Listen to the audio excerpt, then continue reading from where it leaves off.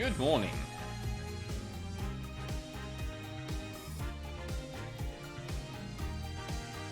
Hello, news girl. Why can't I see? Oh, so I need to refresh that. There we go. Why does that need to... Strangest thing.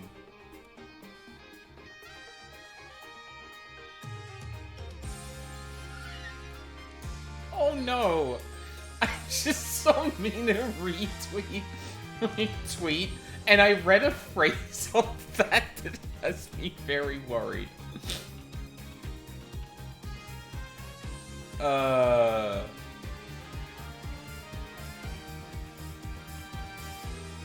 Okay. Ranma Remake first episode is out. I'm very excited to watch it tonight. Was it not both of those at the same time coming out? Or are they, like, staggered in some way? Because you said 1 and 2, I think, yesterday. I'm not sure if that means, or what that means. Any, 1/2. Oh. Oh, right. Okay, yes, I see. I understand now. I was reading that as 1/2, not half. That explains a lot. Hello, Mina. Hello, Warfy. I'd like to ask a question. Is it about the tweet I just posted? Yeah, Yokai Pro Wrestling case? Oh, you'll see. Oh, you'll see. Oh dear. You will see so soon. I guess I will. Wow, I was not prepared for that phrase. This is one that I really fucking wish they didn't show us who did it, because like it makes the mystery very frustrating, because the entire like first day is spent running in circles pursuing leads that you know are false because you know who did it and how. Yeah. If they just didn't show us who did it, then I think it could actually be really fun, like the ramp up to the proper reveal. But alas, it's still, honestly, this case is still fun though. It's got like the mystery part's frustrating, but god, the rest of it is just so much fun. Okay, cool. Cause like, yeah, like it gave red white vibes in terms of just like wholesale showing you what happened. Showing us a prissy purple suited person murdering the victim at the start of the case. Yeah, pretty much. And like all it really needed to do was just not show the person, not have them talk, and then just like rip off the thing, and mysterious voice says the yokai is being reborn. And yeah, see, I think the problem is now that they've shifted to anime voiceover, like, you know, anime cutscenes with the voiceover, they feel like they have to show more, because before they could just show like a black silhouette stabbing someone and then ripping the ceiling tag off of the chamber. But you can't really do that in animation unless you're making it sound very awkward. Anyway, I'm talking too much. I don't want to give you weird expectations about this case. Oh, no. Actually, it's funny you brought that up, because, like, even in some of the cutscenes we've seen so far, there's definitely been a thing in the back of my mind of, like, we probably didn't need, like, a couple of the lines here. It feels a little indulgent in places, but that was definitely one of them, where it's like, okay, no, like, you actually can't help yourself. You are just showing me part of the mystery. Yeah. Yeah. That's unfortunate, but say lovey. It is what it is. Yeah. I actually click back on the game. No. So, I did some testing with my controller, because it was frustrating me a bit recently. Well, pretty much every stream. I definitely think having it in the front of my computer was, like, causing problems, because I connected an old phone to there to just charge it. Really low voltage, shouldn't be with nothing else on the circuit. And it's, like, disconnecting every, like, 45 minutes to an hour. So, like, that was definitely a problem. But now I've moved to, I'm pretty sure the USB connector on the controller itself is just not good at securing the connector, because you can Right. wobble it and then it just, yeah. So Huh. fun. I don't know what the fuck I'm gonna do about that, because that might just be the controller design. In which case, I don't want to shell out Tape? $50 for tape. I could do tape. I could try and do tape. Pretty sure I've got like electrical tape somewhere in here, but nah. That can wait until after we find out more about Punished Apollo Origins. I'm pretty sure I saved this after the close of the last case, so we might get the intro again, which is fine.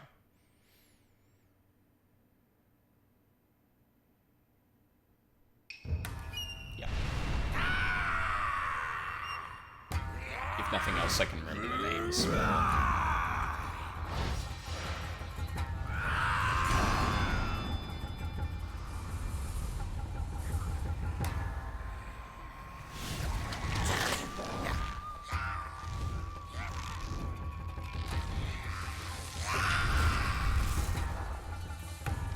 Long, long ago, the nine-tailed fox defeated the evil Tenmataro and sealed the fallen demon away.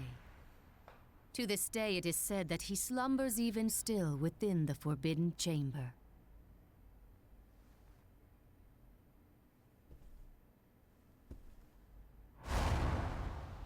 Night, night, Alderman. Sweet dreams.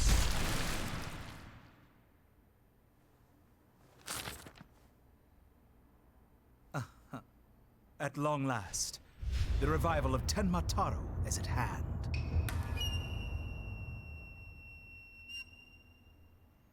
Also, why just the one guy?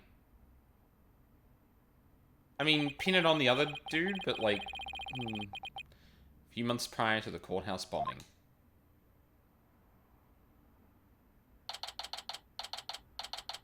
Oh my god, I forgot how slow the freaking Yeah. text goes by. I do like there are some touches. You can see that Apollo's kind of settled in. He's put like his jacket and a few of his books around. Yeah. It's And cute. I like it. It is a very nice touch. And also, Phoenix has given up the beanie. Yep. It's there as a security camera now. Yeah, exactly. Guess I'm a little early. Oh, hey, Apollo. Getting an early start today? Yeah, this is the first job I've had in a while, after all. Well, aren't we all fired up? Well, it's not every day I get a call from Mr. Wright. What kind of work is it anyway? Mr. Wright didn't mention any details. Work? Is that how we put it? Don't tell me he just wants me to clean the toilet again. You've really become a fixture around here, Apollo. Come to think of it, it's almost been a year since I was hired. Lots happened since then. But I've settled in nicely, despite a few bumps in the road. Bumps is one way of putting that. Are we actually gonna get a recap? Oh yeah. No. No. My name is Apollo Justice. I've been practicing law for about a year, but I still have a lot to learn. This is the Right Anything Agency, and it's where I work. Don't let the name fool you, it's definitely a law agency. Don't forget that this place is a talent agency too, Polly. It's the law agency part of this office that's usually forgotten. This is Trucy Wright, a budding magician, and adopted daughter of the agency's owner, Phoenix Wright. She sometimes makes me help her with magic tricks. And what's wrong with that? You're one of the agency's talents as well. I see they've also added a few more animations to the other idol stuff now, too. Mm-hmm. I was under the impression that I was a lawyer. Oh, we better hurry. Doesn't look like Daddy's gonna make it, so let's get going. Huh? Where are we going? What about the job he mentioned? This is the job, Polly. You're supposed to keep me company today. Now, come on. Another day of not being a lawyer. Should have seen this coming. Well, this is the Right Anything Agency, you know. And there's no law-related work at the moment, so... Tell me again why I chose to work here. Where is Mr. Wright, anyway? Daddy said something about going to meet an acquaintance. Don't worry, just focus on your job, and I'll tell you exactly what you need to know. Well, let's go. We don't have all day. Wait a second. Another day of Anything Goes begins at the Right Anything Agency. Oh, I don't get to check on Charlie. Sad. Cool. Now we got animated backgrounds too.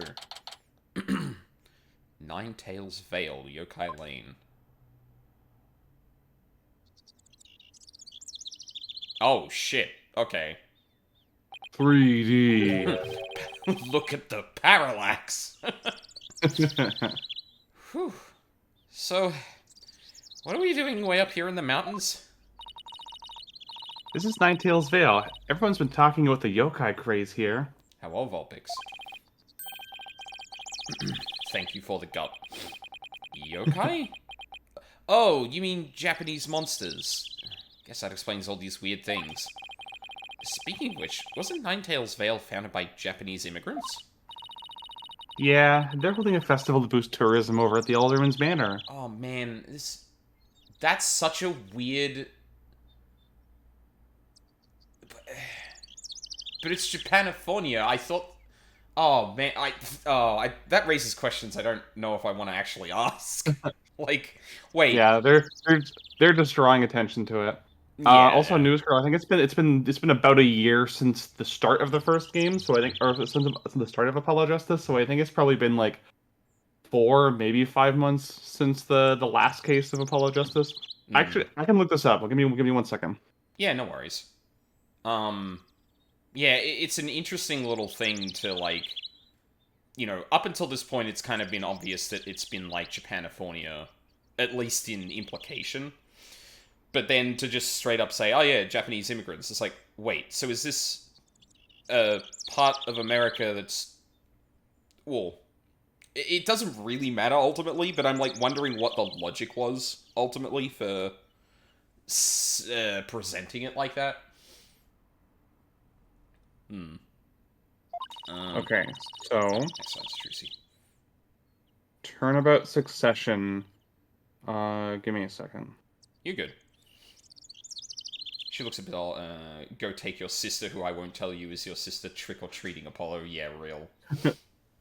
Okay, so Turnabout Succession ends on October 9th, 2026. And this is April. The Monstrous Turnabout is in April, yeah. So it's about 6 months after the end of the first game. Or I keep saying the first game, at the end of Apollo Justice. Yep. First game of the trilogy. Yeah. My friend who works here there invited us. That's why we're here. In other words, I'm your chaperone because your dad is too busy. Daddy said that with those horns of yours, you make a great addition to their festival. I mean, you look just like a Japanese demon. Wasn't that so thoughtful of him, Polly? I could do without thoughtfulness like that. Oh, it's almost time. Come on, Polly. The festival grounds are this way. Alright, I guess it's time to move to QB Manor Garden. Oh, I can't examine anything. Oh, what have I got in my... Just putting it on makes me feel ready. Alright. Is there actually anything to talk about? You know what? Might as well. This monster craze. Come to think of it, I think I heard about it on TV. It's supposedly how Ninetales Vale made a comeback from the brink of fiscal disaster. Our agency could sure use something positive like that. Oh, I know. Let's jump on board the monster craze. You and Daddy would be a perfect comedy duo. You could call yourselves Agni and Rudra, Demon Kings of Comedy. Daddy sets them up and you knock them down. Hey, I think we hit the jackpot with this idea. Agni and Rudra mention. And the text is even the right colors, too. Yeah, no, that's great. Sorry, but I plan on staying a lawyer. You do? You don't have to act so surprised by that. What to do? Hey, Trucy, have you seen my attorney's badge? How could you lose something so important? Sometimes I really wonder about you, Apollo. Apollo, you've got it. You don't have it because you're wearing it. It's not in your pockets. Oh, this is so weird. wonder if I dropped it somewhere. Oh, look, what are these panties doing here? Forget about panties. I'm looking for my badge. Oh my god! No. 3, 2, 1, ta-da! Did you forget? These are my magic panties. Why do we have a dedicated model for them? Oh, Now with no. their own animation. I love the little bit of hair above her eye that you can tell is separate when she does a little jump. Yeah. Yeah. Again, like, you know, the 3D animation, you may not be able to, like, be as free with it, but you can just, like, you know, set there to have separate physics for different parts of the character and just let that animate. It's definitely good for having those, like, nice, like, little touches there you don't really need to think about other than just setting it to behave differently. Something that would require discrete animation otherwise. Yeah. Hey, that's my attorney's badge. Wow, how'd you do that? I plucked it off your chest while you weren't looking. I set it all up when we were back at the office. Wow, I didn't even... Wait, you took my badge? Good. Excellent. Ito... There. Ooh, hello. Oh, what? Oh, we've even got markers on each of these now. Awesome. Yep. Oh, thank God. No more invisible maze of locations. QB Manor. Wow, this place really is something. It definitely feels like a different world here. Oh, Trucy. Who have we... Oh. Jinxie! And this is... Who do we want to take her? I don't know, do you... How's your affinity for her? What's your immediate knee-jerk? I honestly don't have a voice for her. She looks tired, and Okay. that's probably what I'd go for. Tired, like, kind of roughish voice, because she's overworked, is the vibe I'm getting. Okay, well, I can take her if you don't want her. There's a character coming up soon that I'm pretty sure you'll want to take, so... Okay, cool. Yeah, we can work with that then. And this is... My friend Jinxie Tenma. She's the one who invited us. Tenma, huh? She just happens to be the maid here. Ooh, horns. A love of red. Are you a demon? There it is. No. I'm Apollo Justice. Nice to... Ow! What the... Be gone, foul beast. You look great, Polly. Fills in some of that space on your forehead. I need an image. I need the reverse shot of this so badly. With a fucking talisman just slapped on his head. Ha! Hair forehead. What is this thing? I love the way it moves when he talks because his breath is rustling it. Yeah, that's cute. It's a warding charm. Jinxie puts them on all the monsters she finds. But I'm not a monster. Maybe I should have told you you're a good demon. Or you could just say I'm human. The red demon. Emissary of the underworld. I got up early to do my hair for this. Can I take this off now? So you can eat me? I'm not going to eat you. Yeah, forgive me, you terrible one. Tone down your cords of steel, Apollo. You're scaring her out of her wits. Don't worry. I'm already full. Please stay that way. Great. Now I'm playing along too. Awesome. Still can't examine anything. So I wanted to ask you about Ninetales Vale. Ah! Ugh! Be gone, foul demon. Looks like even demonized Apollo. Literally. I'm starting to wonder if I really am a demon myself.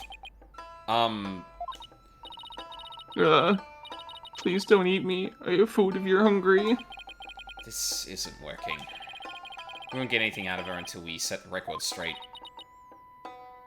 I know. I know. Maybe if I show her my attorney's badge, she won't think I'm a demon. If only we had some way to prove you're not as scary as you look. Ouch. Unnecessary roughness. Looks like I have to present some proof. Proof that I'm 100% human. Have you ever heard of a demon lawyer? Good. I wanted to show you this. What is it? It's my attorney's badge. You see? I'm not a demon. I'm a lawyer. Really? You're a lawyer? Whew. Maybe now she'll stop calling me a demon. Does it protect you from Enmadayo's judgment? Who's Enmadayo?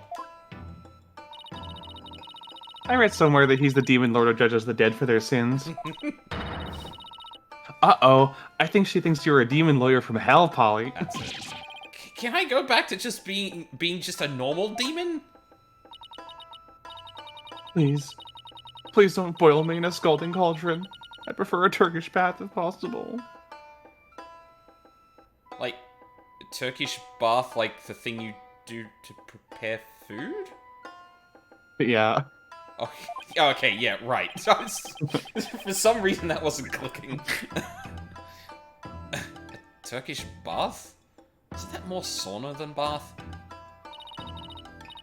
Don't worry, Jinxie. He's a good demon. He'll save you if you ever go astray. Please, Mr. Demon Lawyer, sir, have mercy on my soul. Ah, I told you I'm not a demon. And Trucy, you're just making things worse. Ah! Wait, is that what he... Yeah, okay, good. She cuts in with the disappointed sprite. Yep, good. You just leave that Enma Dio to me. Isn't that great, Jinxie? Uh-huh. I'm no longer scared to cross into the afterlife. I no longer fear death. Do what you must. Will someone tell these two I'm human already? Oh. If the veil bans me for hollering at the yokai, then I will face Enmadayo and walk backwards into hell. That's good. Also, this, like, automatically took us to the conversation thing, so that's cool. I don't know if that's going to be a common thing, but that would be neat to just say, hey, look, you can do this thing now, rather than being in the dark of like, okay, what did that just do? Yeah.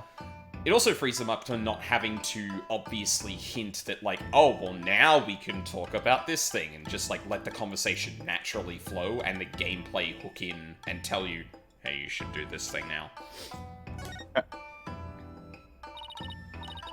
So, Jinxie, I hear this village is the epicenter of the monster craze.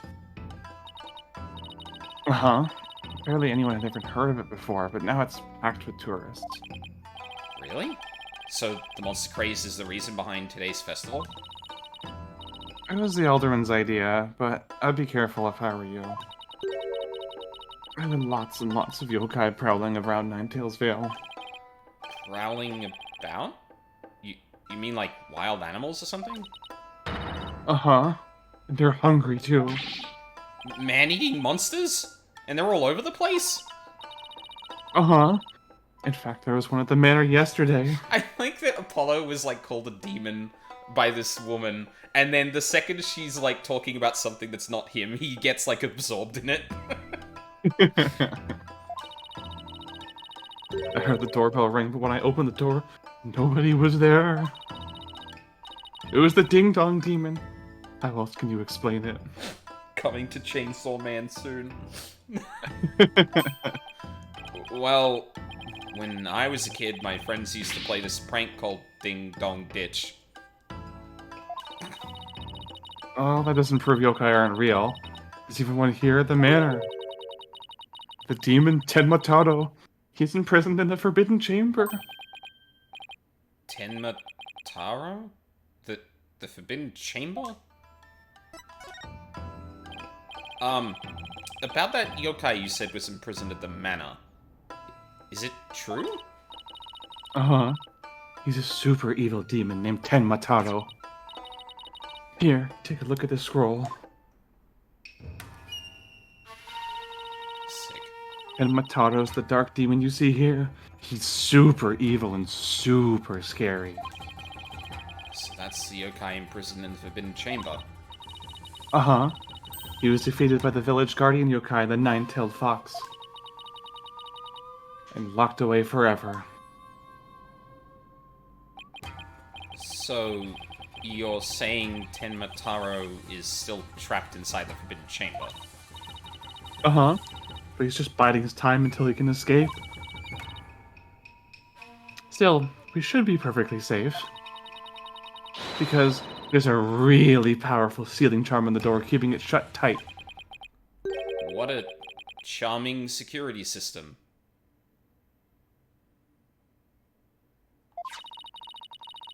You can keep the scroll if you want. The alderman gave me this, but just holding it gives me the chills, so... Thanks, Jinxie. Maybe I'll give this to Mr. Wright. Coolio. I assume just, yeah, gives you the full picture. Actually, hold on, I didn't actually look at button prompts. There are none. Cool. So, I was wondering, are those things on your forehead also boarding charms, Jinxie? Yes, they're to prevent evil things from getting inside me. Papa told me to wear them. Evil things? Apollo, don't you dare take those charms off her forehead. They have to stay there. Forever. Got it? Okay.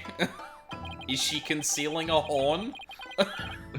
I wonder what would happen if I did take them off. Yeah, it's like... Trucy, I wasn't even thinking about that. Now that you mention it, though. It's time for me to get back to work. Thanks for inviting us, Jinxie. Oh, you're welcome. Oh, and before I forget, it's going to be a surprise event today. Even I don't know what to expect, but it's sure to be fun. Better not be a yokai parade. She'd probably drop dead from fright. Hmm? Huh? Ah! Demon! Oh, wait. It's just someone in a suit. Right? Tenmataro! Tenmataro? The demon from the Forbidden Chamber? Please don't hurt me. Be gone, be gone, be gone.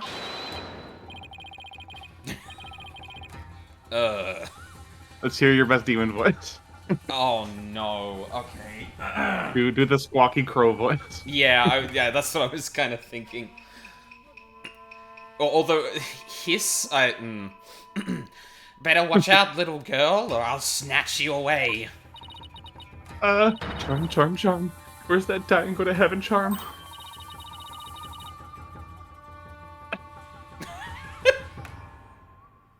Oh, she put it on her own forehead this time. Why? magical cyanide pill. Yeah, exactly. She sure gives up quick. Huh? Why is everyone hiding their faces? Hey, you there. You mustn't stare at Tenmataro like that. Lower your eyes. He'll steal your soul if you're not careful. Huh? Steal my soul? Seriously? Okay, go for it. Oh, who... Very noble. Yeah, right. Your devilry stops here and now, Tenmataro. Oh, now what? Look, Apollo. There's somebody up on the roof. Oh my god. That's sick. Ah! That booming laugh. Could it be? My 9 golden tails are proof of my unassailable righteousness. With my band of 100 minions, I vanquish evil from the land. And I am the wrestler of righteousness. Hiya! Oh my god. We're having a fucking shoot right in the middle of the goddamn... Like, this woman is preparing tables, and the wrestlers are just like, yeah, let's do our, oh my god, I forgot the name of it. Let's cut our promo. Let's do it. Yeah. Let's do some heat. Exactly, let's cut our promo right here. I get next to the woman who will get freaked out by the yokai. Who tried to kill herself immediately. Yeah. The Golden Lord of Yokai, the amazing Nine-Tails, is here. Fear not, good little boys and girls. I shall defeat Tenmataro. Hooray! Hooray! It's the amazing Nine-Tails.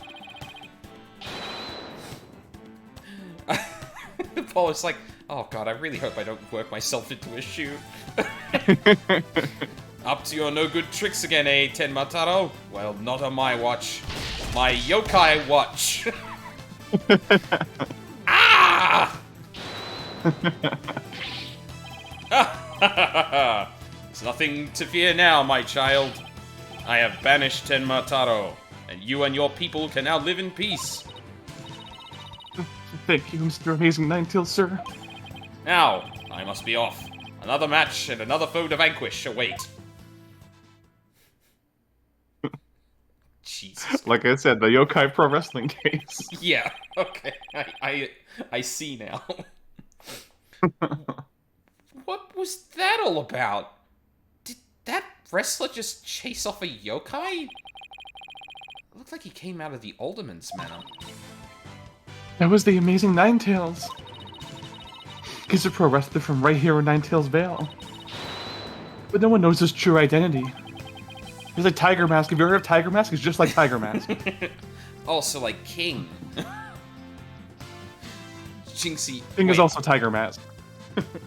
Yeah, I guess he is, when I think about it.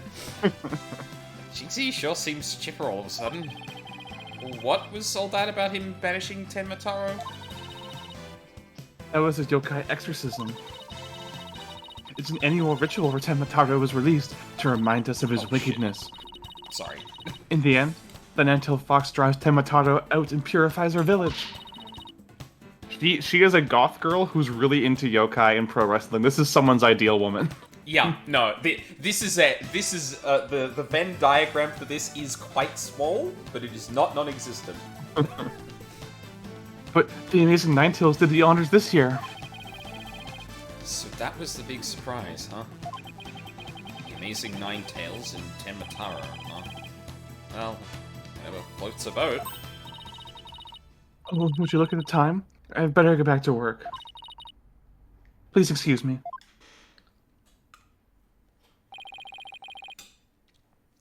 She's a strange one, alright. Oh, goth girls don't do it for you, Apollo. I think she's sweet in her own special way. Knowing Trucy, she probably has a lot of friends who are sweet in their own way.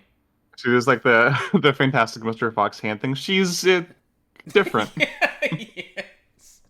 Also, like, Apollo, I'm sorry people have their own special interests they're really into. Apollo's never met a neurodivergent person in his life. Even though he has one. Yeah. Oh, that's good. He is the walking embodiment of, wow, what a freak. Luckily, I'm not like that. Yeah, exactly. Oh, God. Well, we still have some time to kill. Might as well see the rest of Nine-Tails available over here. The fun never stops, does it?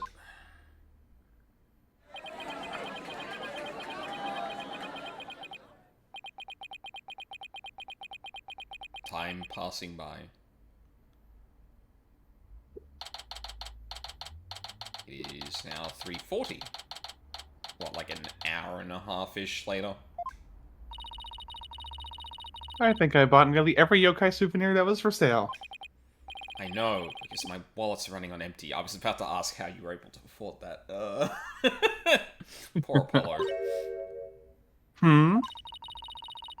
What's with all the commotion over there? Huh? Hey, isn't that your friend Jinxie? I hope everything's okay. It's terrible. The Calm down, Jinxie. Tell us what happened. The demon Tenmataro. He killed Alderman QB. What?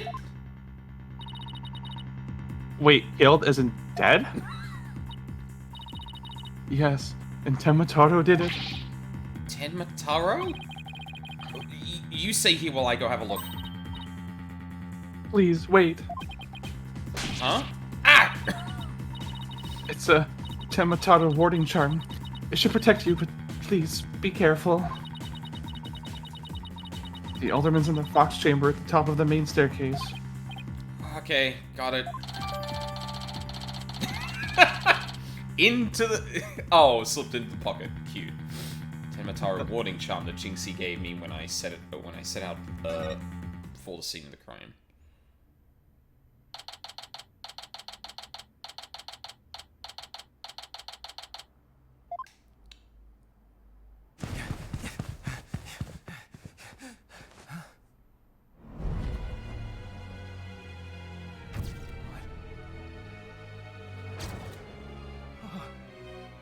Oh, no, the other person...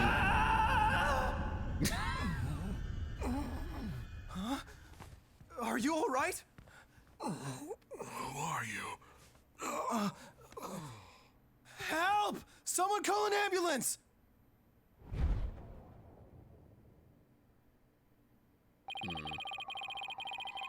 Police arrived soon after that, at which point I returned to the festival grounds. Apparently the man impaled by the spear was already dead. But there was one other person there, and he was immediately rushed to the hospital. Well. Good. Thank goodness the other man's going to be fine. Sounds like he'd only been unconscious. You think Jinxie's gonna be okay? I'm sure she'll be back to her old self in no time. At least she's calm enough for the police to question her for now. And I'd sure love to know what crazy animal left those feathers and tracks. Oh, look, here comes Jinxie. Hi, Trucy. I'm Mr. Demon Lawyer. Hey, feeling any better? I was wondering if you're up to filling us in on what happened. Evidently. So, the man with the spear in his chest was already dead? Uh-huh. It was Alderman QB. When I found him, he was already... So the victim was the village alderman. And the one who was found alive, who was he? Damien Tenma. He's the mayor of the neighboring city, Tenma Town. They arrested him. Oh. Your Honor, this man had a concussion around the time of the crime? Not guilty.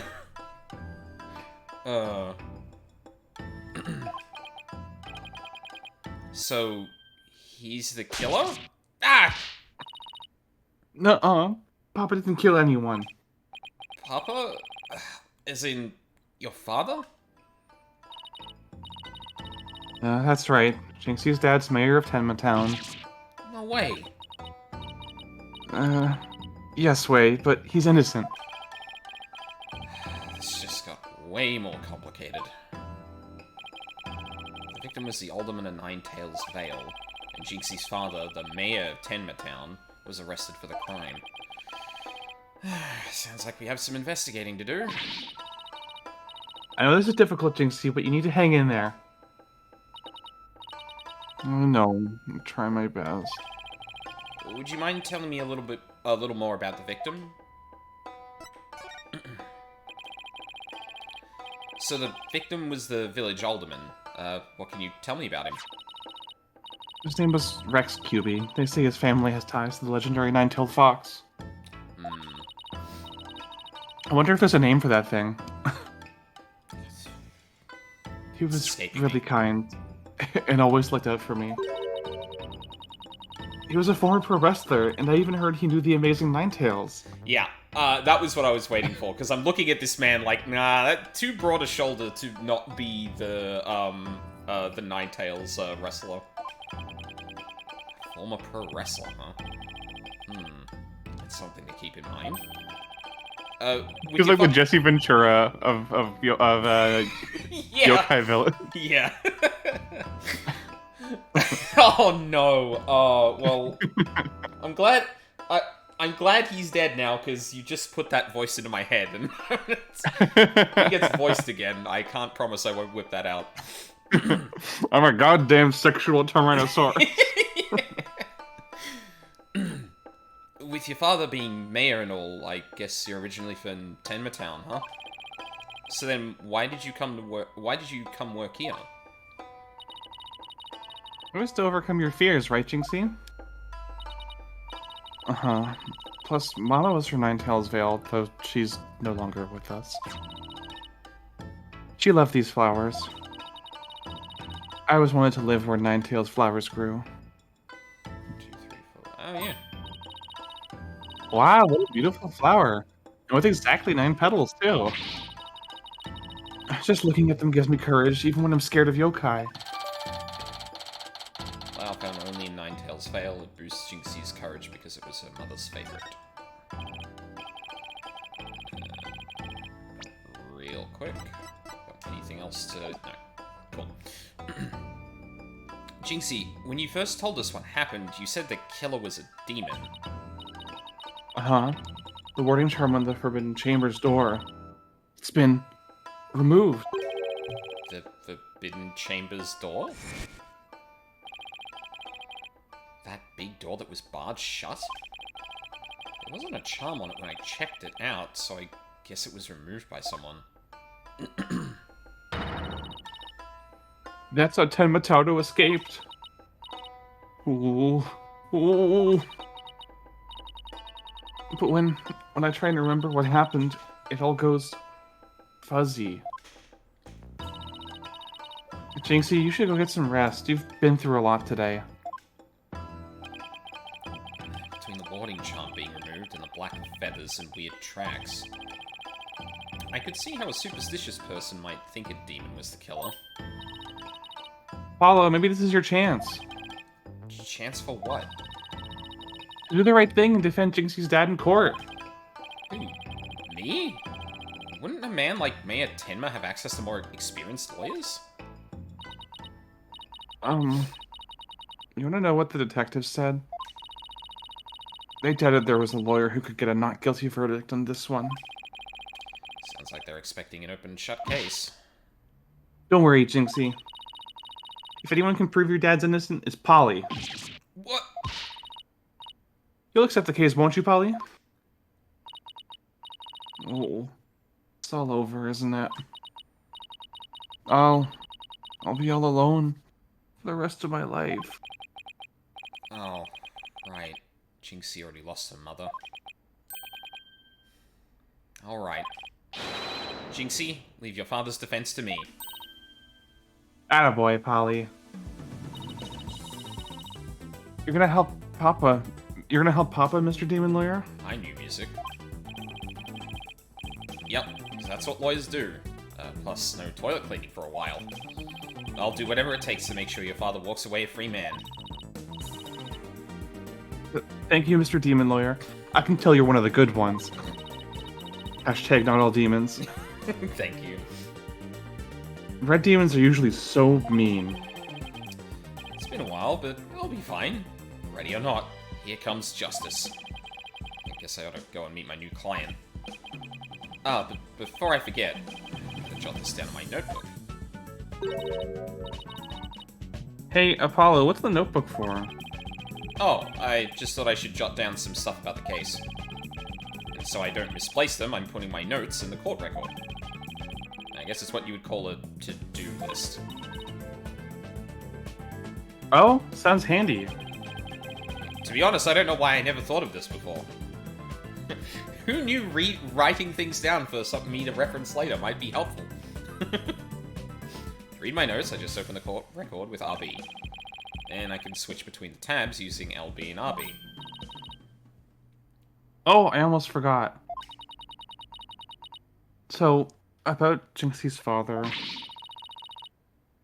No matter how scary he seems, promise you'll resist the urge to run away. Wait, what?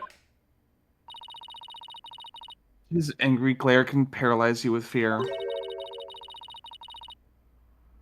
And some claim he can even shoot laser beams from his eyes. Well, maybe Papa isn't really that scary. Even the superstitious girl's like, oh, okay, hold on a second. Paralyzing stare.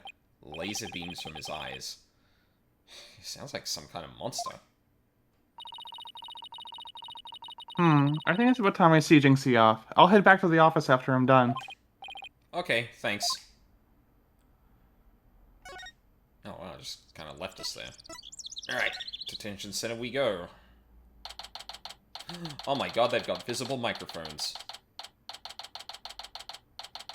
The improvement? 3D era, baby. Yeah. Ah, visiting hours. Perfect timing.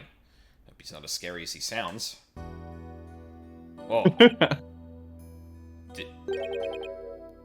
You got bandaged by... Oh my god. He got some TLC from his daughter. Yeah, evidently. Damn. Yeah, he definitely has a glare to him, that's for sure. Sorry, 1 second real quick. Yeah. Well, I guess there's a couple of men with traps that big, but I'm still suspicious. Found unconscious at the crime scene. His white hair was particularly striking. And then notes. Go meet my client. I like this. I'm like legitimately kind of surprised it never came to. Yeah. Well, I suppose with the first 3 games, they were kind of on the GBA, which had like, well, were all of them on Game Boy Advance? Yeah, the first 3 were all on Game Boy Advance. Yeah, so they were working with probably like a lot less room for stuff like this. But yeah, this is a great improvement.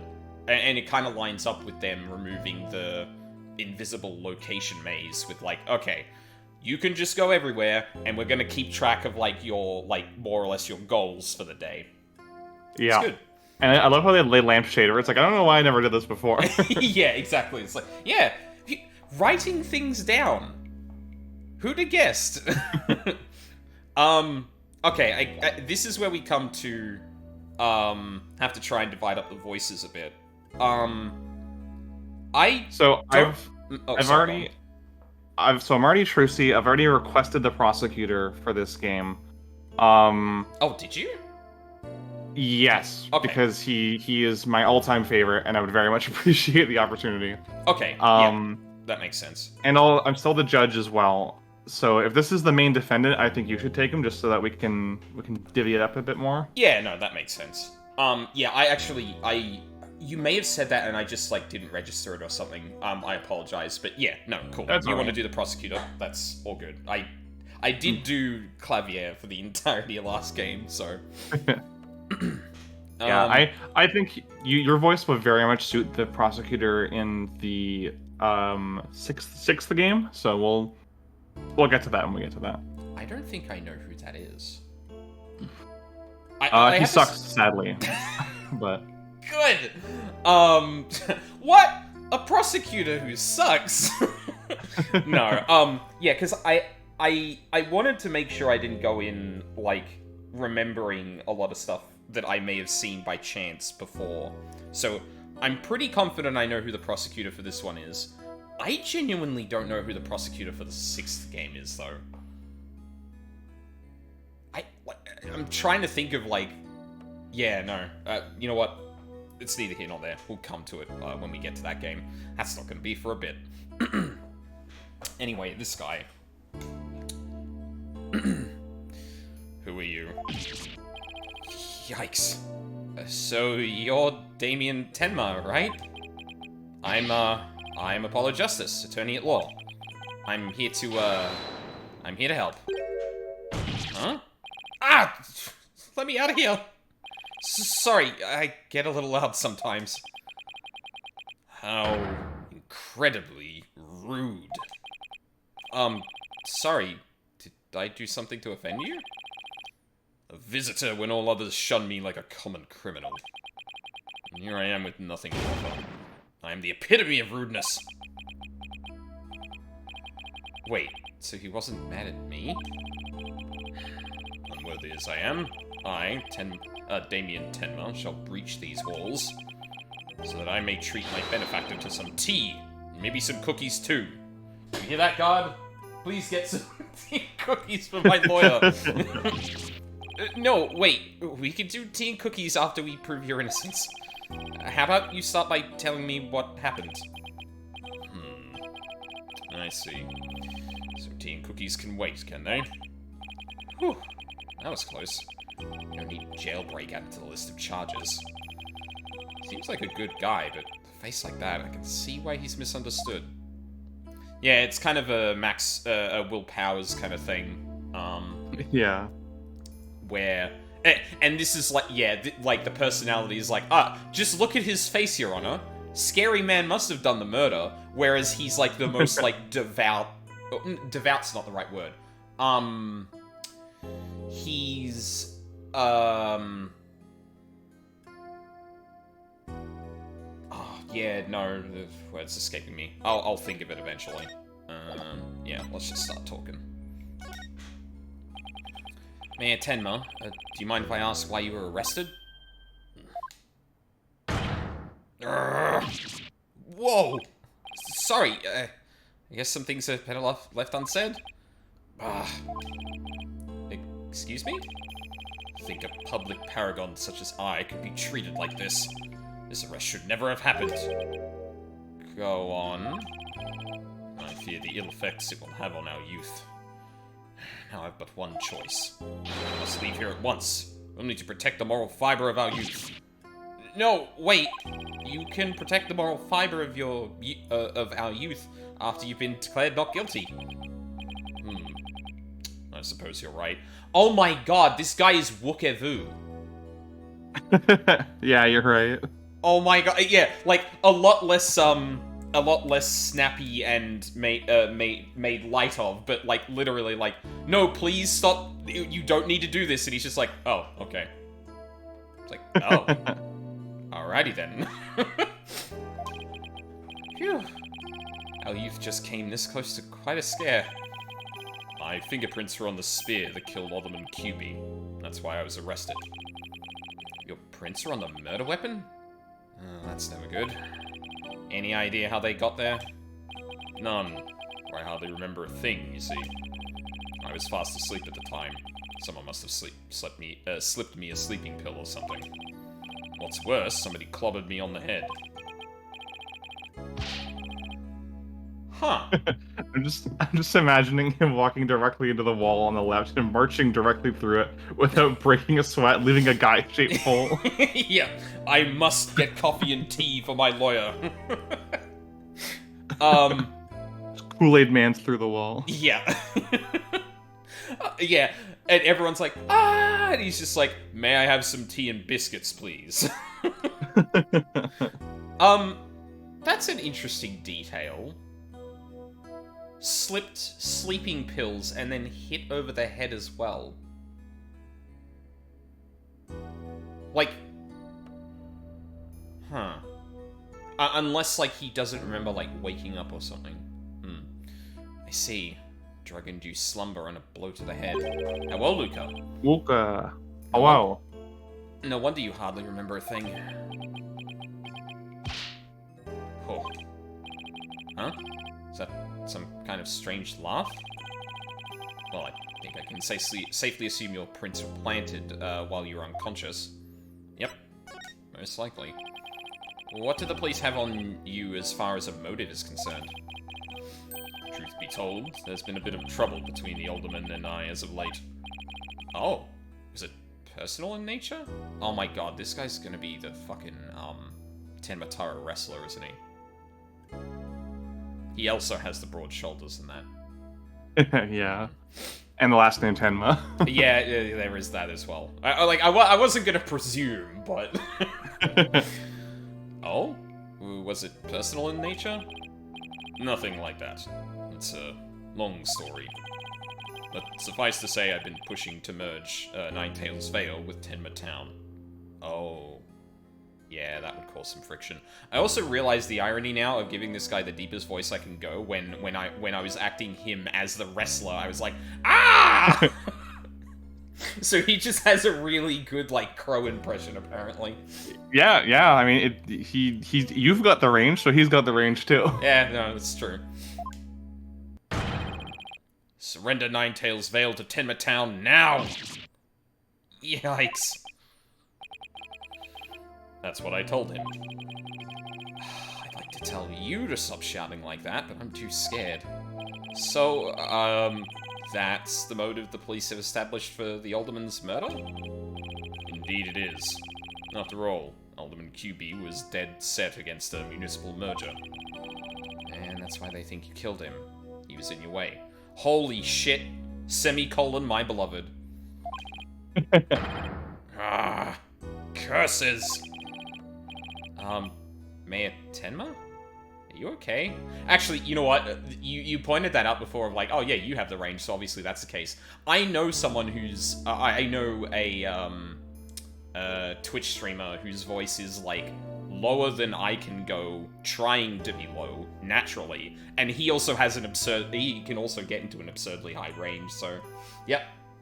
That's actually... I've now got that guy's voice in my head, which is not gonna come out in my performance, but yeah. Funnily enough, also a gentle giant, so that kind of fits.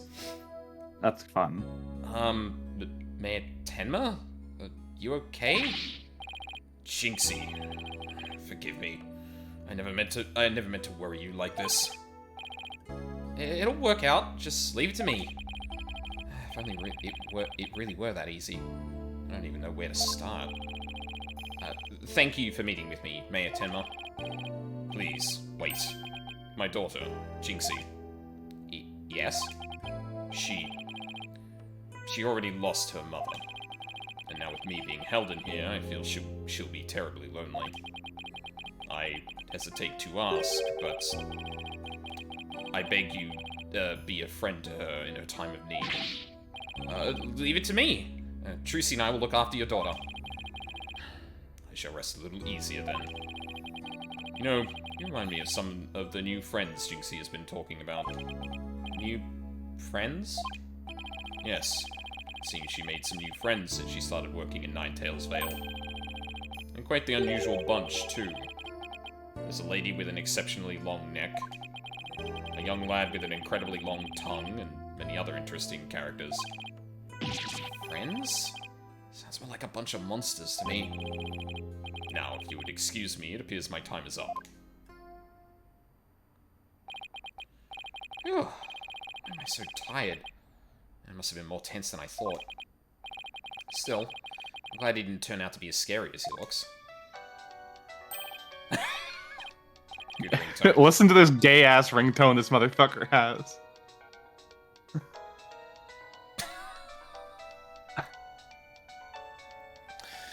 Oh, Apollo. Cole. Oh, it's Mr. Wright. Justice here. Apollo, is that you? Hi, Mr. Wright. What can I do for you? Trucy told me you'd taken on a new case. Oh, that. It's kind of spur of the moment.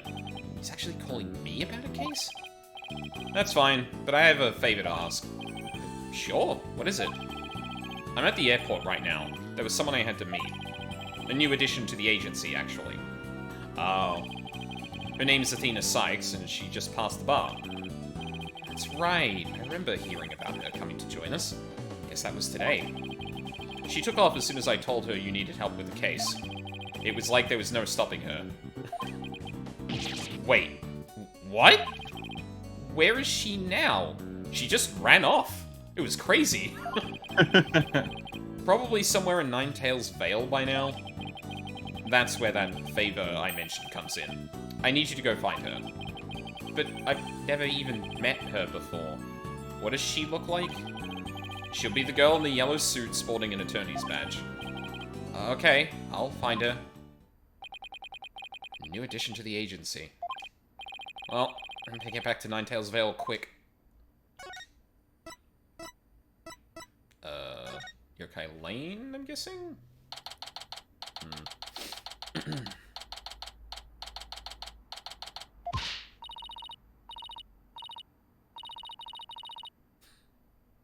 I already told you, I'm a lawyer assigned to this case. I need to study at the crime scene, so if you'd please tell me where QB Manor is. You can't fool me. You're just some delinquent high school student playing hooky. You stupid pig-headed... This attorney's badge isn't just for show, you know. Oh, I love her. Would you believe if I told you that's a Gundam reference? What, the attorney's badge isn't just for show? There's a line in the Mobile Suit Gundam movie Char's Counterattack where the protagonist, Amuro Ray, says the new Gundam isn't just for show, you know, and that line became like memetic in Japan. So I guarantee this is just a direct translation of a line that was meant to be a reference. Yep, okay, that tracks. Oh, looks like I just found Miss Athena Sykes. Why wouldn't you believe me? Don't expect me to defend you in court if you ever get arrested. Well, I'm the one who usually does the arresting, so... Say, shouldn't you be getting back to school? I already told you I'm a lawyer, not a student. That's it. Enough of your lies. You're coming with me. Ah! Get your hands off me! Space. Athena, no! What the? Your actions to ACAB, they will arrest you. I think you can watch out for the bystanders next time. Whoops. Are you okay? I think so. That police officer's out cold.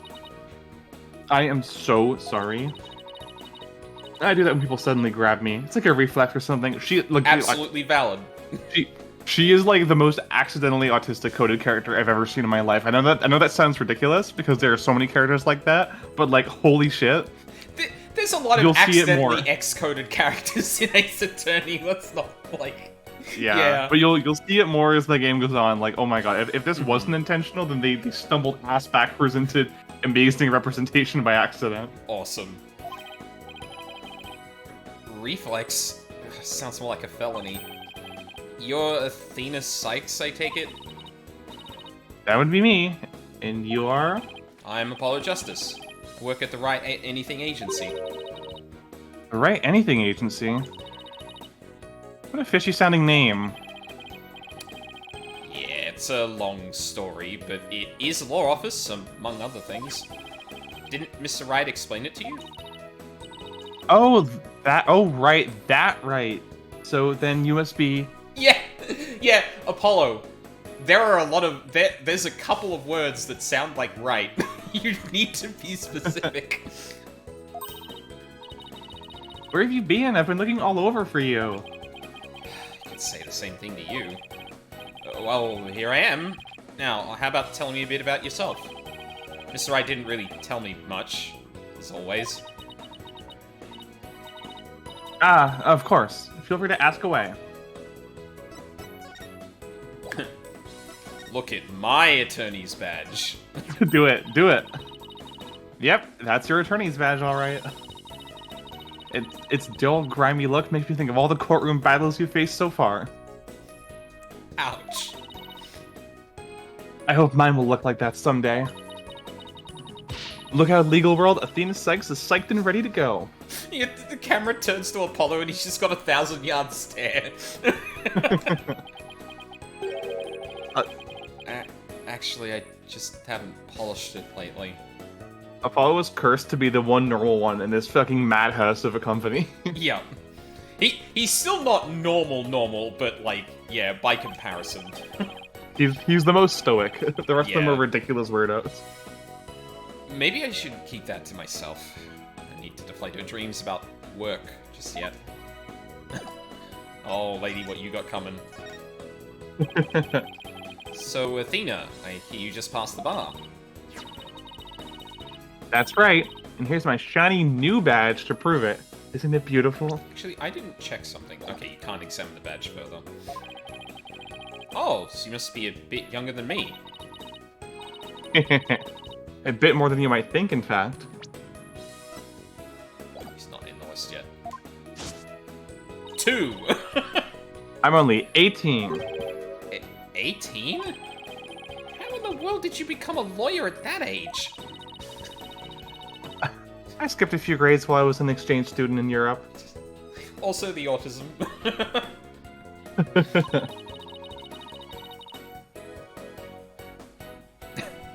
And I got my license to practice law while I was over there. Yeah, apparently after Franziska von Korma or something got through the bar, they actually started letting teenagers apply. All I can say is, wow, she must be a genius or something. I also studied analytical psychology. Thought it might help me be a better lawyer. Psychology helps her be a better lawyer? How exactly does that work? Apollo?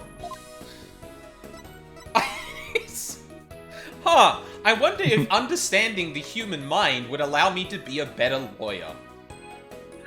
Ah.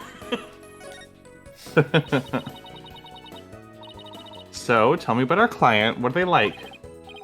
Oh, right. You haven't met him yet. Well... Oh. Damn it. And that about sums it up. He's more worried about his daughter than himself. What a wonderful father. Wait, are you crying? I'm not crying. There was just something in my eye. They're called tears. Moving right along. Let's get down to business. Good. Helping our client is priority number 1. So, Athena, you mentioned studying psychology? That's right. I always wanted to bring analytical psychology into the courtroom. She doesn't know what tears are. Oh, there's something in my eye. Yeah, that's tears. It's what happens when you cry. What? I thought someone was squirting water in my eyes. Reminds me of one of my favorite Reddit posts that my wife and I reference all the time. Mm-hmm. Someone in the r/Taco Bell subreddit being like, "Hey, I just went to Taco Bell and they put some crunchy green stuff on the top of my taco. Does anyone know what that's called?" And someone's like, "You mean lettuce?" He's like, "Yeah, I looked it up. That's what it was. It's good." I thought that was gonna be a cilantro thing, but no. No. Oh, that's great.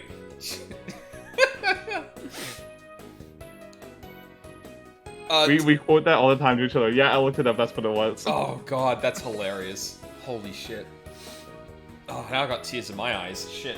Did you read this line or did I? I read it already. Okay, yeah, cool. The power of psychology will bring a breath of fresh air into the legal system. You get too into the bit and forget what you were doing. Oh, really? So how do you plan on using it to defend our client? Well, for example, I can try and listen in on a witness's inner voice.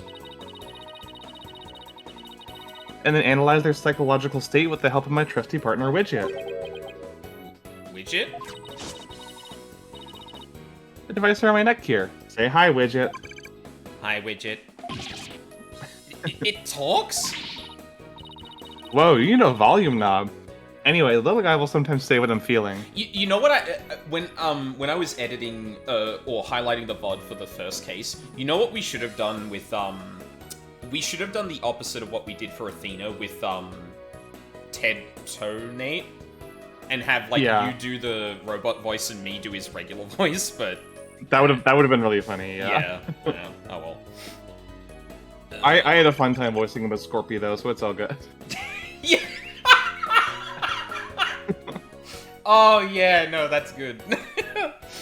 Just the way she explains it sounds like non-credible evidence that should not be allowed in court. Yeah, it's like, I can... like, to be fair, too, Apollo's, like, intense eyes don't really go through court either. It's just, like, pressing the witness about, like, very specific things. This is just, like, a, natural evolution of that. And, like... It's really unfortunate I'm playing it in current year because, like...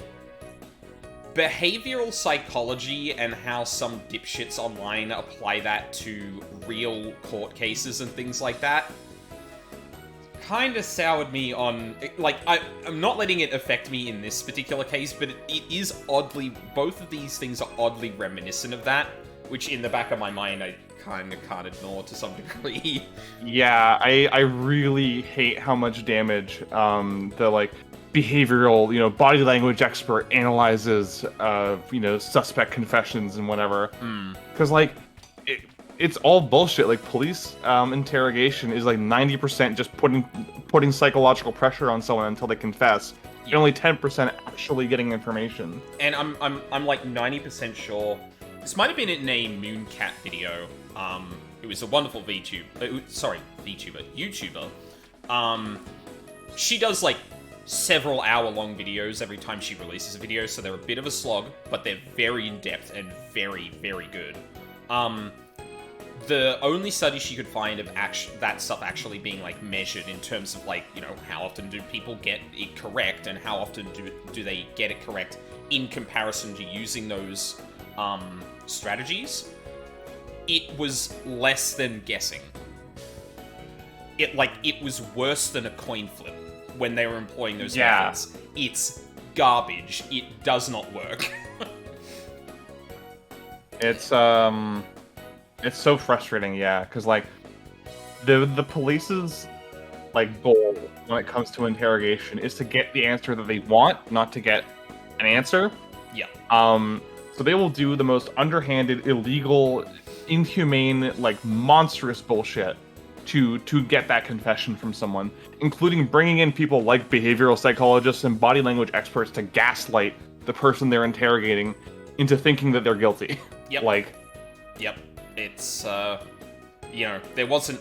There's already incentives built in there already, and there's already a lot of patterns of, negligence when it comes to that too. I think I mentioned in an Ace Attorney stream the case cited by Sean in a different video on the death penalty, where the police just straight up admitted, yeah, we didn't get a warrant to check this guy's house to see if there was evidence, and the defense attorney was like, but you should have done that.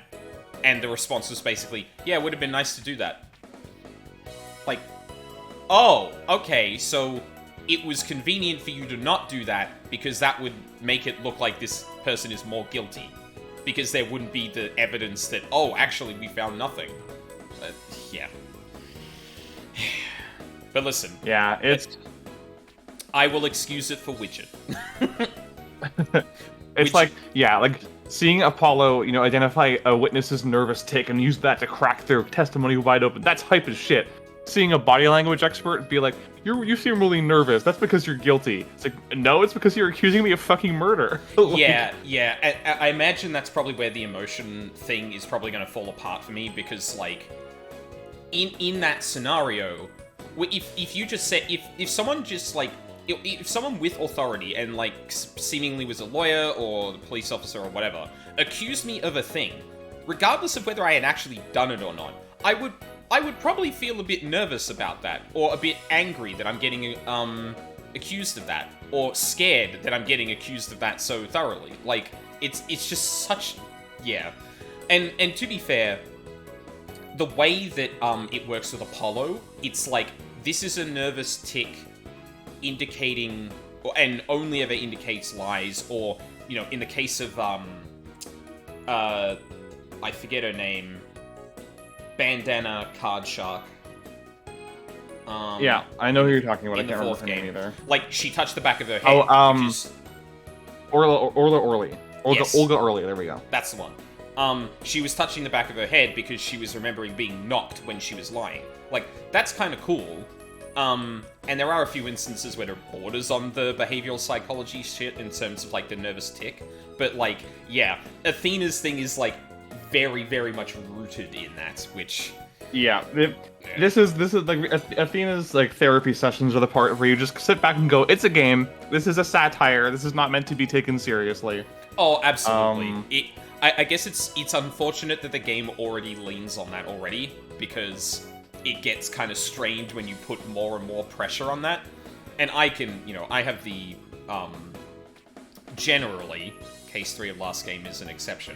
I generally have the suspension of disbelief of to muscle through all of that, regardless. Like, I will go along with the game's bullshit. Unfortunately, this also, like, has overlap with real-world thing that I find fucking disgusting. Yeah. In terms of the way it's employed. It's tragic, yeah. But, like, yeah. It's one of those things where, like, I love Dick Gumshoe. I don't like cops in real life, but I love Dick Gumshoe. Yeah, exactly. These two feelings can coexist because we are adults with fully developed brains. Not all behavioral psychology is bad. You're right. Athena Sykes would never do this. Exactly. Awkward. Don't worry, he'll get used to it. Now that I seriously doubt. So sorry. This is No, you're right. this is a tangent, but my wife's been playing through the two Ace Attorney Investigations games because we got the collection back in the beginning of September. Yep. And she's fallen in love with Dick Gumshoe. Like, she adores his character for understandable reasons. He's fantastic.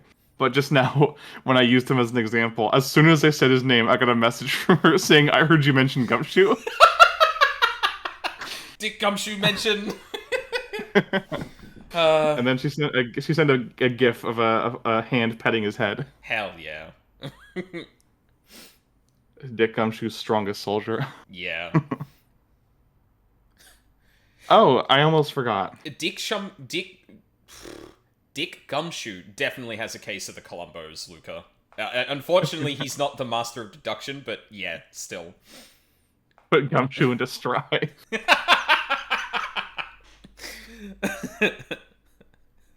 Computer, show me this man's balls. I have something you might be interested in. I got on my way here. Thinking it has something to do with her case? A special edition covering our case? That was quick. That's the whole point of special editions, isn't it? To be the first to get the scoop? Rapido. Right. Well, let's see what it says here. What's it do with the Spanish? She likes her, ooh. She quotes the Romance languages a lot. Tenmataro, real flight of fancy. An airborne figure resembling Tenmataro was captured on camera around 3:40 p.m. near Ninetales Vale. Huh. Tenmataro was seen... What? He was seen flying through the sky? Yeah, someone happened to snap that photo near Ninetales Vale. Oh no. The article goes on to say it might be connected to our case. Apparently that photo was shot right after the murder occurred. Yeah, 3:40 was about the time we heard the commotion and rushed into the mansion. Well, oh, that was the deal. Yeah, that is Apollo. Well, there were black feathers and strange tracks at the crime scene. I'm not surprised the locals think a yokai was involved. Wait a second. Yokai isn't one of those Japanese monsters? My God, you don't actually think it was a supernatural murder, do you? No, of course not. How German? Why not plain old English? Apollo, she studied in Europe for the bar. She picked up a couple of words she likes using from other languages. Don't worry about it. Apollo said, "You're in America, speak English." Yeah.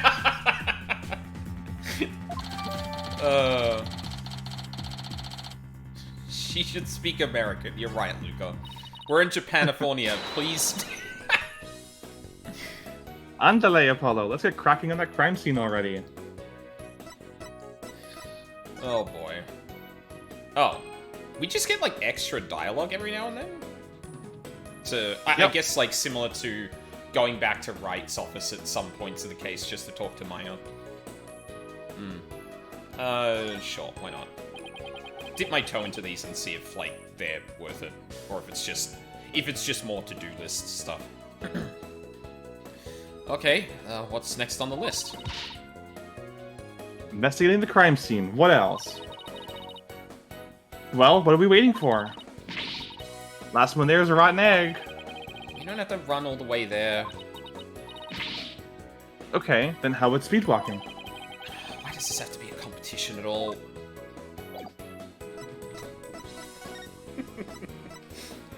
Oh. Oh. Oh my god, we can just walk through. Oh, we didn't need to go to another location. Oh. Oh, I think I will like this game just for that. Sorry, say that again. I said brilliant, innit? Yeah, god, imagine. Hey, I see a camera. Do you hear that? It sounds like a TV or something. Oh, look! There's a TV in that little room in the corner. You could hear that? God damn. Oh. In other news, mysterious masked wrestler the Amazing Ninetales has been confirmed missing according to sources close to the wrestler. Yeah. It appears he disappeared sometime after the special event held in Ninetales Vale today. He also failed to appear in a match today where he was scheduled to defend his title. Local villagers say his disappearance may be connected with Tenmataro's recent escape. So that wrestler's gone missing. Oh my god. Hello, sir. I will take him. Okay. He's very oi governor type of character. Oh, awesome. Oh man. Hey, you two! You don't belong in here. Ah! Don't worry, there's nothing suspicious. What about them their horns of yours? They look mighty suspicious if you ask me. Horns? That's my hair. Anyway, we're lawyers and we're here to... Ah! He does give, like, older chimney sweep, honestly. Yeah. You're them lawyers come to defend Mayor Tenma, ain't ya? Should have reckoned, what with that expensive-looking bracelet you got there. The name's Phineas Filch. Oh my god! The most British man in this entire series. The raw, unfettered power of the Nintendo 3DS. Thank you, Vulpix. I'm the caretaker here. Pleased to meet ya. Same here. Wow, talk about a quick change of heart. So tell me, demon lawyer. Bet you use them demonic horns of yours to scare the bejeebers out of witnesses, huh? Come here, you little horn demon, you. What the fuck? These horns... Oh my god, he just stole the fucking bracelet! Asshole! These horns... I mean, my hair isn't meant to threaten anyone. Oh, god. They ain't? Seems a mighty big waste of perfectly good horns, if you ask me. Again, ain't none of my business, so... That was fast. Guess he's done with me. Well, I'd best get back to work. Hold it! Athena, thank you. Halt! Stop right there. You violated the law. Criminal scum. Oh, sorry. Oh my god, I forget the name of the thing she did to the police officer. Oh, the judo throw. Thank you, yes. Actually, it was more of an aikido throw because of the way she grabbed his arm first. If it was a judo throw, it would be over her shoulder, but what she did was called an ippon shiganagi, Oh, yep. Which is basically like using the redirecting his own energy to use it to flip him. Right, rather than using his weight against him. Yeah, Or like yeah. basically the key difference between aikido and judo, as an aikido black belt, is that judo you were mostly using leverage, whereas aikido you're using energy. Right, so momentum as opposed to just like the size of someone, for example. Yeah, like if you're doing a shoulder throw or a hip throw, that would be judo. But because she did not use any part of her body and just used his own momentum, that would be aikido. Exactly, like a Susato takedown. That's a judo throw. Dude, your hair looks like horns too. Yeah, I didn't realize that until now. Huh? Me? Apollo, your bracelet's gone. Ah. Don't you worry, Mr. Lawyer, sir. I'll check the lost and found later. He says, wearing the fucking bracelet. Somehow I don't think that will be necessary. Just check your wrist right now. Ah! The cat's out of the bag. It's barely in the bag in the first place. Well, I mean, Apollo, he did almost walk away with your bracelet without you noticing, so, like... That was a pretty pathetic attempt.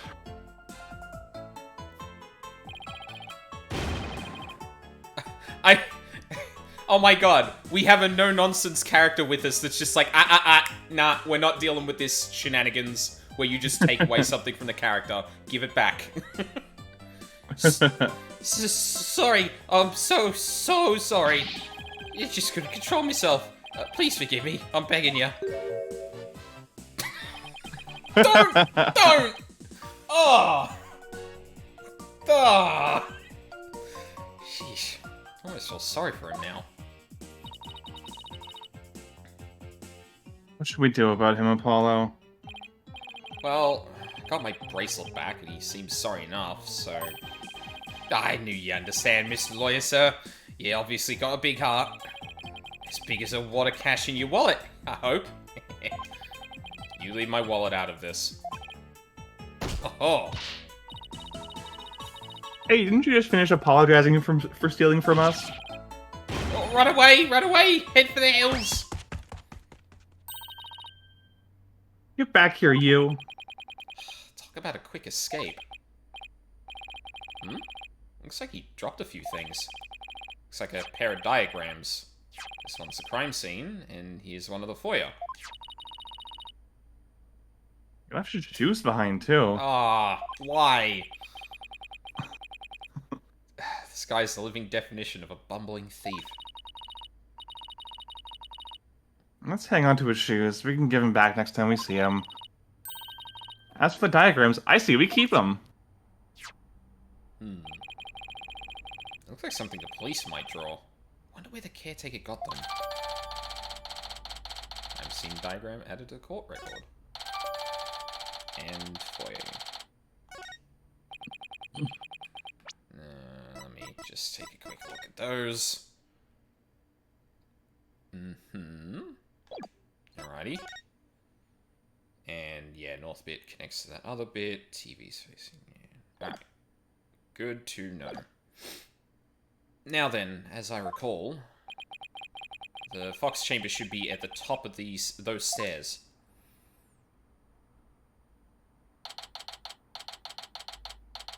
Oof. Whoa. Where'd all the black feathers and weird tracks come from? Yeah, the popular opinion seems to be that they're from Tenmataro. You mean the great evil has returned? Even if he did, I'd be laughed out of the courtroom trying to indict him. Who is this? You'll see. Okay. Hey, who are you, and what are you doing here? This is a crime scene. You. I've seen you in the art for the trilogy here. He's the new gumshoe for this trilogy, basically. Right. Oh, we only had Emma for one game. Sag. When Emma Sky isn't on screen, everyone should be asking, where's Emma Sky? So when I voiced him, I did big, loud, boisterous superhero man. Yeah, that tracks. Do we have any opinions on who of us should take him? No. I voiced Emma in 4. I'm assuming... I guess I did Gumshoe as well in last game. I'll take him then. We can throw these around if we really want to, or, you know, it becomes obvious they're not balanced, but... Luca basically just made him sound like All Might, basically. Yeah, Which, no, I get that vibe. yeah. And who are you? Are you with the police? I asked first. Who are you, and what are you doing here? On second thought. I'm placing you under arrest for disturbing a crime scene. Ah, under arrest? But... Save it for the boys back at HQ. Now, come quietly, or else I don't want to... Oh no, I know the voice I'm gonna give this guy.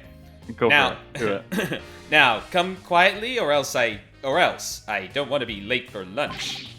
Is that Brent? Yeah. That's perfect. Please, wait, where Mayor Tenma's lawyers? Well, why didn't you say so? So you're the lawyers I heard about. Ha ha ha! I almost took you two in. You two sure were suspicious, though. Thank you, everyone. I don't know how many appreciate that. more times I can take being called suspicious in one day. Yeah, God. By the police in both instances. Sorry, we didn't catch your name.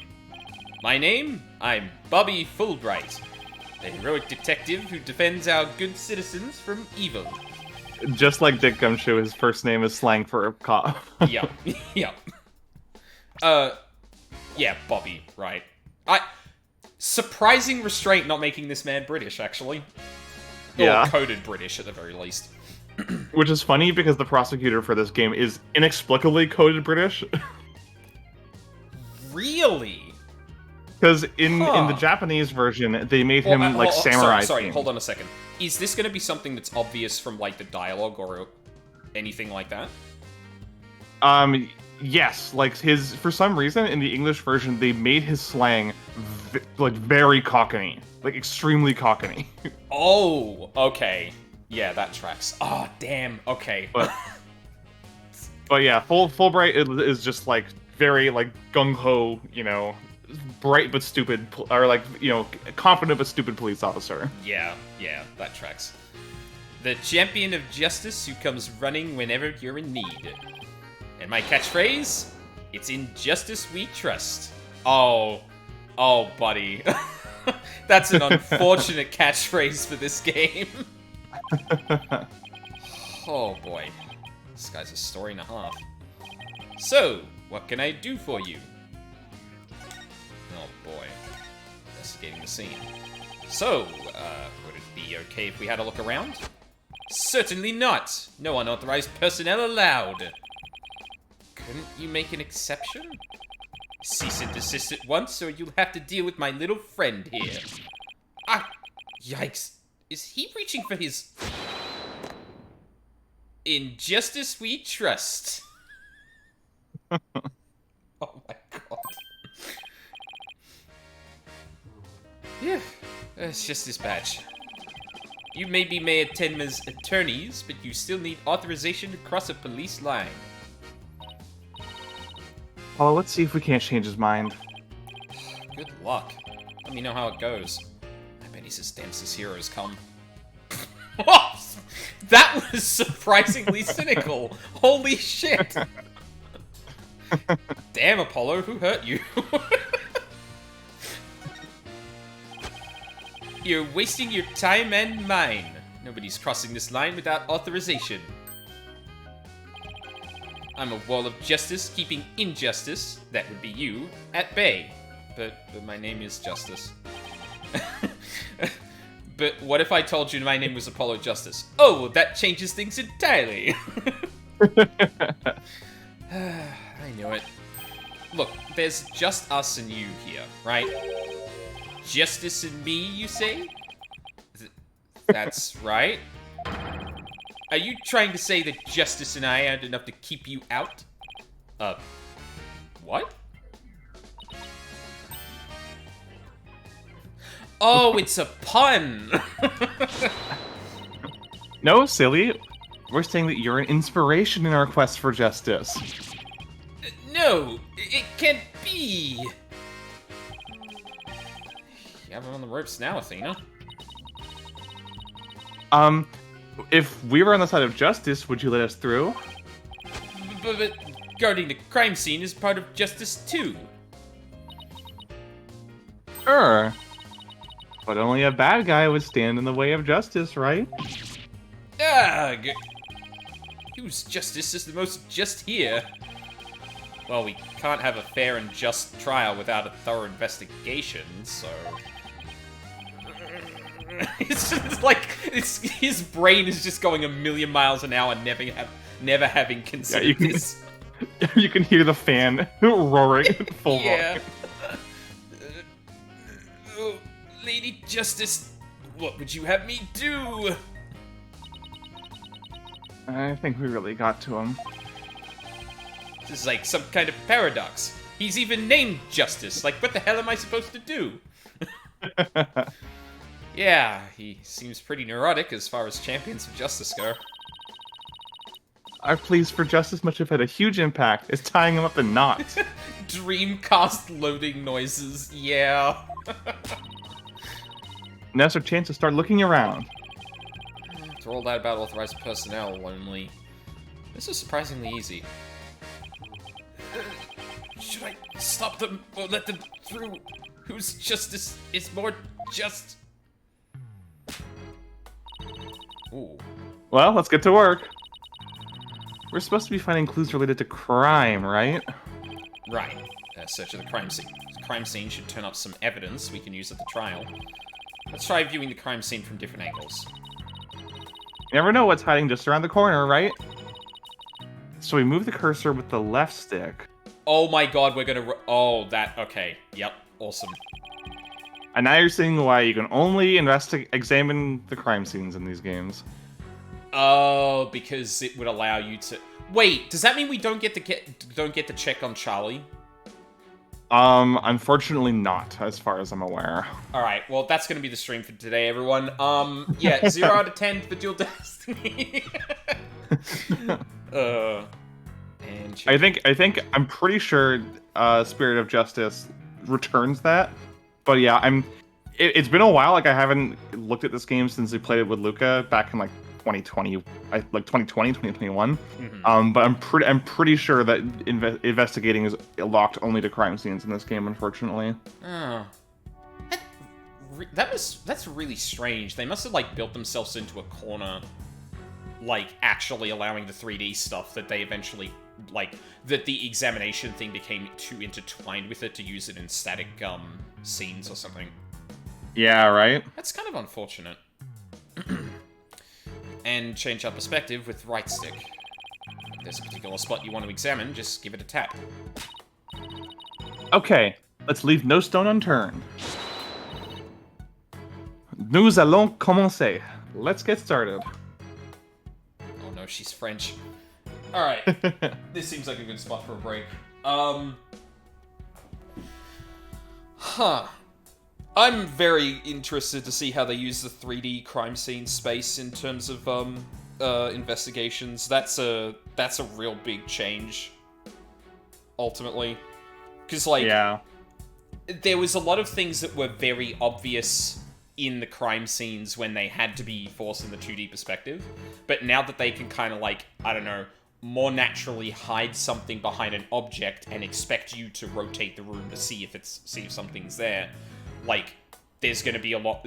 my guess would be that there's a lot more subtle kind of things you need to be careful you're looking for, as opposed to looking at the static screen and going, I wonder if the big obvious thing here that's just poking out from behind this other thing might be important, or something like that. Yeah. Yeah, I guess we will find out after the break.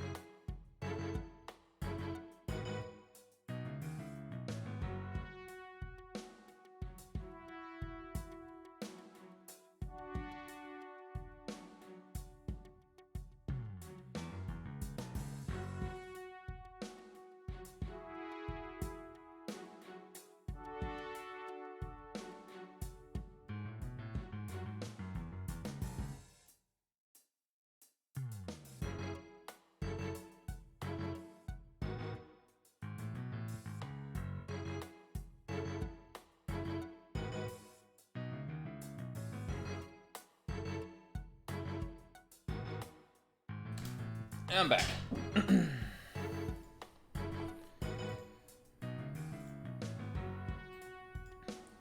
How we doing, chat?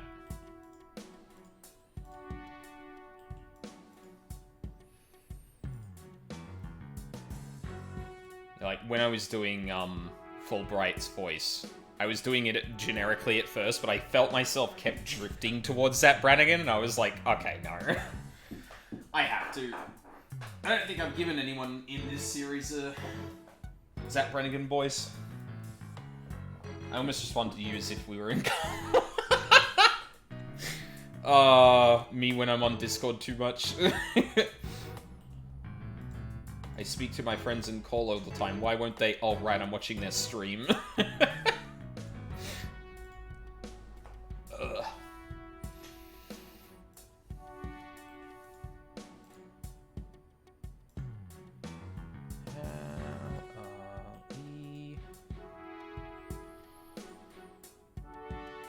man. Why is Twitch still being like this? Is it how you doing, chat, not how you doing, cat? Fall pics. I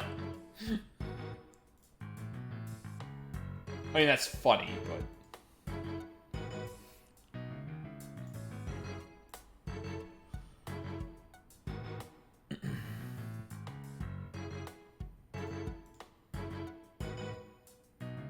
I'm back. Hello. Welcome back.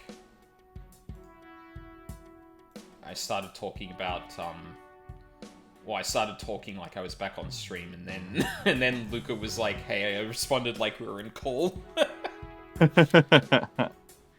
That's funny. I do that sometimes too. Yeah, yeah. And Luca is right. She is also chat, so understandable. Why isn't? There we go. But doctor, I am chat. Alright.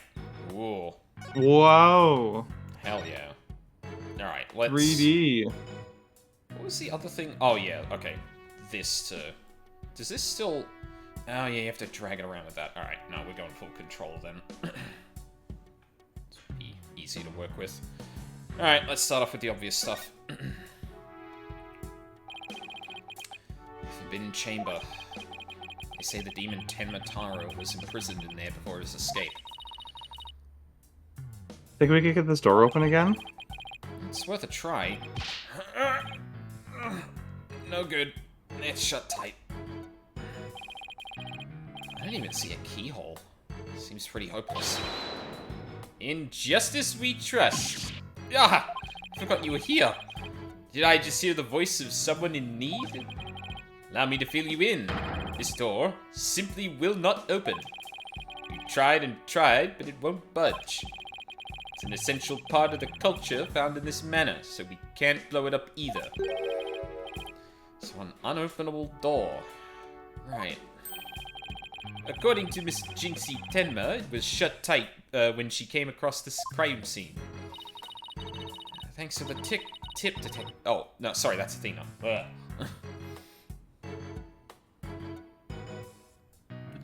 Thanks for the tip, Detective Fulbright. We didn't expect you to be so helpful. Sorry, I was laughing. I don't think the mic picked it up. Oh, no, that's all good. Yeah, I don't think it did. Thanks, Discord. But the, like, audio Go on. suppression is great for when my neighbors are being noisy, not so great for when it makes my friends think that I'm ghosting them. Yeah, it's unfortunate. Forget I just said that. So the Forbidden Chamber was shite tut at the time of the murder. Sounds like something I better keep in mind. Oh, nothing to say about that? Okay. These weird tracks must have been made when someone stepped in the alderman's blood. Maybe the killer inadvertently made them when they were fleeing?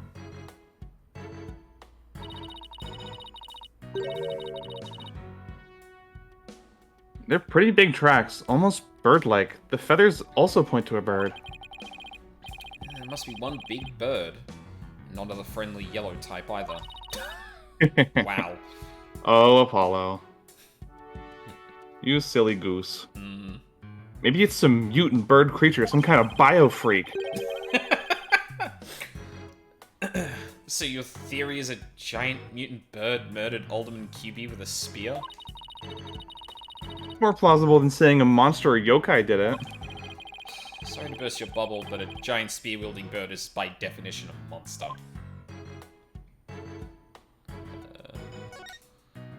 Chair? Something wedged under this chair. Let's see if we can't lift it up and... Freeze! Ah!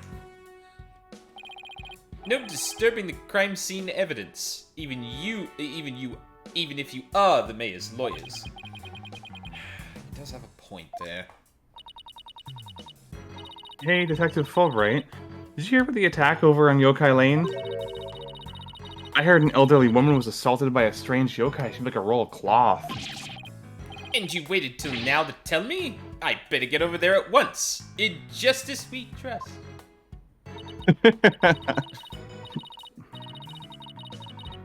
That was surprisingly easy. Okay, Apollo, now's our chance to look around some more. The more I get to know her, the scarier she gets. Maybe she never finds my weakness.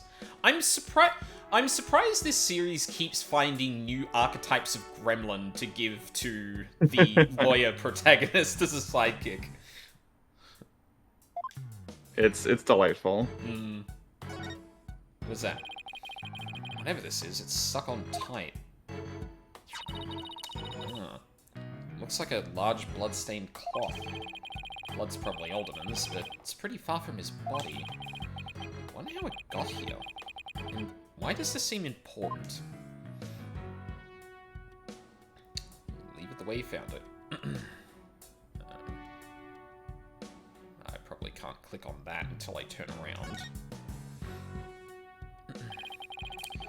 So, this is where Alderman QB's body was found.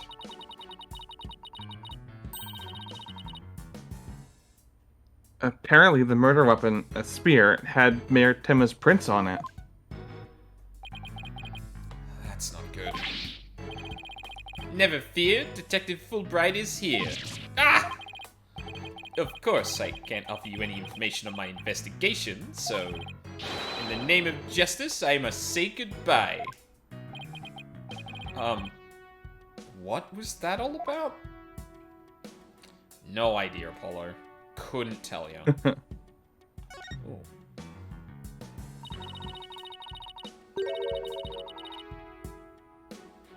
This one's a spear, but what about this one? Looks like a giant pair of pliers. Looks like something a demon might use. Saw something like that in a manga once.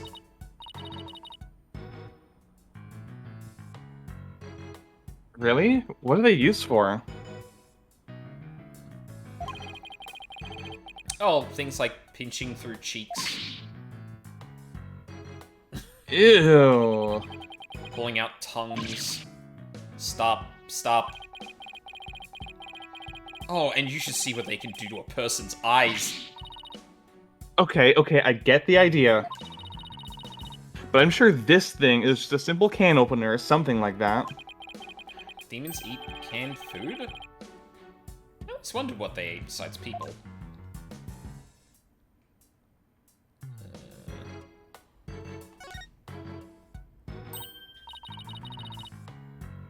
Look, the statue only has one tail. Maybe it's the nine-tailed fox's sidekick? I bet the number of tails represents a yokai's power.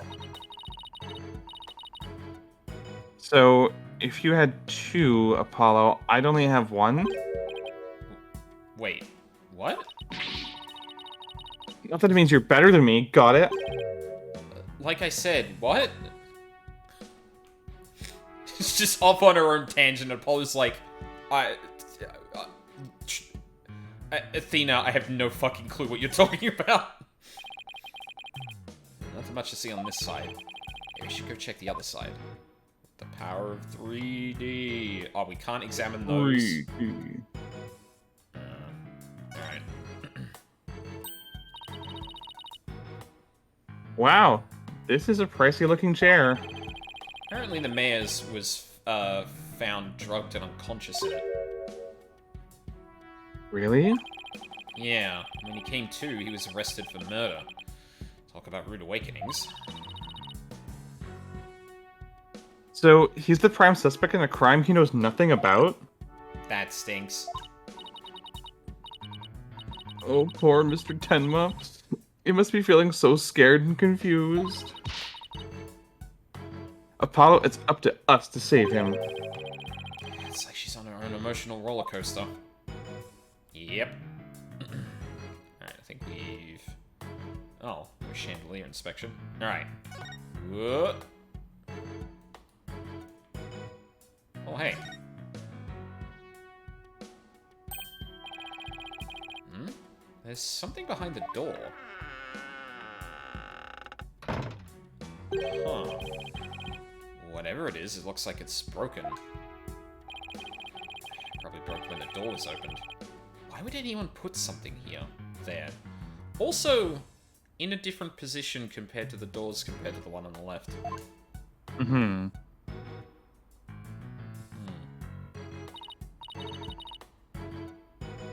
Yeah, that wasn't very smart. Maybe it was Jinxie? She was the first one to discover the body.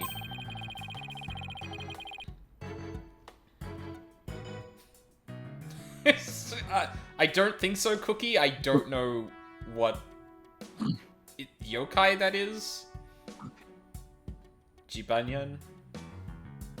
Is that a yokai? Shit, I might be mixing It's from Yokai Watch. Yeah, Okay, it's the yeah. little mascot, little cat character. Oh, gotcha. There's a variant called Baddie Neon, which has like a big pompadour and like a motorcycle gang jacket, and I love it. It's so Excellent. adorable. Awesome. She must have heard the screams and come running in here in a panic. Oh, look at you, Apollo. Now you're using analytical psychology too. I am? Wow, you really learn quick. I didn't even have to teach you any of it. But I guess I shouldn't be surprised. You're the ace attorney of Write Anything Agency. The titular ace attorney. Yep. He is. He is the ace attorney. I can't tell whether she's serious or not. Now, Trucy said something like that, I'd immediately know she was messing with me.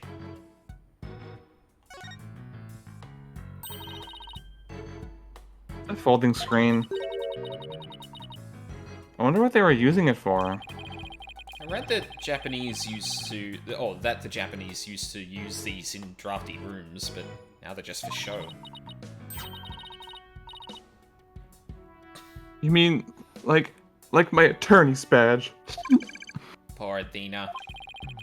That cop treating her like a child must have really bothered her. I don't know, have you ever been, like, infantilized like that, Apollo? It sucks.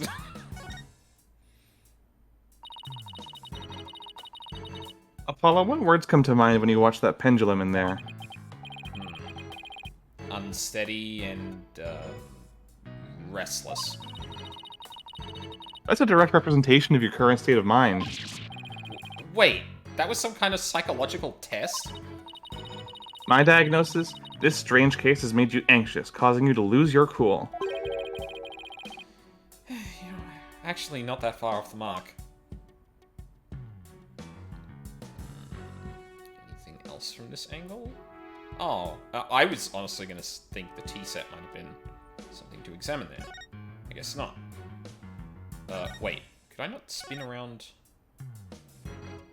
Oh, when I'm moving around like that, the arrows kind of disappear a little bit. What the fuck? Shiny. What do we have here? Looks like a statue of a nine-tailed fox and Tenmataro battling it out. Ah! Careful, Apollo, it's got blood on it. Really? Hey, you're right. I wonder if it's the Alderman's blood. No, it's probably used in, smash, Tara, Damien? Yeah, Damien over the head. How can you remain so calm after seeing all this blood? Well, this isn't the first time I've seen something like this, so... You're no fun at all. At least act surprised or grossed out or something for my first case. Athena, I went to a crime scene where a man was shot. Oh, no, sorry. I've seen pictures of a man shot in the head in a crime scene photo. It's just fine. I walked in and I held a man in my arms as he drew his last breath. Oh, yeah, right. He bled out in front of me, Athena. That washes over me now. I'm already a lawyer. You want me to be an actor, too? I mean, you know, it'd be handy in Write Anything agency. Just saying. Oh, no 3D. Athena, I worked at NetherRealm. Oh, God. Poor Apollo. Fucking Tanuki. Doesn't this Tanuki statue remind you of the manor's caretaker, Phineas Filch? You know, now that you mention it, Athena, this raccoon-looking thing? Yeah, it does look like him. Oh, I just got the best idea. We should knock it over. It might transform back into Mr. Filch. Mr. Filch is mischievous, but he's not magical, you know? What a waste of brilliant idea, Apollo. God, fucking killjoy. Look, trophies. Ooh, this one was awarded to Alderman QB. The Amazing Ninetales Yokai Division winner, Tenma Pro Wrestling Tournament. Yokai division? I didn't know you could have a division of one. Apollo, you should enter the tournament next time. I have the perfect name for you. The Mysterious Firebrand. And there's your there's another this chapter is just full of Capcom references. It really is, yeah. A mild-mannered lawyer by day, demonic masked wrestler by night. Sorry, hold on a second. Oh, okay. Doesn't necessarily... For a second I thought, like, is that actually conclusive? But, I mean, it is more or less conclusive evidence that he's the nine-tailed wrestler, but... No one's going to hire a masked lawyer, Athena. You don't know that. Have you tried? Oh, now I can examine your kind. Before we do that... Huh. That looks like an air vent. It's pretty high up there. What if you got a running start and jumped? I doubt even a high jumper could make it. Ugh, don't rule it out before you try it. Oh man, I almost said a spoiler for a game. It's like, oh, you could do, yeah, just like this character, and I realized, like, no, I shouldn't say that on stream. Actually, because you should know. Well, no, you definitely know.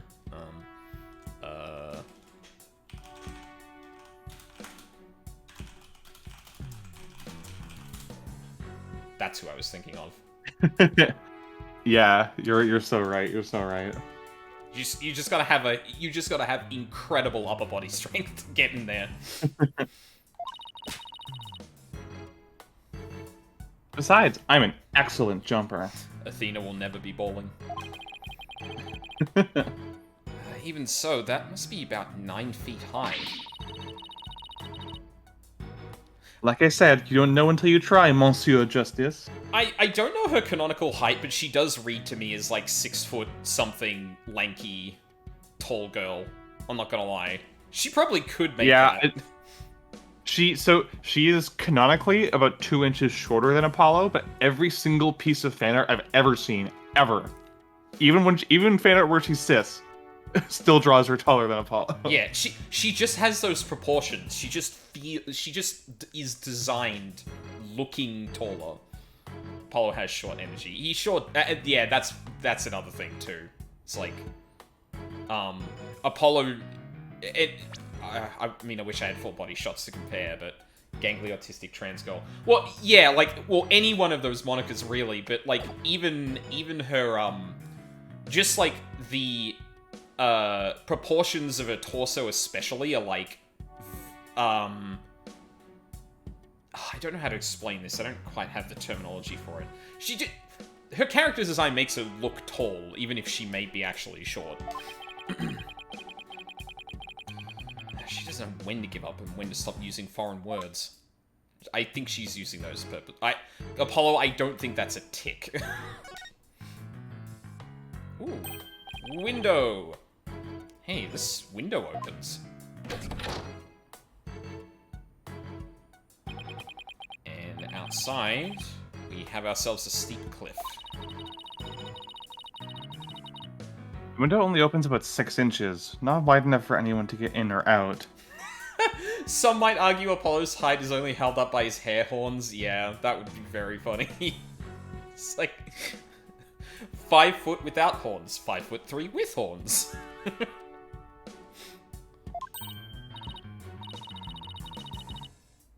Look, Apollo, there's something caught in the window frame. Yeah, it looks like... Oh. It looks like gold fur. What a pretty color. Must be from some kind of animal. I wonder what it's doing here. Did Alderman QB have a pet fox?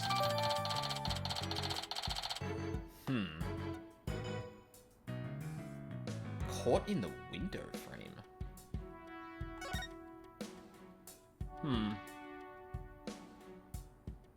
No, I didn't get to check the yokai. Fuck. Alright, we've got to employ Don't worry, I'll be back here. Yeah, got to employ the, do the silly things before progress. I guess that But I mean, about- how did you know that that window was going to be progress? Oh, yeah, exactly. Like, well, anything that's not obviously a trick, I guess. Like, yeah, I don't think the funny statues in the corner, including the Maneki Neko, would be related to the crime. Yeah. I guess that about wraps it up. If only we could get that detective to tell us when he knows. Hey, Apollo. Do you hear something? I don't hear anything. Oh, right. Your hearing must not be as sensitive as mine. What are you talking about? A whooshing sound, like wind rushing through a narrow strait. And the echo of someone's voice. In In justice we trust! Ah! Someone's got a sharp set of ears. You were yelling your catchphrase from in the hallway? Sir? That was the sound of my righteous voice reverberating through the air duct. Oh. I heard it through the air ducts? Yeah, check it out. But why would she hear you through there? Why don't we go to the diagram? Hey, how did you have this... How did you already have this police drawing of the crime scene? Dude has an AoE? Yeah. As you can see, that vent is connected to an air duct that leads out into the hallway. The wind must have rushed through there and carried my monologue with it straight to your ears. And what a unique monologue it was. I was just thinking, maybe the killer made their escape through that air duct or something. A cute theory, but I don't think so. The air duct in the hallway is low enough to climb into, that much is true. But as you can see, the air vent in the ceiling is very high. 9 feet high, in fact. I highly doubt that there's any way to get up there without a ladder or something. And I don't see anything of the sort in this room, do you? I guess you're right. Speaking of things in this room, yeah? Can you tell us what you guys turned up, Detective Fulbright? Not on my watch, buddy. In the name of justice, I cannot reveal facts pertaining to the prosecution's case. Aw, come on. Throw us a bone here.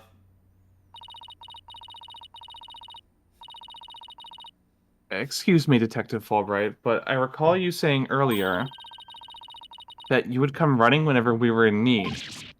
Yeah, I suppose I did say that. God. It's like I only considered the surface level of my catchphrase and built my entire life around it. Helping those in need is what justice is all about. But, Athena's like, I like this guy, Apollo. He's dumb and shiny and easy to trick. yeah.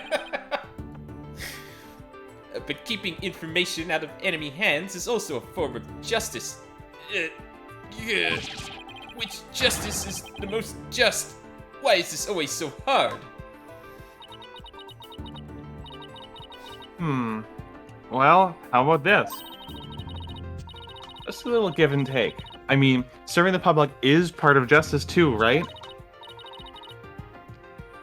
You know, like the police motto. To serve and protect. I doubt leaking information to the defense team falls under that motto. Yes, of course. I must serve as well as protect. Okay, I will share some information. In the name of justice. You did it, Apollo. Yeah, we did it all right. I'm not entirely sure that was. I'm not sure that was entirely ethical. Oh, now we get to talk to him. Awesome. Oh, jeez. Okay. Average lawful good paladin.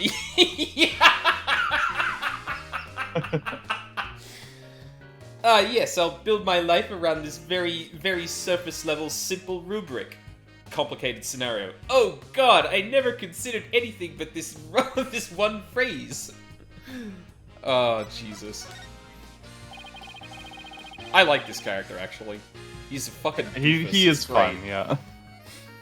Was it Miss Jinxie Tenma who first discovered the crime scene?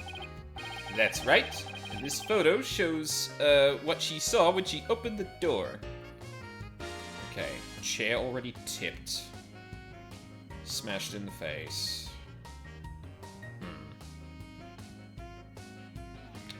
Talisman on the ground. Nothing out of place from what we've seen, I think.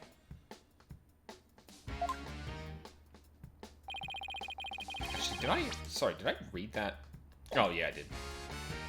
Miss Tenma had a key, allowing her immediate access. A key? So then the Fox Chamber was locked. Yes, and Miss Tenma had the only key to its door. Really? So Alderman QB didn't have a key to the Fox Chamber? Actually, he had a master key for most of the doors in the manor, but it disappeared after his murder. Disappeared? You think the killer took it? It could very well be connected to the murder. We're looking into the possibility now.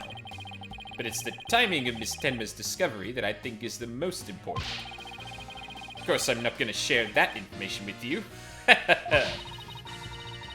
You think you're some kind of champion of justice, but you're just plain old mean. Come on! Leak crime scene details to us! I won't fall for that, you shameless rascal. I only hurt good little boys and girls. Shameless rascal. Who even says that? Piece of cop, Athena, yeah. Well, I wouldn't exactly call you a good little girl either.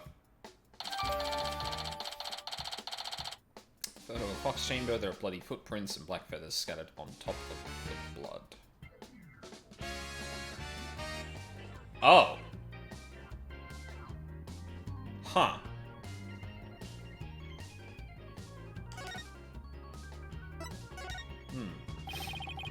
Those feathers and tracks look like something a yokai might leave behind. You don't actually think the murderer was some kind of, the murderer was some sort of monster, do you?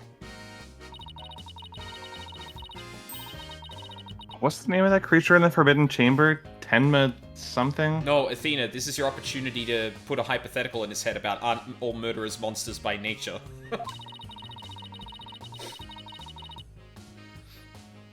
Because from the black feathers and big tracks, It looks like that creature did it. Our prime suspect would, no doubt, love to pin the blame on some imaginary creature. Can Tenma, whatchamacallit, even be made a victim of slander? Athena! Oh, it's very funny to me when someone puts in, like, whatchamacallit in place of a very short word. Yeah. I doubt the mayor would do something as childish as blaming a boogeyman.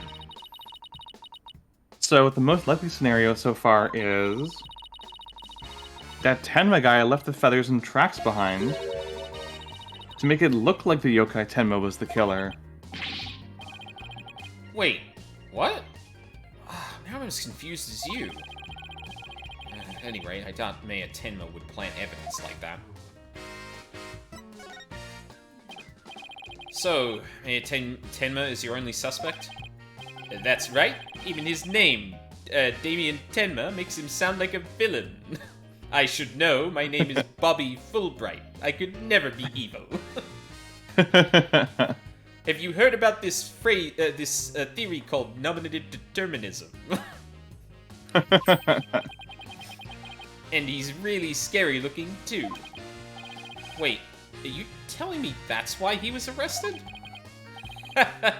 Don't be ridiculous. He was the only one without an alibi.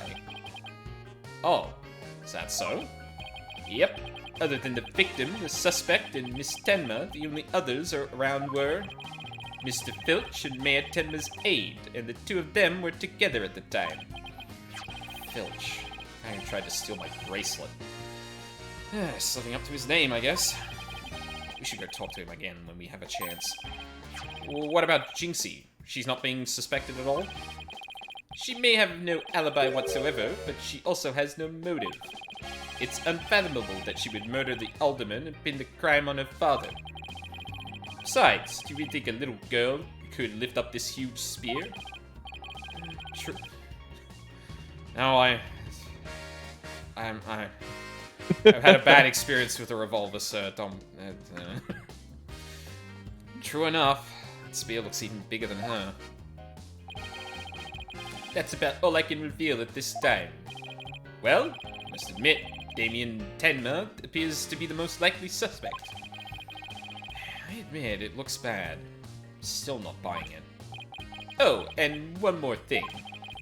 I must warn you about the prosecutor. The prosecutor assigned to Mayor Tenma's trial. That's the one. He's, how shall I put it? Not what you'd expect. That is, unless you faced a convicted killer serving hard time as a prosecutor before. What? Yep. What the? Is this some kind of joke? That's the gimmick for this game. Wow. Can I ask why a man in prison for murder is serving as a prosecutor? Because he's mastered the use of psychology in courtroom battles. Everyone's talking about how this murder was the work of some strange creature. Yokai are nothing more than a figment of the imagination. They're baloney. Who better to prove this than a master of psychology? He's the best man for the job. But he's a convicted murderer. No matter how you look at it, that's just insane. Well, the chief prosecutor personally assigned him, so... Oh yes, the chief prosecutor. Well above moral reproach at all times. None of us are in a position to question the matter. This really is the dark age of the law.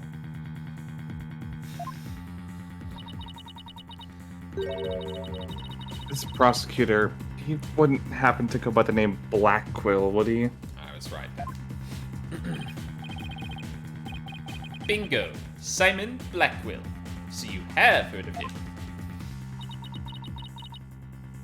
Yeah, you could say that. What's that supposed to mean?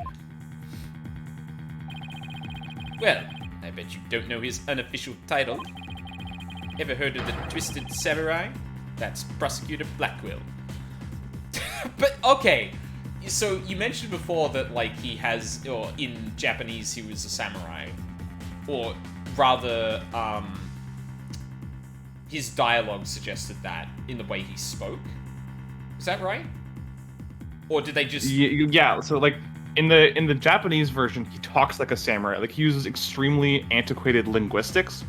Right. And old pronouns for people. Like very ancient like pronouns, like you know, Meiji era and whatever. Shit, okay, yep. And or not Meiji era. Meiji's way too recent. Like Tokunaga Shogunate era. Okay. And in the English version, his aesthetic is still samurai, but like all of his slang is Cockney. Like he says blimey and balderdash and whatever. It's so weird. Oh, that is so weird, because, like, you say that to me with, or you give me that, if you gave me that scenario without telling me, oh, he ends up being Cockney, I would have said, oh, so he's Urianger.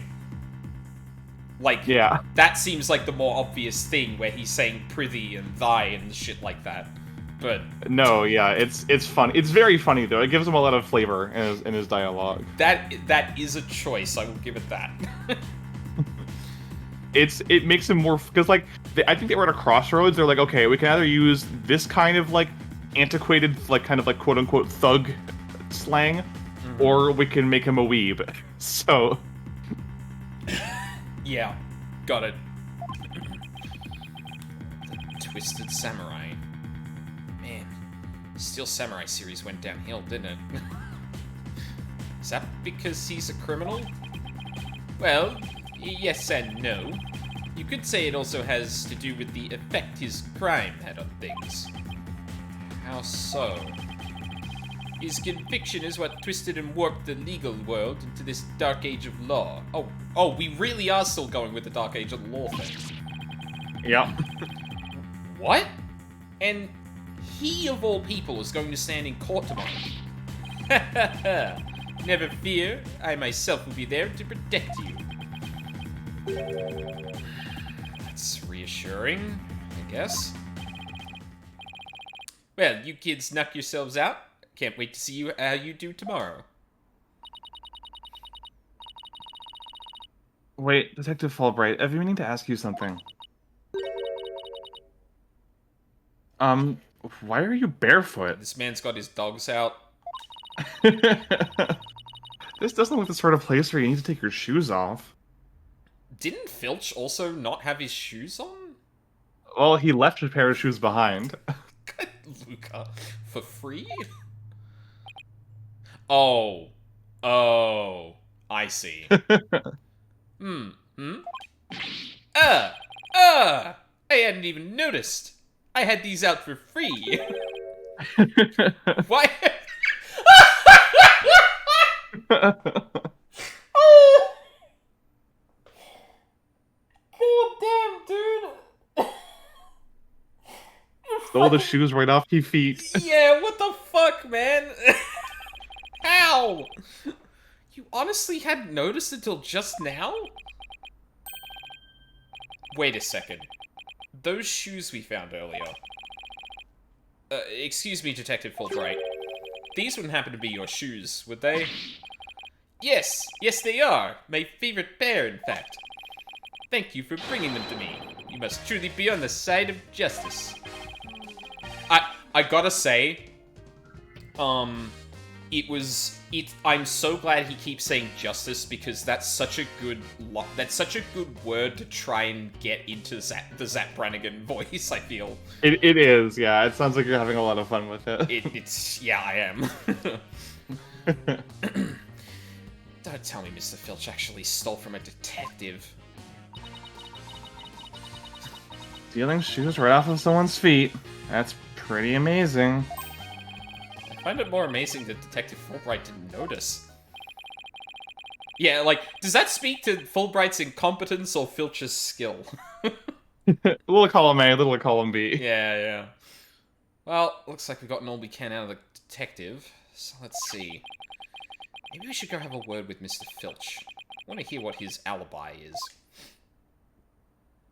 I love that William Shatner in TOS is just overshadowed by Zap Brannigan. Yeah, like, if people want to go for a highly Flanderized voice in that way, like, you go Zap Brannigan, not,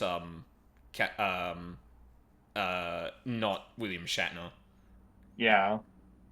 So I don't remember. It must be like inspired by that voice in some way. Like, there's no way that's a coincidence, but it definitely. I think. Oh, sorry. Yeah, I think it's specifically like the voice that Captain Kirk had in the Star Trek animated series, because it was like an exaggerated caricature of the way Shatner spoke. Right, yeah, that makes sense. And to some degree, it also has its own idiosyncrasies that aren't the same, but yeah. No, yeah, Zap Brannigan is fully inspired by his delivery, yeah. Yeah, I figured that was the case. Oh, this is just awful. Terrible, I say. Somebody help! Oh, look, it's Mr. What was it again? Finch? No, no, no. The name's Filch. Phineas Filch. Keep on pilfering. You may wind up a jailbird instead. So what seems to be the problem, Mr. Filch? Oh, it's just terrible. Terrible, I tell you. Come quick. Okay. What's the deal with him all of a sudden?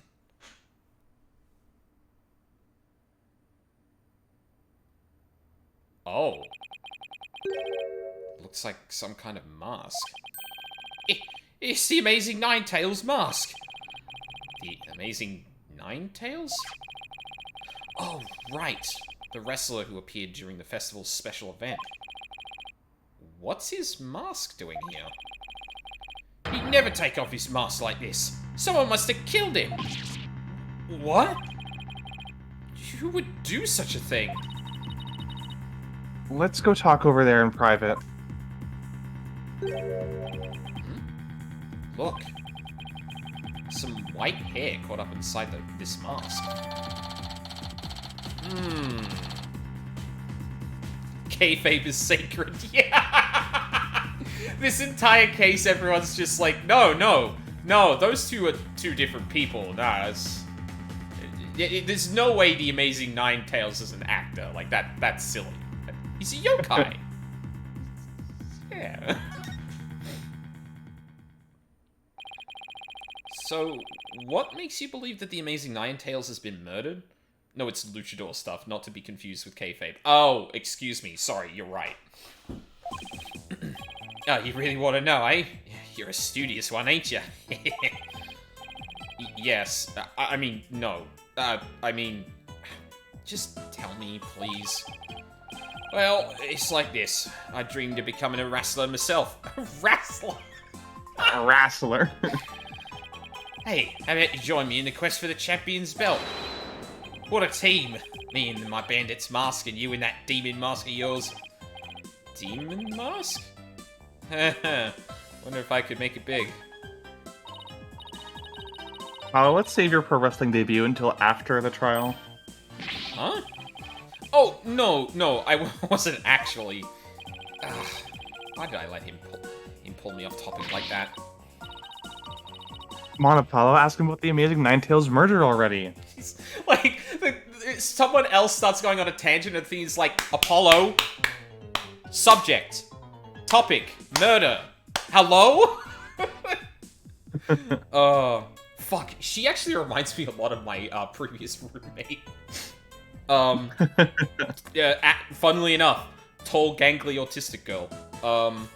Yeah, that's fun. That's almost one for one.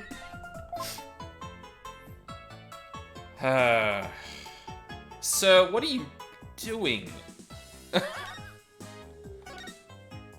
This. I know people have a lot of animosity towards Brushall. For some reason, I find this man's idle animation worse than his. More repulsive. Yeah, there's just something about like constantly doing that, and I think the thing that gets me is when he was pulling something out of his front pocket. There's like water or dust or something coming out of him. I'm like, ah. Yeah. The Amazing Ninetales is our village's savior, and don't you forget it. His trademarks are gold. Sorry, Look at that beautiful sweet chin music he's doing there. Yeah, excellent. And the moonsault splash. Oh my god, yeah. Wait, no, that's like Oh fuck! I forget the name. It's like a Hurricanrana, it looks like. Yeah, because I think the implication is that he's pulling this guy back with his legs. With his legs, yeah. Yeah, fuck. Oh, that's good. If you believe it. His trademarks a gold cape made to look like the 9 foxtails. He whirls through the ring, smacking down Tenma wrestlers left and right. He sparked the monster craze, revitalizing Ninetales Vale in the blink of an eye. Yep, saved our village from becoming a ghost town. Now it's a yokai town.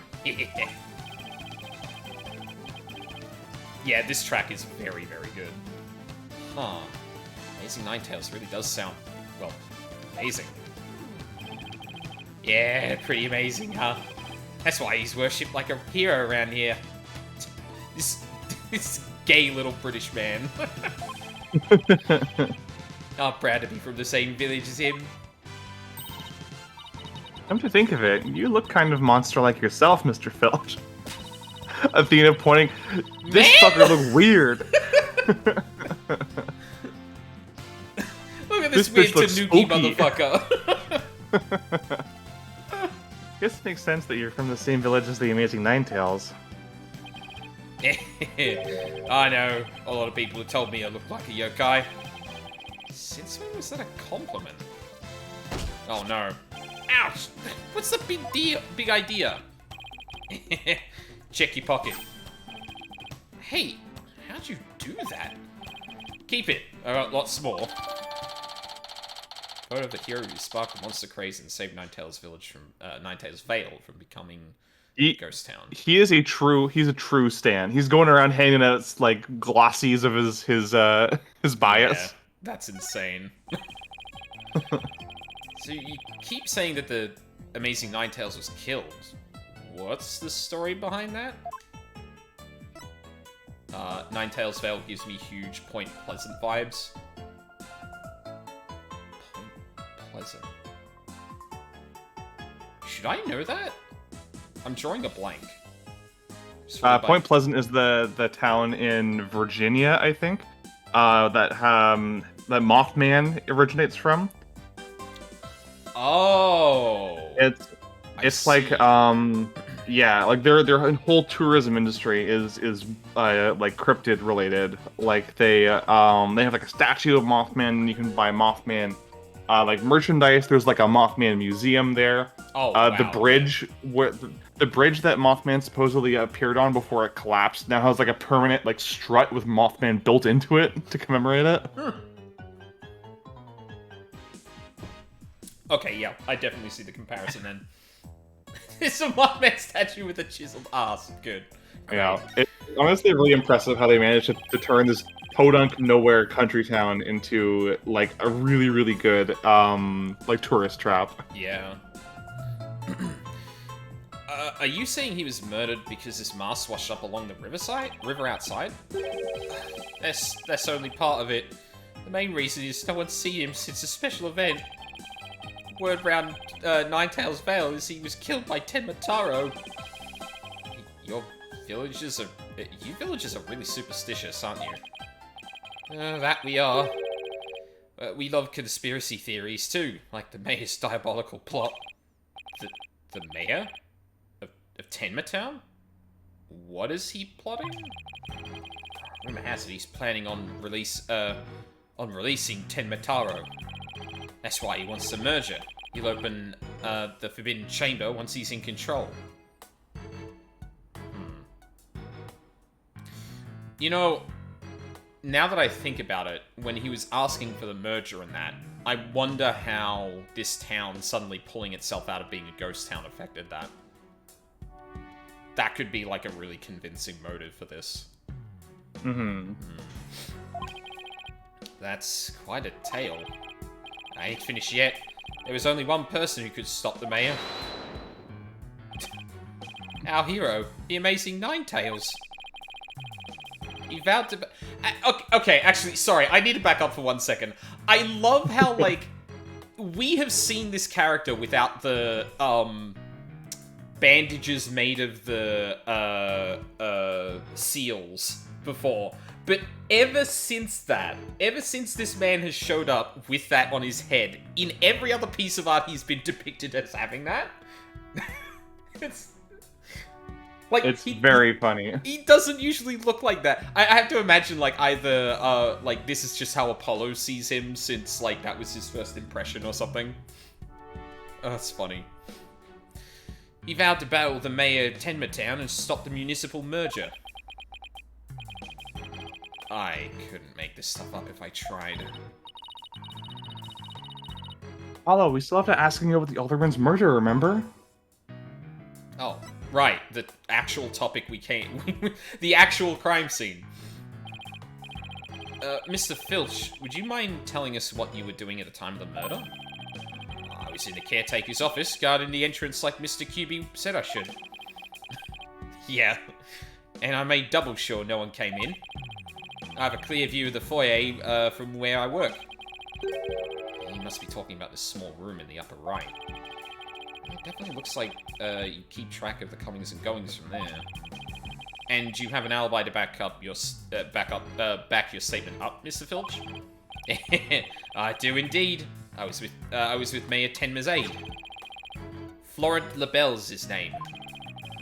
So the two of you were together.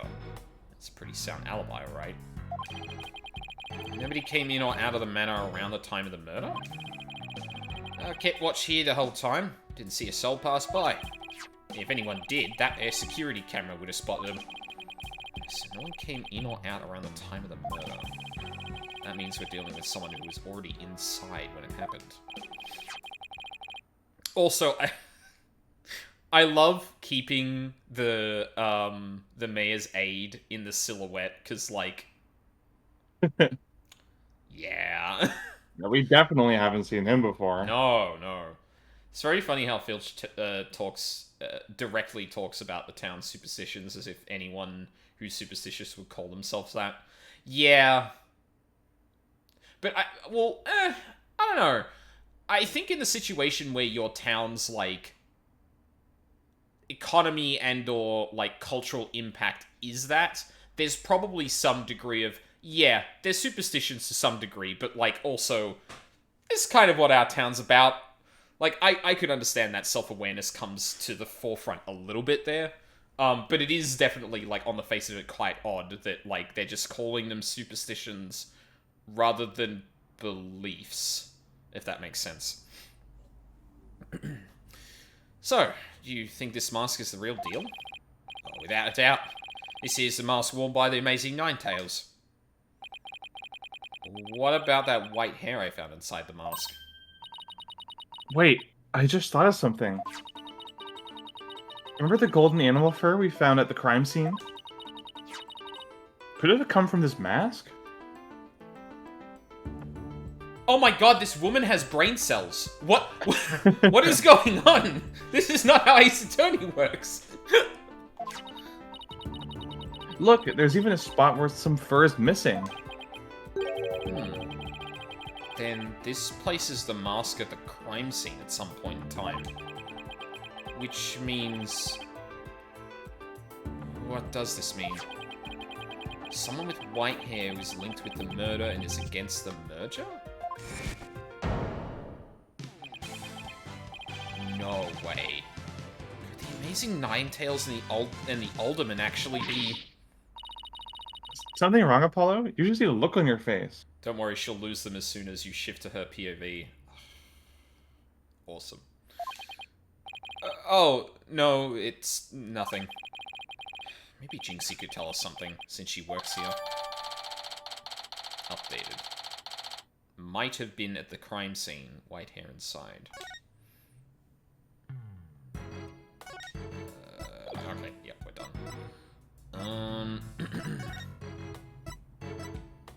I'm assuming she'd probably be in the garden? Nope. Probably Yokai Lane. Yeah, Yokai Lane?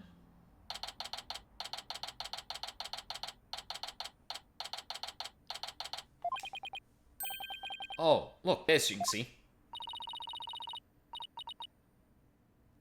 Milk, cheese, yogurt, ice cream, and... Sounds like she's out grocery shopping. She must really like dairy products. a charm to make a better milkshake, another to cure my lactose intolerance. Oh, girl. Maybe she should just stick to soy milk. Apollo, it's... No. Lactose intolerant people are the fucking bravest people on the entire planet.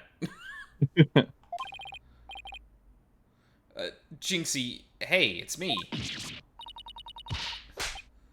Ah! Oh, sorry, can you back that up? I couldn't. It automatically went through. Thanks, game. Oh. It's the demon lawyer. Not another warning charm. Apollo? Who is she? Oh, right. This is your first time meeting each other. Hey, where did Trucy go? Just... Home. Yeah. Apollo's got this. All right, this is your first time meeting each other. This is Jinxie, Mayor Tenma's daughter. She was the first to discover the crime scene. Oh, so she's the one who... hello, my name is Athena Sykes. I'll be helping Apollo defend your father at his trial. Pleased to meet you. Pleased to meet you too. Where's Trucy? She went back to the office ahead of us. But don't worry, Athena and I are on the case. Wait, how do I know you didn't... that you didn't gobble her up alive? Relax, I didn't eat her up, and I wouldn't do such a thing in the first place. Oh, poor little Trucy. I'm about ready for some tears of frustration myself. She's quite an, gestures hands, interesting character, huh, Apollo? Thank you. Yep. Damn, glad I'm not that weird, says everyone on the cast. Jinxie, do you remember any more of what happened? Not much. At least, not yet. But you do think Tenmataro was the killer, right? That yokai we saw at the festival? I don't know anything about that. Huh? But you said Tenmataro murdered the alderman. It's okay, Jinxie. Oh, no, Oh, that's it. yeah. It's okay, Jinxie. You can tell me... Ah! What was that for? People see things when they don't get enough sleep. There's no such thing as monsters. Have you seen the bags under my eyes, Apollo? This woman is not getting sleep. They played tic-tac-toe on her forehead and... Cookie? First off, Apollo was the only one with a forehead the size you could actually do that on. Second... I shouldn't say that. I genuinely one of the like, you know, people have fun with like the forehead jokes and stuff like that, but one of the ones that the only one that really gets me is like, oh, that's so fucking mean, is to Haru in Persona 5. For some reason, doing that, making that joke about her, like, yeah, I don't know. That seems extraordinarily mean for some reason. Never been able to put my finger on it. Huh? What's gotten into her? So, if there are no monsters, you admit I'm human? No, you're still a demon. Oh, I give up. It seems like Jinxie doesn't want to talk about Tenmataro for some reason. But that's precisely what we need to know more about. Besides, she definitely thought there was a yokai there in the Fox Chamber. Never considered that? Never considered what, Cookie? Jinxie, about this charm. Ah, that's... You gave me this when I was heading off to the scene of the crime. You thought Tenmataro was the murderer. That's why you gave this to me, right? That's true, but... If there's anything else you could tell us, it would really help. And it will help your father, too. Alright then. Oh. Oh, cool. Why do you think Tenmataro's the killer? I saw him. Saw him with my own eyes. Tenmataro right there in the manor. He escaped his prison. And ran right by me. What? Jinxie, tell us everything you saw. I called the police after I stumbled on the scene. I was just about to head back to the festival grounds when I saw Tenmataro. It was right around here. He was running right at me. He was sprinting right at me with his hands behind his back like Naruto. I was paralyzed with fear. But there's no one around to help me. Ooh. The foul beast raced right by me towards the foyer. So this was after she found the crime scene. Huh. Toward the foyer? Mr. Filch and Mr. LaBelle were supposedly in the foyer at the time. That means they would have seen Tenmataro too. Sounds like we better get their statements. Considering Jinxie's mental state, her eyes could have been playing tricks on her. Apollo? Remember that picture in this paper? Someone caught Tenmataro flying through the air. I wonder if it's the same Tenmataro Jinxie says she saw. Don't be ridiculous. Tenmataro is the killer, and he can fly too.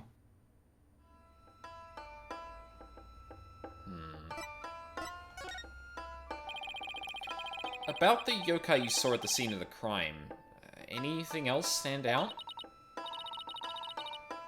Actually, I heard this strange jangly sound. A jangly sound? Can you be a little more specific? My memory's kind of fuzzy. But I vaguely recall seeing Tenmataro holding a staff or something like that. Maybe that's what was making the strange sound. Does Tenmataro usually carry a staff? Good question. I've never heard anything like that, and it's not shown in the scroll. How about in other documents? Any of them show Tenmataro with the staff? This is the only known document depicting Tenmataro. After all, those who needlessly depict the demon are forever cursed. Then what's the deal with the Tenmataro you saw, Jinxie? Seems those who foolishly choose to depict the demon are cursed. Does that include dressing up as them? Because... Huh. Oh! Jinxie's eyewitness account of the demon in the hallway near the crime scene. She says it fled toward the foyer. Does that say anything else? After leaving the scene and calling the police, they passed each other at a bend in the hall as he made for the foyer. He was carrying a staff-like implement that jingled. She couldn't call for help because there was no one else in the hall.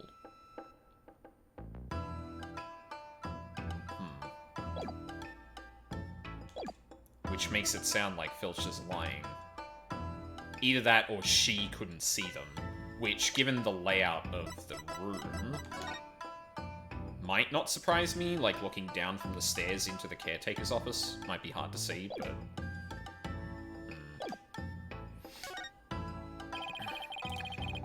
Jinxie works at the Alderman's Manor, so maybe she can shed some light on this. So, no one knows the Amazing Ninetales' true identity? Uh-huh. They say no one's ever seen him without his mask. Doesn't that make you want to know even more? Uh-huh. That's why matches where wrestlers try to expose their opponent are so popular. Wait, you mean expose isn't strip them naked? You even think like a demon. Apollo and his gay little thoughts. The only thing the wind removes is the loser's mask. To have your mask torn off is the worst humiliation a wrestler could suffer. God, this really is very luchador. Yeah. Very popular in Japan. Mm-hmm. That's why their masks are more important to them than life itself. So you see, these unmasking matches are life and death battles for these wrestlers. That means this mask didn't just happen to wash up along the riverbank. There's got to be a story behind it. No one can stop the amazing Ninetales. Or Mr. Domino. I bet she'd be shocked to find out he's really the ultimate.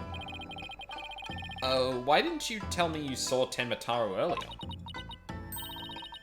Actually, Mr. LaBelle told me not to tell. Uh-huh. Mr. LaBelle? Papa's aide. Oh, right. The other guy who was supposedly in the foyer at the time of the crime, who we don't have an actual photo of right now for some reason. And what exactly did he tell you? Keep the village superstitions in mind. Before you go talking about seeing Tenmataro at the time of the crime. Village superstitions? They say you must not gaze upon Tenmataro. But in the event that you do look, and then tell anyone what you saw, Tenmataro will claim your soul. And that's something everyone here knows? Sounds like a bunch of baloney to me. The village superstition, snitches get stitches, yeah. If you think you saw Tenmataro, no you didn't.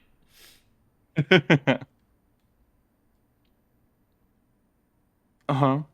Everyone from babies to the village elders know about it. But I didn't, because I'm not from around here. Hey, come to think of it. Huh? Why is everyone hiding their... Oh, yeah, there this again. Steal your soul if you're not careful. Steal my soul? Seriously? The guy at the special event thing said almost the exact same thing. Hello, do you think this LaBelle guy actually believes in Tenmataro?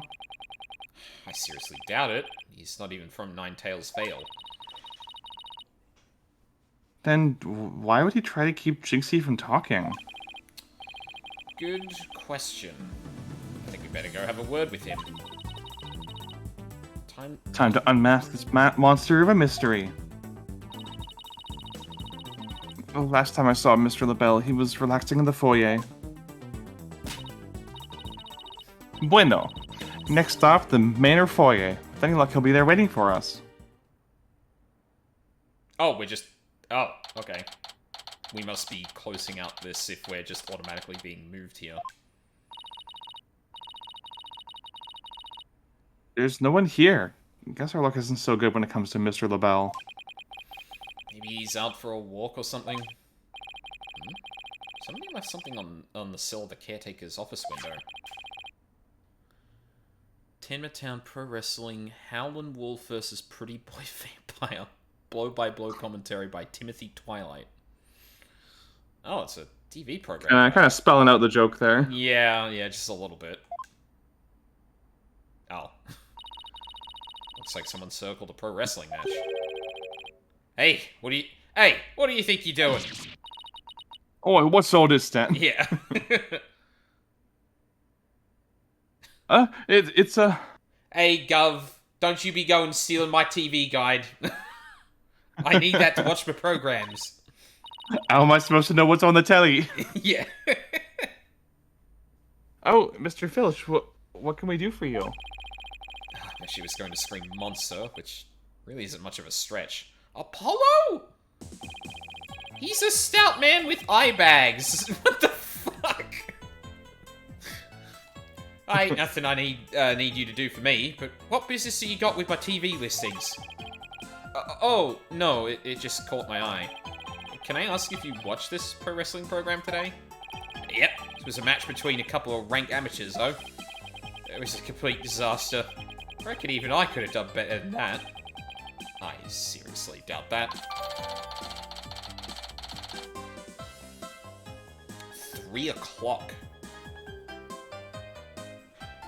Good to know. Almost forgot something I wanted to ask him. Mr. Filch, did you see anything unusual around the time of the murder? For example, Ten Mataro or something like that? Huh? Ten Mataro? So you did see him? Why, how clean and shiny your forehead is again today, Mr. Lawyer, sir. Bet you're shining up every day real purty, oh, real purty-like. God damn it. Ladies must love it. Don't change the subject. And for your information, that was a seriously bad attempt at flattery. I'm self-conscious about my forehead, okay? Fucking had entire prosecutor just saying fucking nickname for years. Bastard. Jinxie said she saw Ten Mataro flee toward the foyer. So you must have seen him too if you were here. Yipes! Wow. I really pushed the button there. Well, did you see anything or not? Oh my god. Don't you take this motherfucker? Yeah. Okay. That is quite enough. I must ask that you not pester my friend anymore. Yikes! It is Kefka. Yeah, it's Kefka! He is very jonkler, this is very true. Forgive me for being pestered, sir. And you are? I am Florent Labelle. Beau Divine and personal aide to Mayor Damien Tenma. Beau Divine? More like yokai grotesque. Ooh, get him! This place is crawling with monsters. Oh, excuse you. Ah! What the heck was that for? That was just a little cologne. You had a look of stinky sweat about you. That was a fantastic evil laugh. Thank you. It's from my own original brand of cosmetics called Je suis Labelle. Oh, what a heavenly scent. Ugh, I think you just paralyzed my olfactory receptors. Oh, yeah, you ever walk through the perfume aisle of a department store and just, like, suffocate? I suppose such a scent would be difficult for a peasant to appreciate. Oh, there it is. I'll have you know that is brand number 5, Bonjour. It's my way of introducing myself. Enjoy. This man goes around spraying people in the face. Oh, man. No. Oh, I hate him. I hate him.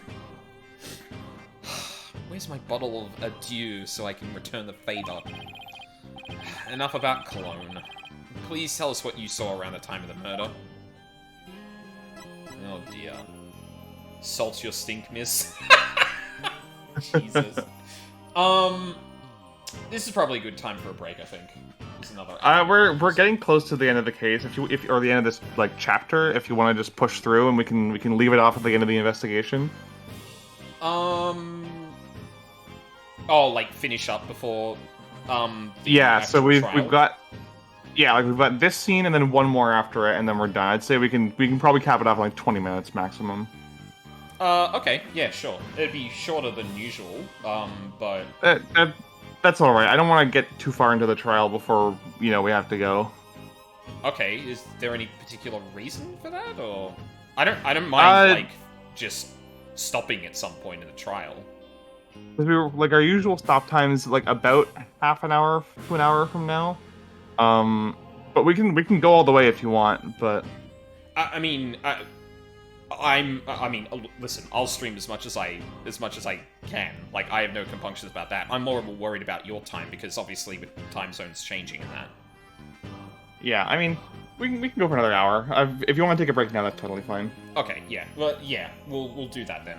Because yeah, I don't really mind going into the case a little bit and then having to give off. Besides, I'm gonna be honest, I'm really curious to hear your Black Belt voice. I'm not gonna lie. Very, very well, very well. All right. When we get back, this man.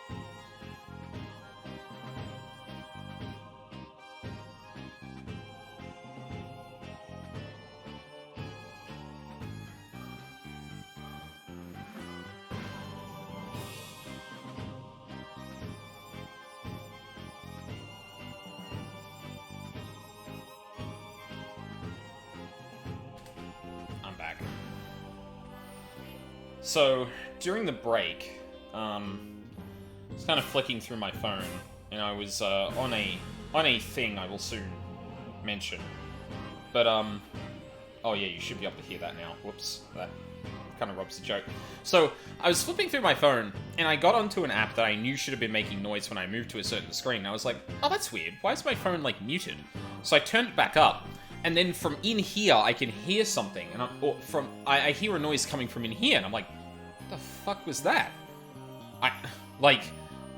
Did I, like, unmute or my headphones come out or something? Like, did audio play up? And then I realized that I still have my Bluetooth connected to my phone, and I'm charging my speaker back over there, just behind me in the webcam. So, when I was looking through the Pikmin Bloom app, suddenly I just heard this noise coming from in here.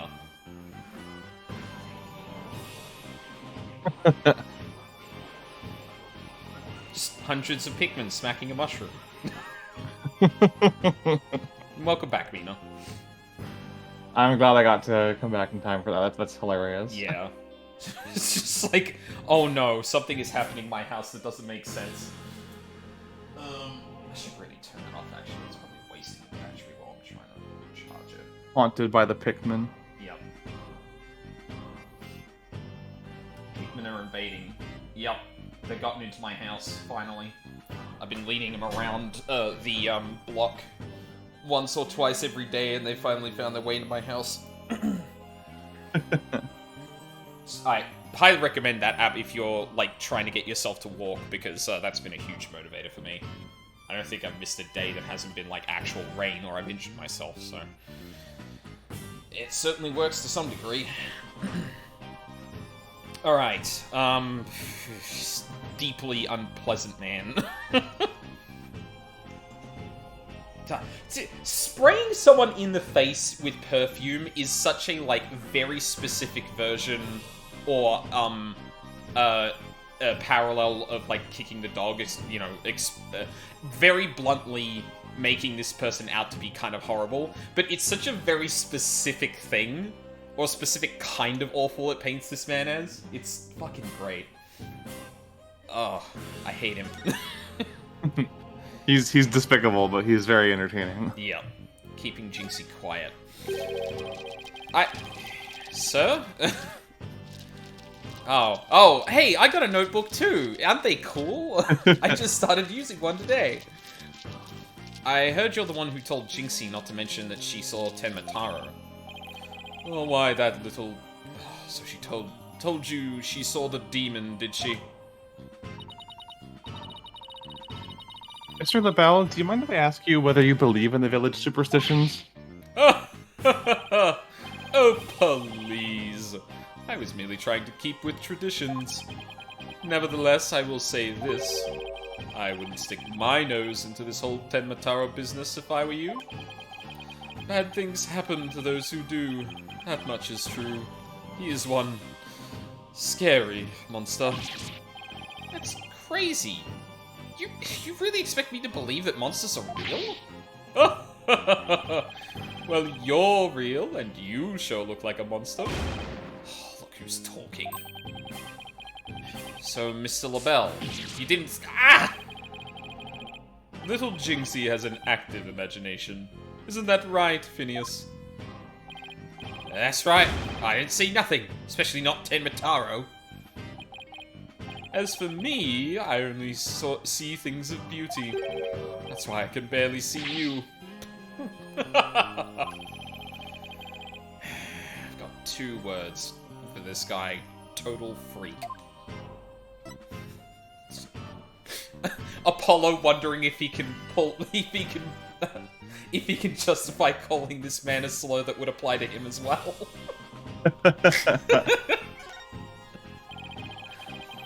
Could I ask you what you were doing at the time of the crime? In other words, you'd like to hear my alibi? To think you'd suspect me of all people.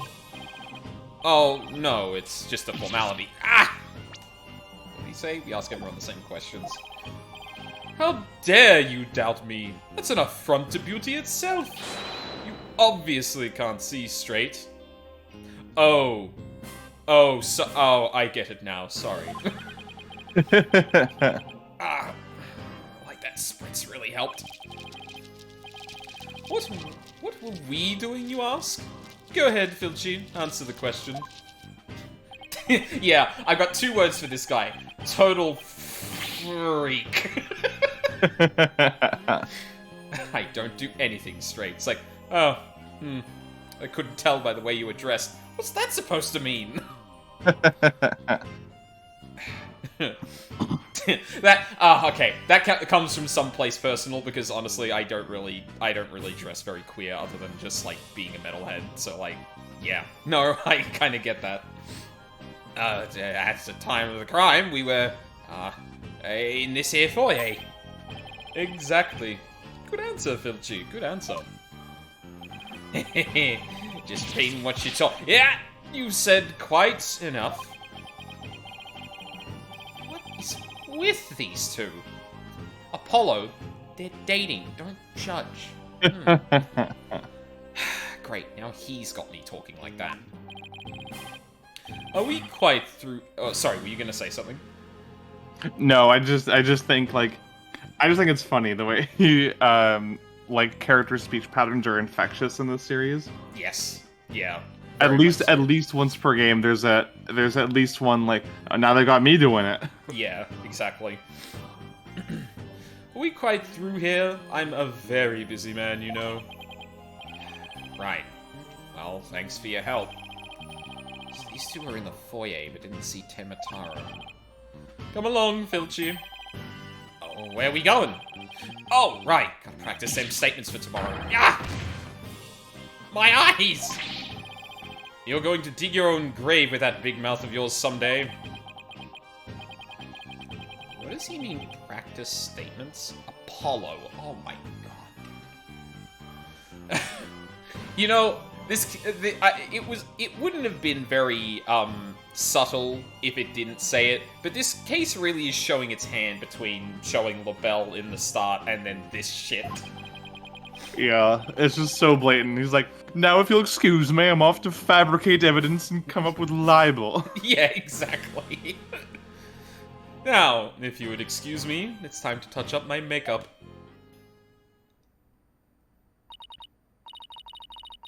Apollo, I know this sounds strange, but Mr. LaBelle seems unusually preoccupied with Temataro. Really? How can you tell?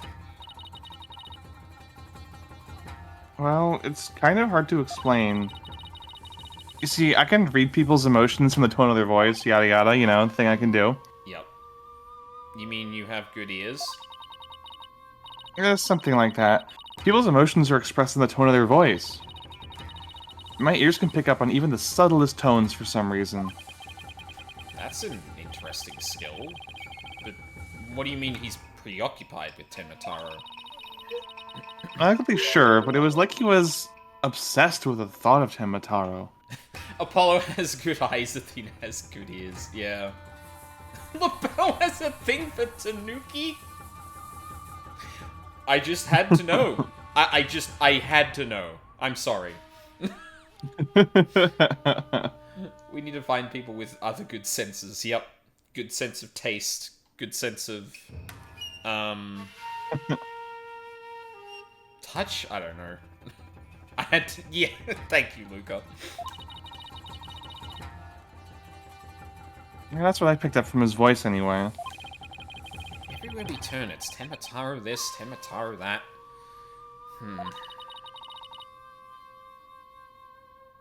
We should go talk to the mayor, too. Sounds like a plan.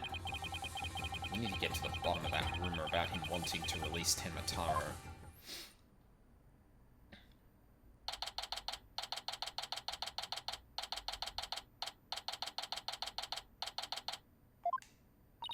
It's almost a beat. Something wrong, Apollo? Where did your enthusiasm go? Well, I got sprayed multiple times in the face with perfume, and I'm 90% sure my eyes are on fire now. What am I doing asking the mayor if he has ever thought about releasing Temataro? At best, he'll think I'm an idiot. At worst, Oh, he's here.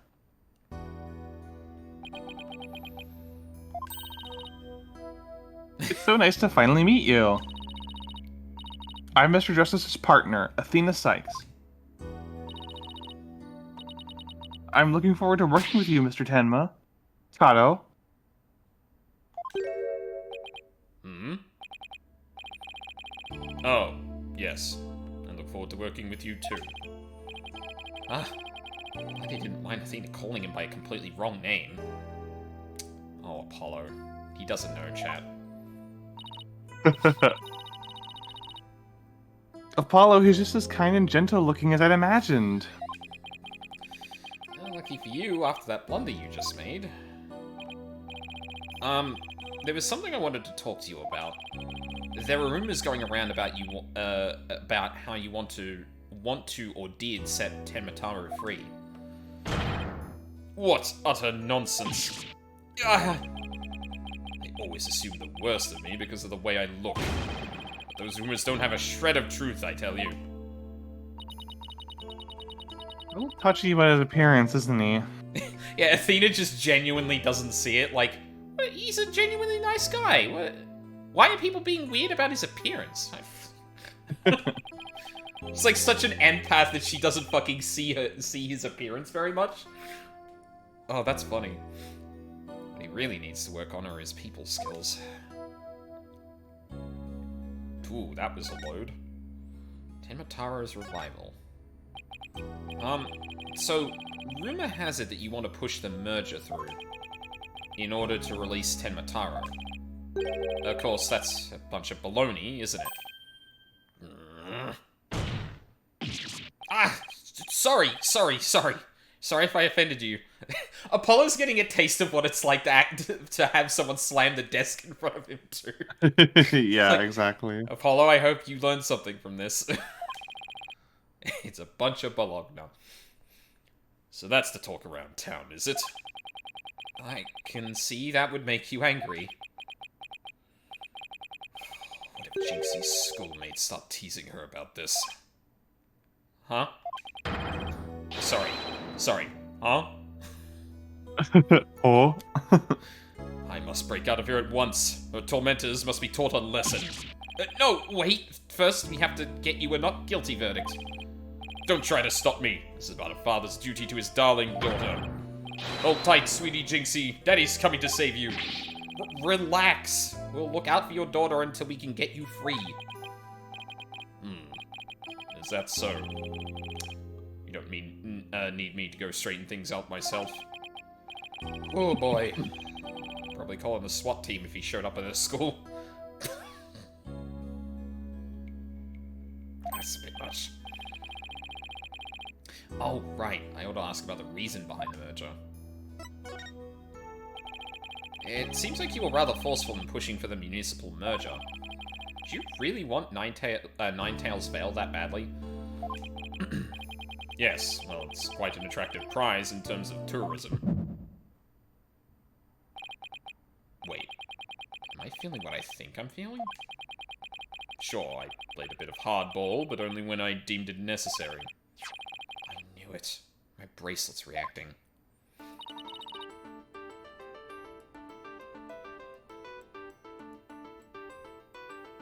What is it, Apollo? Mayor Tenman may not be telling the whole truth. Really? How can you tell? People invariably tense up when they lie. That's when my bracelet here comes in. I can sense when the person I'm talking to is feeling tense. It just begins to feel tight on my arm. No way! You have a sense superpower as well? You can do that? Wait, so you believe me? Just like that? Sure. Each of us has our own special gifts. Oh. Oh yeah, Athena has a gift too. A special sense of hearing. You know, it's kind of funny that the game is spelling out like, hey, look, Apollo has a really neat gift. Athena has a really neat gift. Trucy obviously also has that gift too. Who would be the most boring character, given that information, to give this game over to?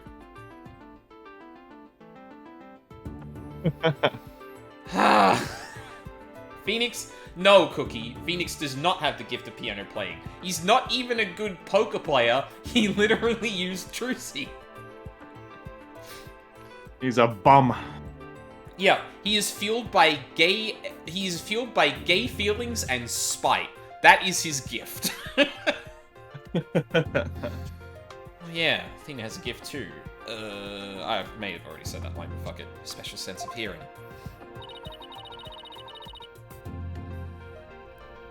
Still, what do you think the mayor's lying about?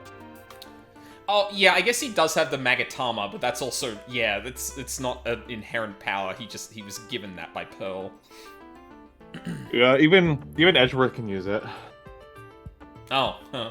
Oh, yeah. Wait, did he use that in Game 3? Yep. Yeah. Remember he called them Psycho Locks? Yeah, oh, yes, the Psycho Locks, right. Fuck. I don't know. It's our job to find out. It's been a while since my bracelet last reacted like this. Let's see if I still remember how to do this. First, I touch my bracelet. Why? Right. Now let's give it a whirl.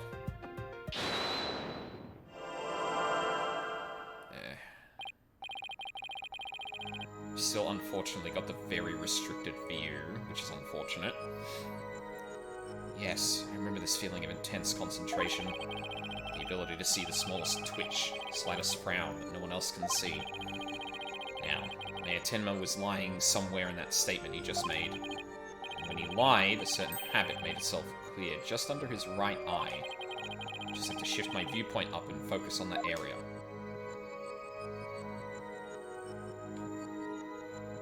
Ah. Alright, I've got him now. His nervous tell should appear when he's trying to pull the wool over my eyes. I've got to pore over every word he says and wait for it to appear. And when it does, I'll perceive why it.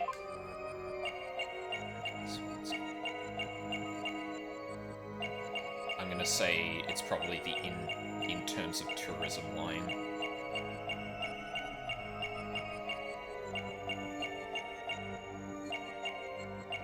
Okay, and they do actually keep the animation going for the rest of it, too. Gotcha!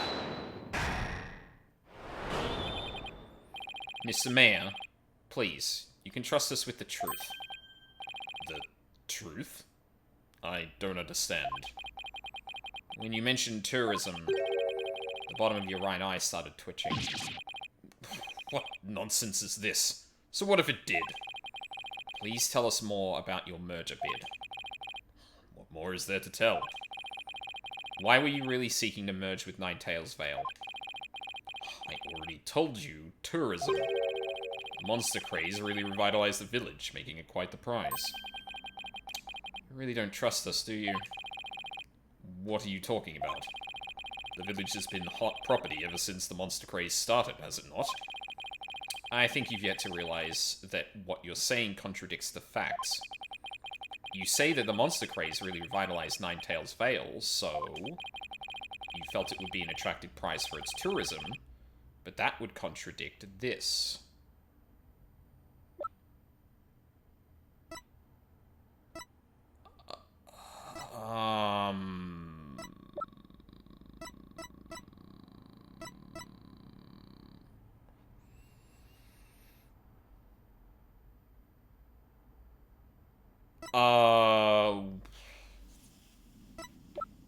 Wow, that actually threw me for a loop. Do you need a hint? No, give me a sec. Spark the monster craze and save Ninetales Vale from becoming a ghost town. Well, yeah, isn't it? It was Ninetales, not the craze. Yeah, like Ninetales started the craze, and Ninetales it came out because of the merger. Yeah. Yes, right. So he's saying the monster craze brought Ninetales back, but he's got the cause and effect around the wrong way. Exactly, wrong way. yeah. Take Yeah. that! The monster craze in Ninetales Vale is a very recent phenomenon. It was sparked when the amazing Ninetales rose up against the municipal merger. The village was practically a ghost town before then. So you see, you couldn't have possibly seen it as an attractive prize for its tourism. What's the real reason behind your push to merge Tenma Town with Ninetales Vale, huh? Well,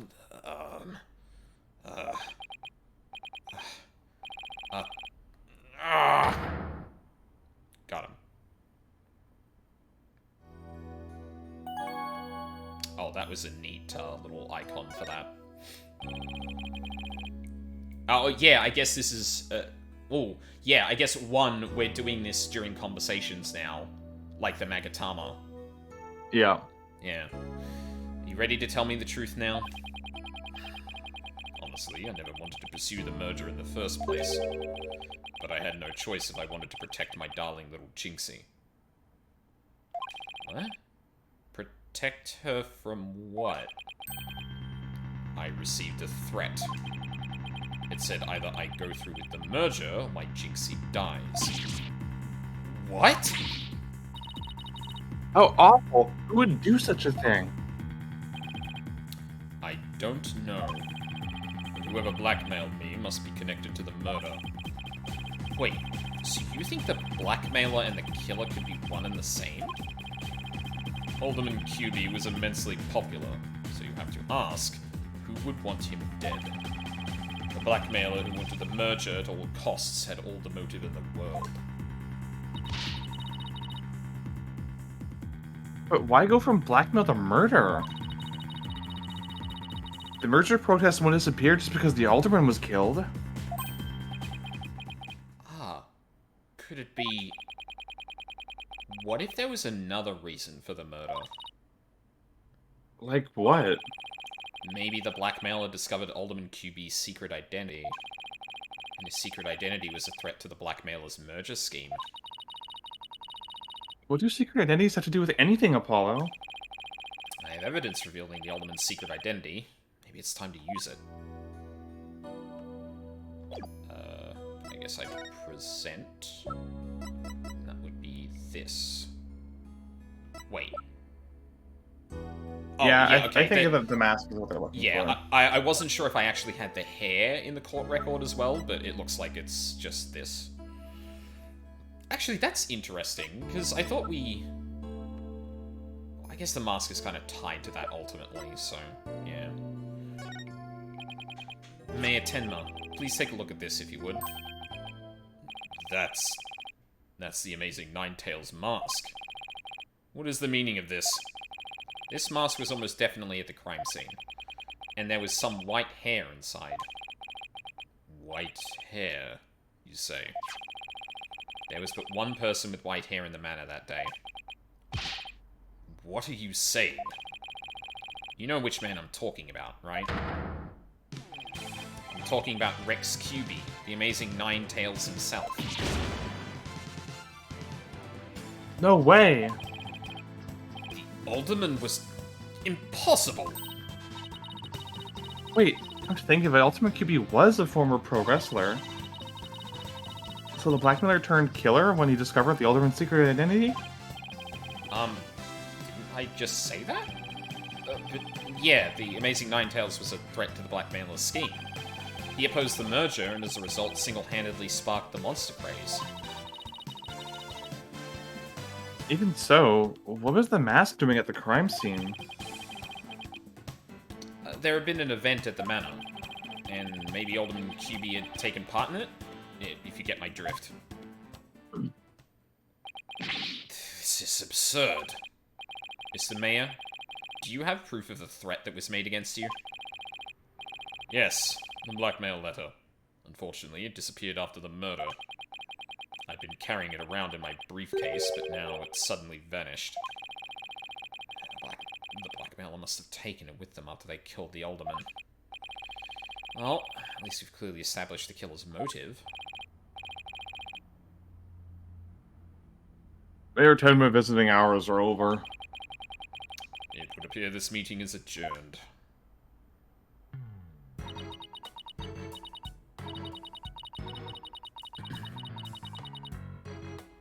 Apollo, do you really think that the Tenmataro that Jinxie saw is the killer? Don't know. All I know is there's no such thing as monsters. What about the newspaper article? Could the killer have purposely freed Tenmataro to do their dirty work? Oh, come on. There wasn't any Tenmataro to release in the first place. Yes, but the only suspects the police have right now are the mayor and a yokai. We'll probably be arguing whether there was a yokai involved in court tomorrow. I can already see that look of disbelief on the judge's face. Apollo, are you alright? I'm fine. I'm fine. I'll think of something. Better, because I can't very well say a flying demon was the killer. At this point, the only thing I know for sure is tomorrow is going to be one doozy of a trial. It sure is, Apollo. It sure is.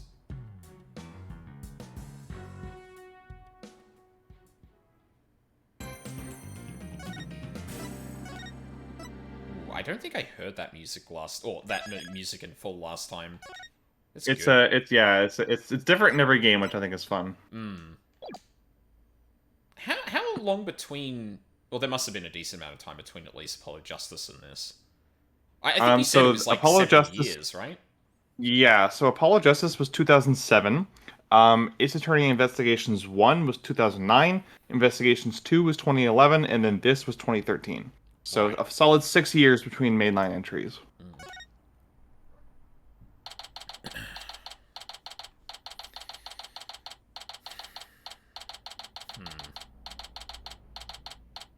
This is an interesting one. I wonder what the prosecution's case is going to be here. Versus Layton was 2012. Oh. Oh right, yeah, that did predate this. Athena? You okay, Athena? You've been really antsy ever since we got here. I'm just excited. This is my first real court case, after all. And there it is. Yeah, real ball of excitement she is. I know just what she needs. Athena! Didn't you ever learn about indoor and outdoor voices? I'm sorry, Cords of Steel did not teach me that. I'm just trying to show you the best way to relieve your pre-trial jitters. By putting... By putting people more on edge, Apollo? Yeah! By scaring the daylights out of me? No, I find that shouting "I'm fine" in a loud voice really relieves stress. This fucking baby new fear. I'm brave. I'm brave. It's part of my Cords of Steel voice workout, and a must before every trial. You have to destroy You want me to baby shout? new fear. Sorry, Mina. Here? No, it's okay. That's right.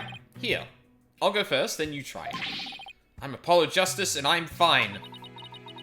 Alright, I'm Athena Sykes.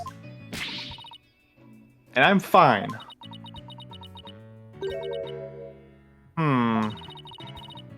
I think it actually worked.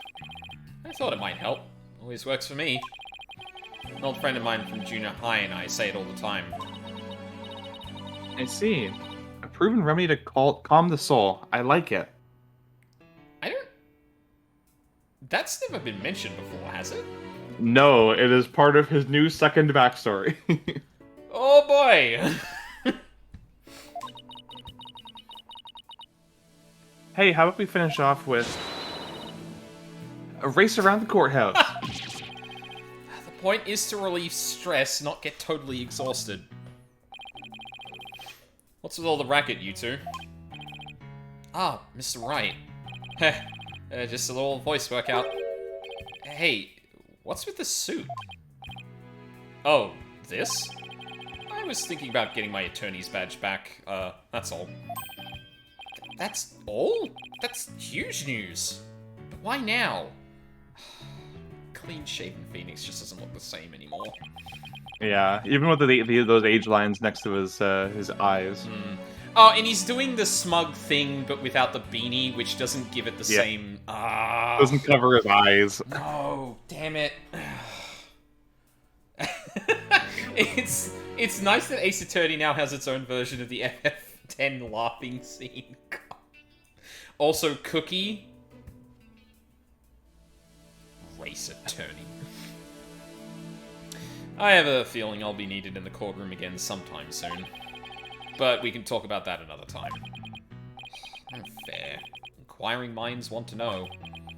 But, wow. Oh shit. I actually rendered him in it. It's because this is an alt costume you can use for him.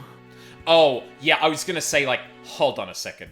There is no way they rendered that for just that scene, but okay. It should. Damn. I think they're all unlocked by default in this version. You should be able to just like go and grab it. Is that it? That's a thing. It would probably be in the gallery. I want to say. Oh yeah. I don't probably actually know. In the main menu, I guess. Yeah. Oh, we can have a look. At Oh that. no! You know what? I don't think this is his alt costume. Actually, I think this is just an art. Like this is just art with the head of the rendered stapled on. Because his Oh my alt god, costume you're in this game right. is Yeah, because his alt Sorry, go costume on. in this game is the Feeny sweater from Trials and Tribulations. Yeah, I don't know how easy it is to see on the stream, but the like cell shaded kind of outlines of his face are different from like the necklace, which is a lot more frayed and looks like actual like 2D artwork. Ah. But yeah, there are alt costumes in this game and the next one. So if you want to mess with those, feel free. They're really fun. Okay. I think they're a laugh. I'll take a look at those, assuming they're actually unlocked and don't require achievements or anything. I'm so used to him in his usual laid-back clothes. Yeah. Huh. It's such a downgrade. Like, I appreciate the suit, I really do, but like, we can get to that when it gets to actual story beats that involve Phoenix actually being a lawyer again. But Yeah, and sorry, go on. I will say, don't fully mourn his chess master personality, because that does come back a bit in the next game. Okay, that's good at least.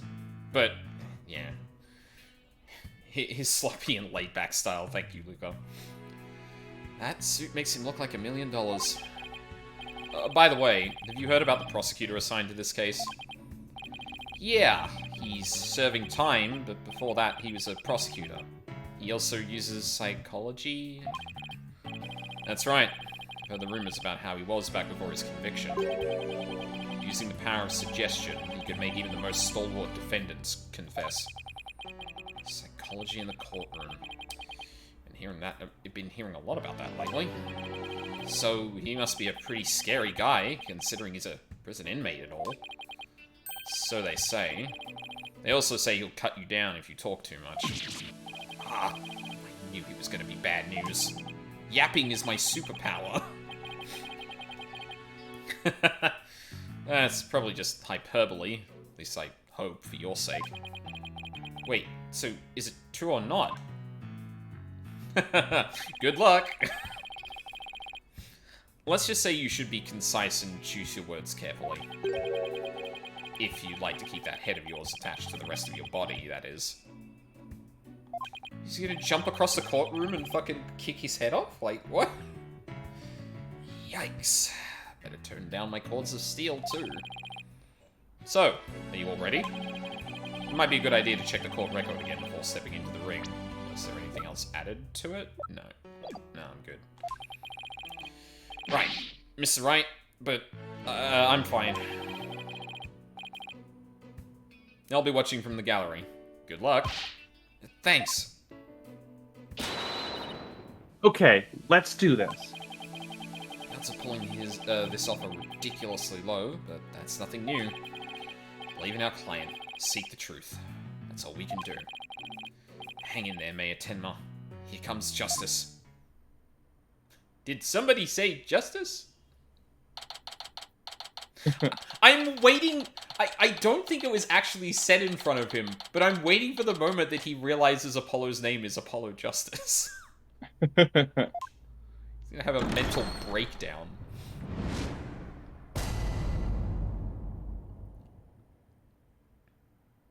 All right. Court is now in session for the trial of Damien Tenma. Apollo Justice, defense team leader, is ready, Your Honor. Oh. He didn't quite make it through the 3D-ifying Apollo, I'm sorry. No, he's got his big boy brain. Is that sticker in Luca's Discord from Game 5 or Game 6? Because I feel like that specific scene is from Game 6, but that model is going to be used in this game as well. Okay, I thought so, because it did look a little different compared to what's on here now. I'd know that big booming voice anywhere, as chipper as ever, eh, Mr. Justice? But who is the young lady next to you? I'm Athena Sykes, Mr. Justice's junior partner and fresh out of law school. Well now, full of beans too, eh? Excellent. Makes an old man feel young again. Now for the prosecution. Ah. It appears the prosecution is not ready yet. Fuck. Fulbright jump scare. Never fear, for I shall explain. It's just a minor procedural complication, Your Honor. The prosecutor for this case is being escorted from prison as we speak. Prison? Oh yes, of course. I almost forgot that he's currently serving time.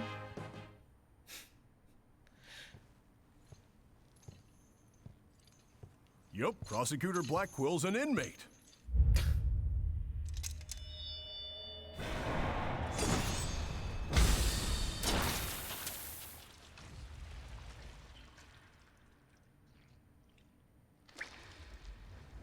And he didn't receive the death penalty? Well, But about even that. a convicted murderer still got a job to do and duties to perform. Okay, this is rhetorical, but Mina, what the fuck do you mean by that? He like, this isn't a spoiler, he is on death row. Like, he is going to be executed. Oh, shit, okay.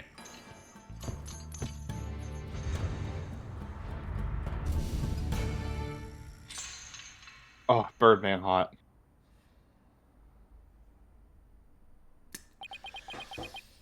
Yep, Birdman hot. Oh dear. Oh no. Oh shit. Yep. Fuck. My favorite character in this franchise after Mia. Yep.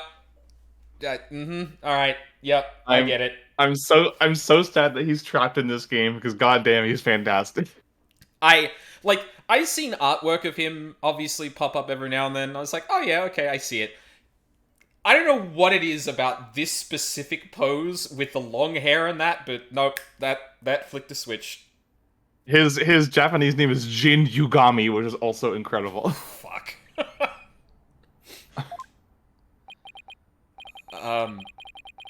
Who's that with his back to us over there? That's him, I'm sure of it. Prosecutor Blackquill. Is the prosecution ready?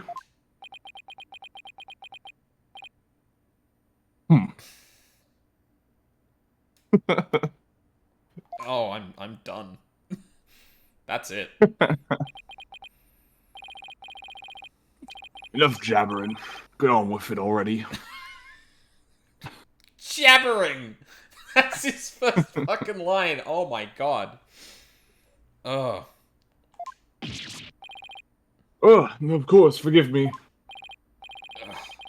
Why are all the people related to this case so scary?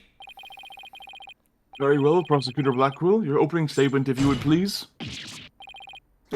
What's the matter? Must we continue to fritter away time like this? It's all right there in the indictment. An opening statement would be pointless. Oh, and his theme's so fucking good, too. Oh my god. Pointless? Oh, well... Looks Looks like the cat, or in this case, the prosecutor, has the judge's tongue. But we need an opening statement as an overview of the case at hand. Well then, your boldness, if it's so very important, why don't you do the honors? Who, me? There's a term for people who whine and fuss about all they need silly, useless things. And then decide they no longer want them once it's theirs. A selfish old fool. Huh? Wait, was that the prosecution's opening statement?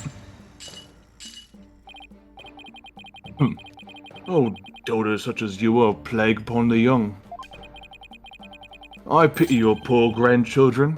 Or is it great-grandchildren? Just fucking roasting the judge! What you gonna do, put me in prison again? I'm already on death row, Gov. You can't do shit to me. All these years, I thought the opening statement was the prosecutor's job. But I suppose I could give it a try. Might be a nice change of pace. What? He actually fell for that.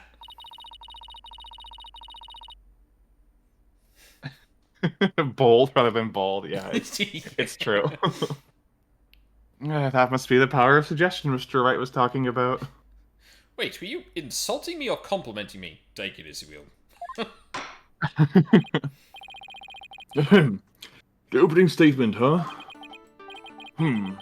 Let's see here. The victim was one Rex Cuby, alderman of Nine Tails Vale. And the defendant, Damien Tenma, mayor of Tenma Town, is accused of his murder. And why, pray tell, was the mayor arrested? His prints were on the murder weapon. Plus he had a motive, the elimination of the biggest roadblock to the municipal merger. The caretaker and the secretary, other potential suspects, both have alibis. And his daughter, who was also in the vicinity at the time of the incident, has no motive. So, in a nutshell, I'd have to say the charges against the defendant are incontrovertible. Bravo, your boldness. Your years of experience shine bright like your head. Oh, so that was an insult. Flattery will get to you everywhere. Oh my god. At least he's truthful. He's playing Simon Says with the judge. Dun. Moving right along now, let's hear from our first witness for today, Detective Fulbright. Oh, good. Blackwell probably hates this guy. Oh, you'll see. Oh, boy. Witness, please state your name and occupation. Judge, isn't the prosecution supposed to... I am the detective assigned to this case, Bobby Fulbright. Oh, and I'll also be keeping tabs on old Blackwell here. Oh. Oh my god. I also heard you would provide protection if it ever came to that. It seemed I have been sorely underestimated. Wait, who's protecting who from what? Oh, that's such a good line. I like this character already because he's very much like... He's trying to do, like, backhanded compliment shit. It's very good. Yeah. Hold on, I want to see what Bright actually said. Yeah. Still, I truly believe anyone could turn their life around. Even old Blackwell here. Ah! Fulbright, save your platitudes for funerals. Get on with your statement. Oh, Fulbright is good. Ha ha ha! That's the spirit. Justice must be swift and true. I see it in your eyes. Those dead, cold eyes. There is hope for your rehabilitation and return to society. I will never give up.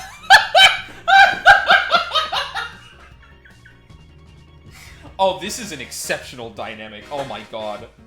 It's great. It's like Gumshoe and Edgeworth. If Edgeworth was like actively like wanting to kill Gumshoe. Yeah, and Gumshoe was even brighter dumb ray of sunshine.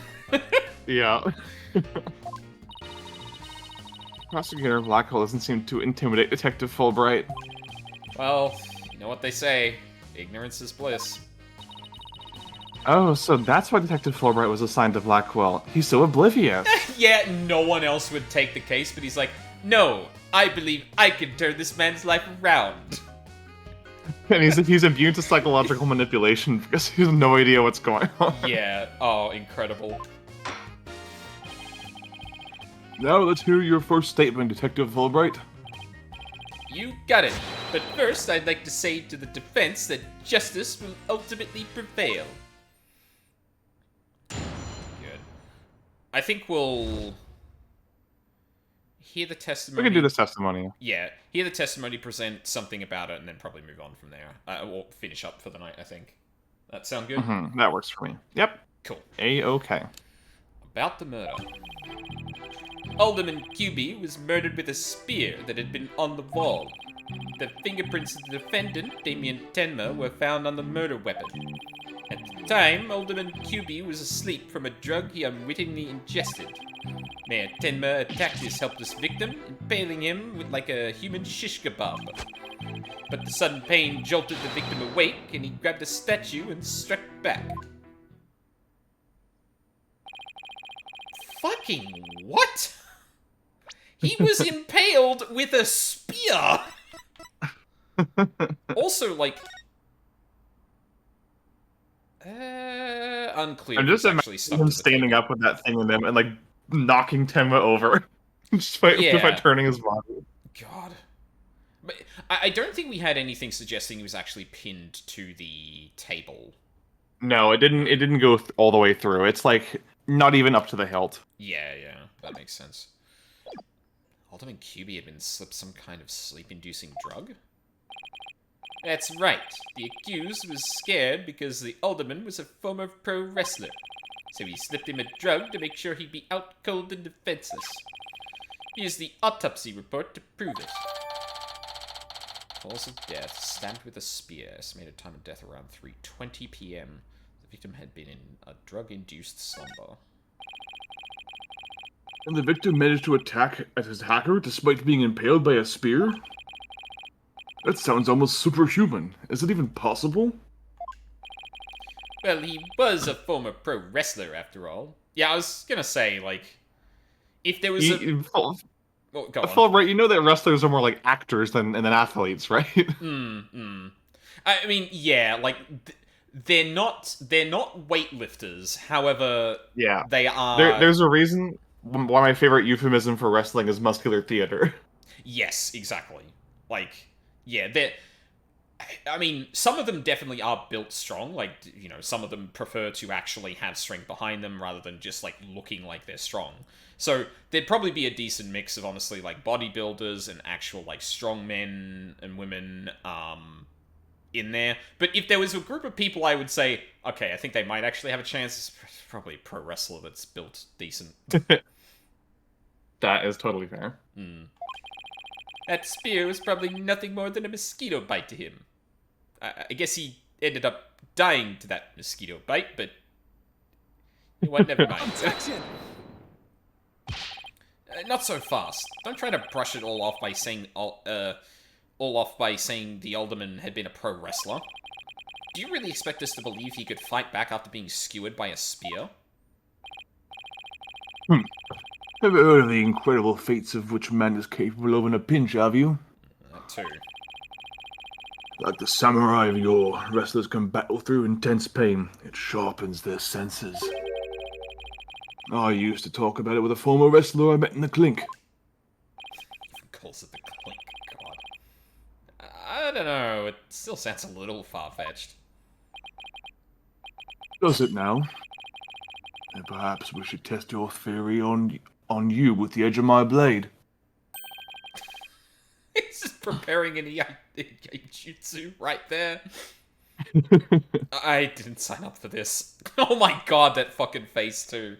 That looks even more uncanny in 3D. Holy shit. It really does. He can't point, he's chained. So your life is spared for now. Please let those shackles be made of titanium. I don't want to die. Ha!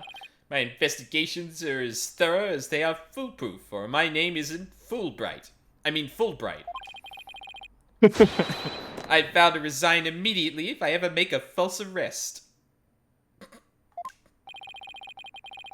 The accused prince wore the weapon, and he's the one person without an alibi.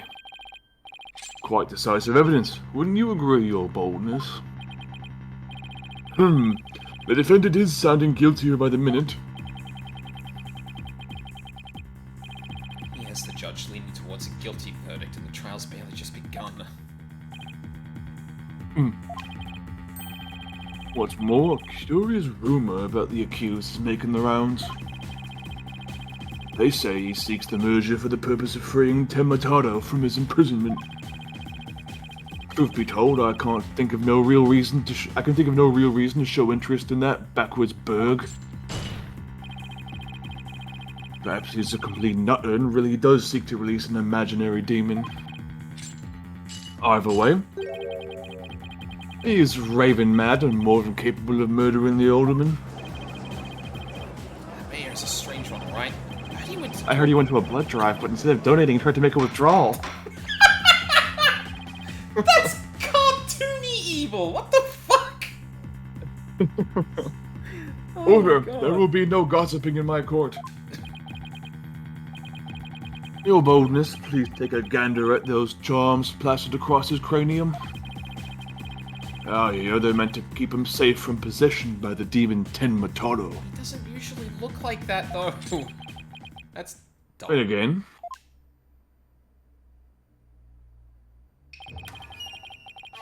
Perhaps he's already under the demon's spell. Behold, the lunatic appears poised to lunge at you at any moment. Oh, this motherfucker.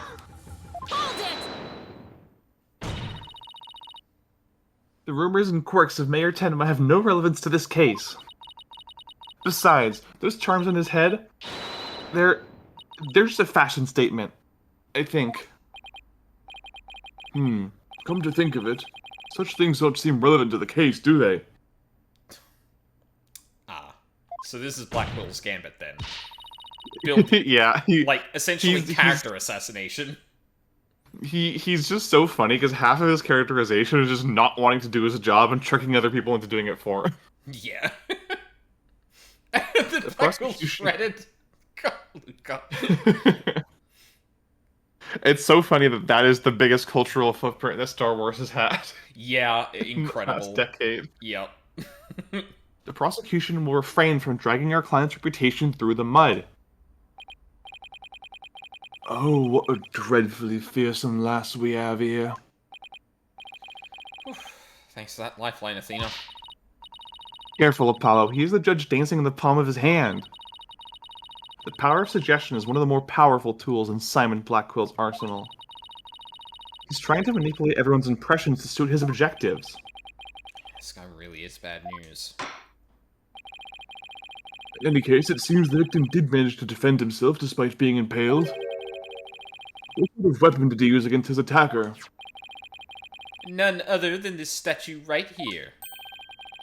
It appears to be a statue of two strange creatures locked in battle. Two yokai to be exact. On one side is the nine-tailed fox, and on the other, Tenmataro. Quite interesting if you think about it. It's as though the very case were rendered an art. The weapon used to bludgeon the mayor. The mayor's blood was found on it, but no prints could be lifted. Huh. And yet, prints were on the weapon, huh? I see. Mr. Justice, you may proceed with your cross-examination. Oh, wait, no, they're not saying the same person wielded those two things. I'm stupid. No, but, I mean, the older one's not wearing gloves in the photo. That is true. QB was murdered with a spear that had been on the wall. Fingerprints of the defendant, Damien Tenma, were found on the murder weapon. At the time, Alderman QB was asleep from a drug he unwittingly ingested. Tenma attacked his helpless victim, impaling him like a human shish kebab. But the sudden pain jolted the victim awake, and he grabbed the statue and struck. Hold it! Could he really have attacked his attacker after being impaled with that huge spear? Absolutely. After all, he was once a pro wrestler. The injustice of being drugged and speared was answered with a righteous counterattack. But does being a former pro wrestler make him superhuman? Absolutely. After all, he was one of the good guys, like a superhero on the side of justice. What, you don't think pro wrestling is real, Apollo? That's ridiculous. Even though he was retired, he could still don his superhero guise in times of need. Objection! You need to lay off the comic books, Detective. We're talking about real life here.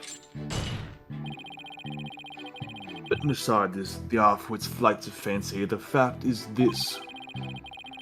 The court-ordered post-mortem concluded the victim moved after his skewering.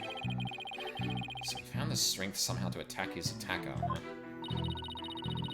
Detective Fulbright's testimony sounds airtight. No wonder he's so confident. No, he only thinks it's airtight. It's up to us to poke some holes in it. That part about the alderman fighting back sounds like a big hole waiting to be poked. Yeah. Question is with what?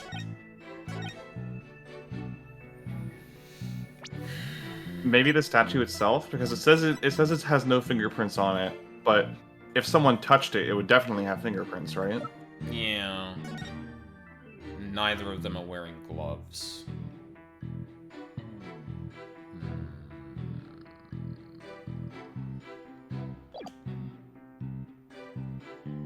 Yeah, so I guess statue first, they're gonna bring up, well,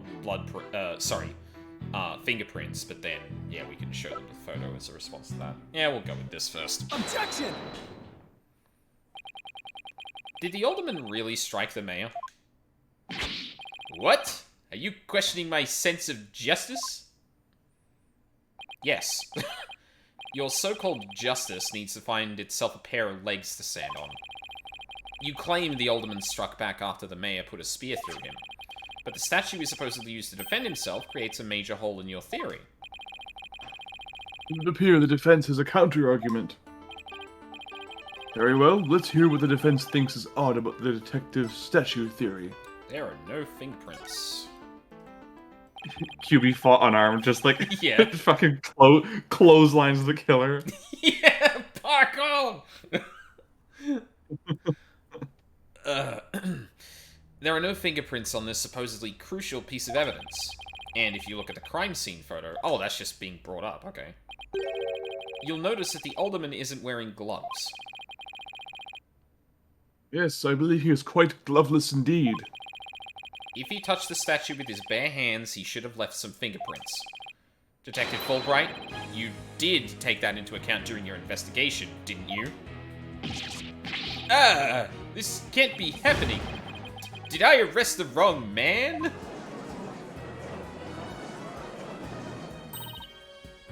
Wrong man. You did it, Apollo. There's a Rocket Man, wrong man joke in there somewhere, but I can't think of it.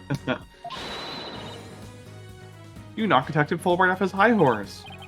Well, it's just 1 point now, Favor. Who do you suppose clubbed the mayor if it wasn't the alderman?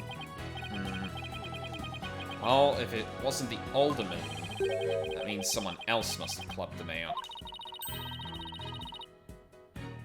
You mean there was a third party there in the Fox chamber? Exactly. And this could be the big break we've been looking for. There does seem to be a hole in the prosecution's argument. Prosecutor Blackcool, would you care to respond to the defense's assertion? No. Least you could do is look at me while being dismissive. Your mind is as dull as an unknown blade, Justice Dono. God. Justice Dono? He's been watching too many samurai flicks. It will take far more than that to cut down Simon Blackwell.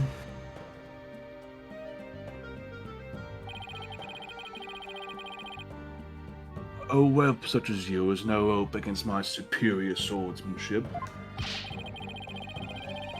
I just hear like a bell. Oh yeah, no, that was the music. Okay. Yeah. There's a very dire tone to it set against the rest of this the rest of the instruments. Yeah, the theme is called the Twisted Samurai. Good. This is a trial, not a sword fight, the prosecutor Blackwell. There is a perfectly good explanation for the lack of prints on the statue. You might recall that blood-stained cloth found at the scene of the crime. Well, it just so happens that the blood was the mayor's.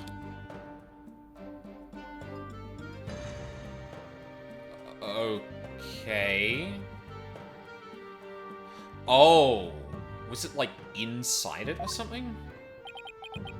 So, what are you getting at? Own your mind, boy.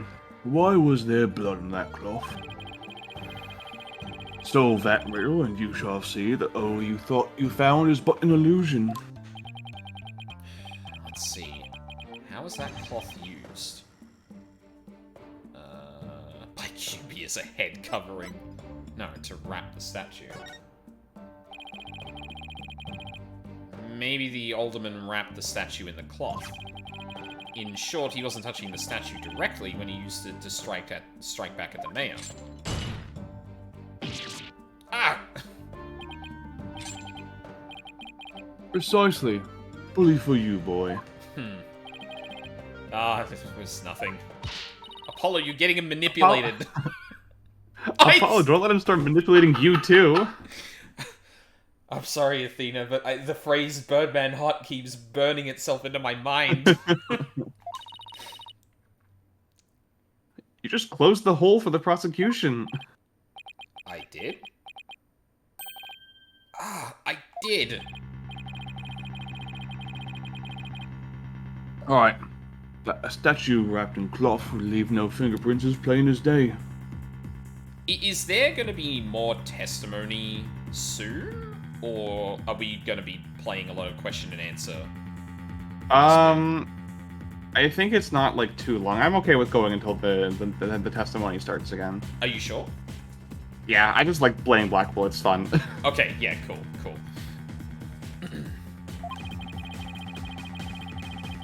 But this also proves there were no holes in our theory of the alderman striking back. Yeah, accurate Vulpix. Oops. Fox and Demon statue. Oh, 2 pages. Now do you see how dull your mind is? He says as I scramble back to the court record. Statue has traces of blood from the defendant, Damien Tenma, on it. It was apparently wrapped in a large cloth on which the defendant's blood was also found. No fingerprints could be lifted from the cloth. I'll make sure to sharpen it next time. A particularly frightened inmate once told me that he always tenderly owned his blades before he went to work, like the samurai of yore. Samurai? Sounds more like a homicidal maniac to me. Actually, he was working in the prison kitchen at the time. Wait, the inmate was a murdering samurai prison chef? It seemed the victim and his killer were the only ones there after all. It's kind of attached to that hole. Now what? I Phrasing bet you were, Apollo. Apollo, I just thought of something. If they didn't find anyone's fingerprints on the statue, maybe someone other than the alderman didn't hit the mayor with it. Why didn't I think of that? Anybody could have not left prints on it.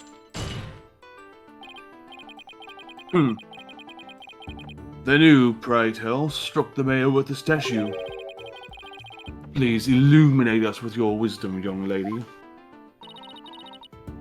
There's only one answer. The real killer. Prove the existence of this real killer, then. What evidence have you? Oh, I'll give you evidence, all right. Jumps over the fucking desk. You're so lucky I don't have my Athena gun on me right now. Athena, are you sure about this? To borrow your words, Apollo, I'm fine. Ignore what Widget looks like right now. Take a look at this. Black feathers and tracks, allegedly from a yokai, were found at the scene. Huh? I believe they're from the third party who struck the mayor with that statue. Is the defense actually suggesting some sort of monster killed the alderman? Obviously, it was the guy we saw in the opening cinematic, Black Quill. Boldness, I think the defense has lost it. That's exactly what I'm suggesting. Objection! Apollo? No, Athena! You just lost what little credibility we had left.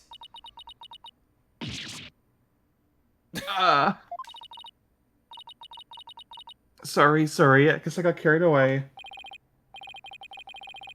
Mr. Justice, we have no time to deal with objections between members of the defense. Actually, hold on. Doesn't the feathers in the footprints suggest a third party? Like, she obviously went to say it's imply it was Tenmataro, but no, neither of those people could have done that. Neither of the people in the room could have done that, I'm pretty sure. Like, the feathers are on the blood after the incident, which seems to imply that it fell to the ground after the impaling and then, I guess, the immediate retaliation from the alderman. I mean, I don't think it went down like that, but based on the story we've concocted so far. Yeah. Sorry, Your Honor. It's just, this kid's still, well, a kid. Ouch. You meanie, I'm reporting this to Mr. Wright.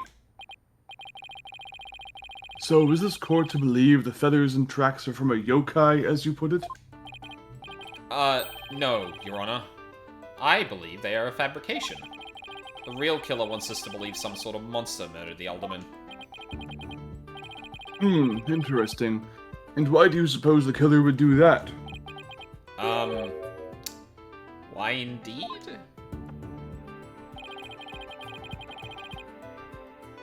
Mr. Justice, you seem as new to this as your partner is. Ouch. This I'm not reporting to Mr. Wright. Oi, Fulbright. Explain to his boldness what these brats are missing. You know, the who and why behind those feathers and tracks. Yep, that would be a good place to start. What? You mean you can explain all that? Ha ha ha! Our investigative prowess is without equal. I'm starting to think I chose the wrong profession. Very well, let's hear about these so-called yokai feathers and tracks. Alright, we'll hear the iteration of the testimony and we'll get up to the point that we can start doing the gameplay and then we'll wrap up there. Does that sound good? Yep, that sounds good. Sweet. Feathers and tracks.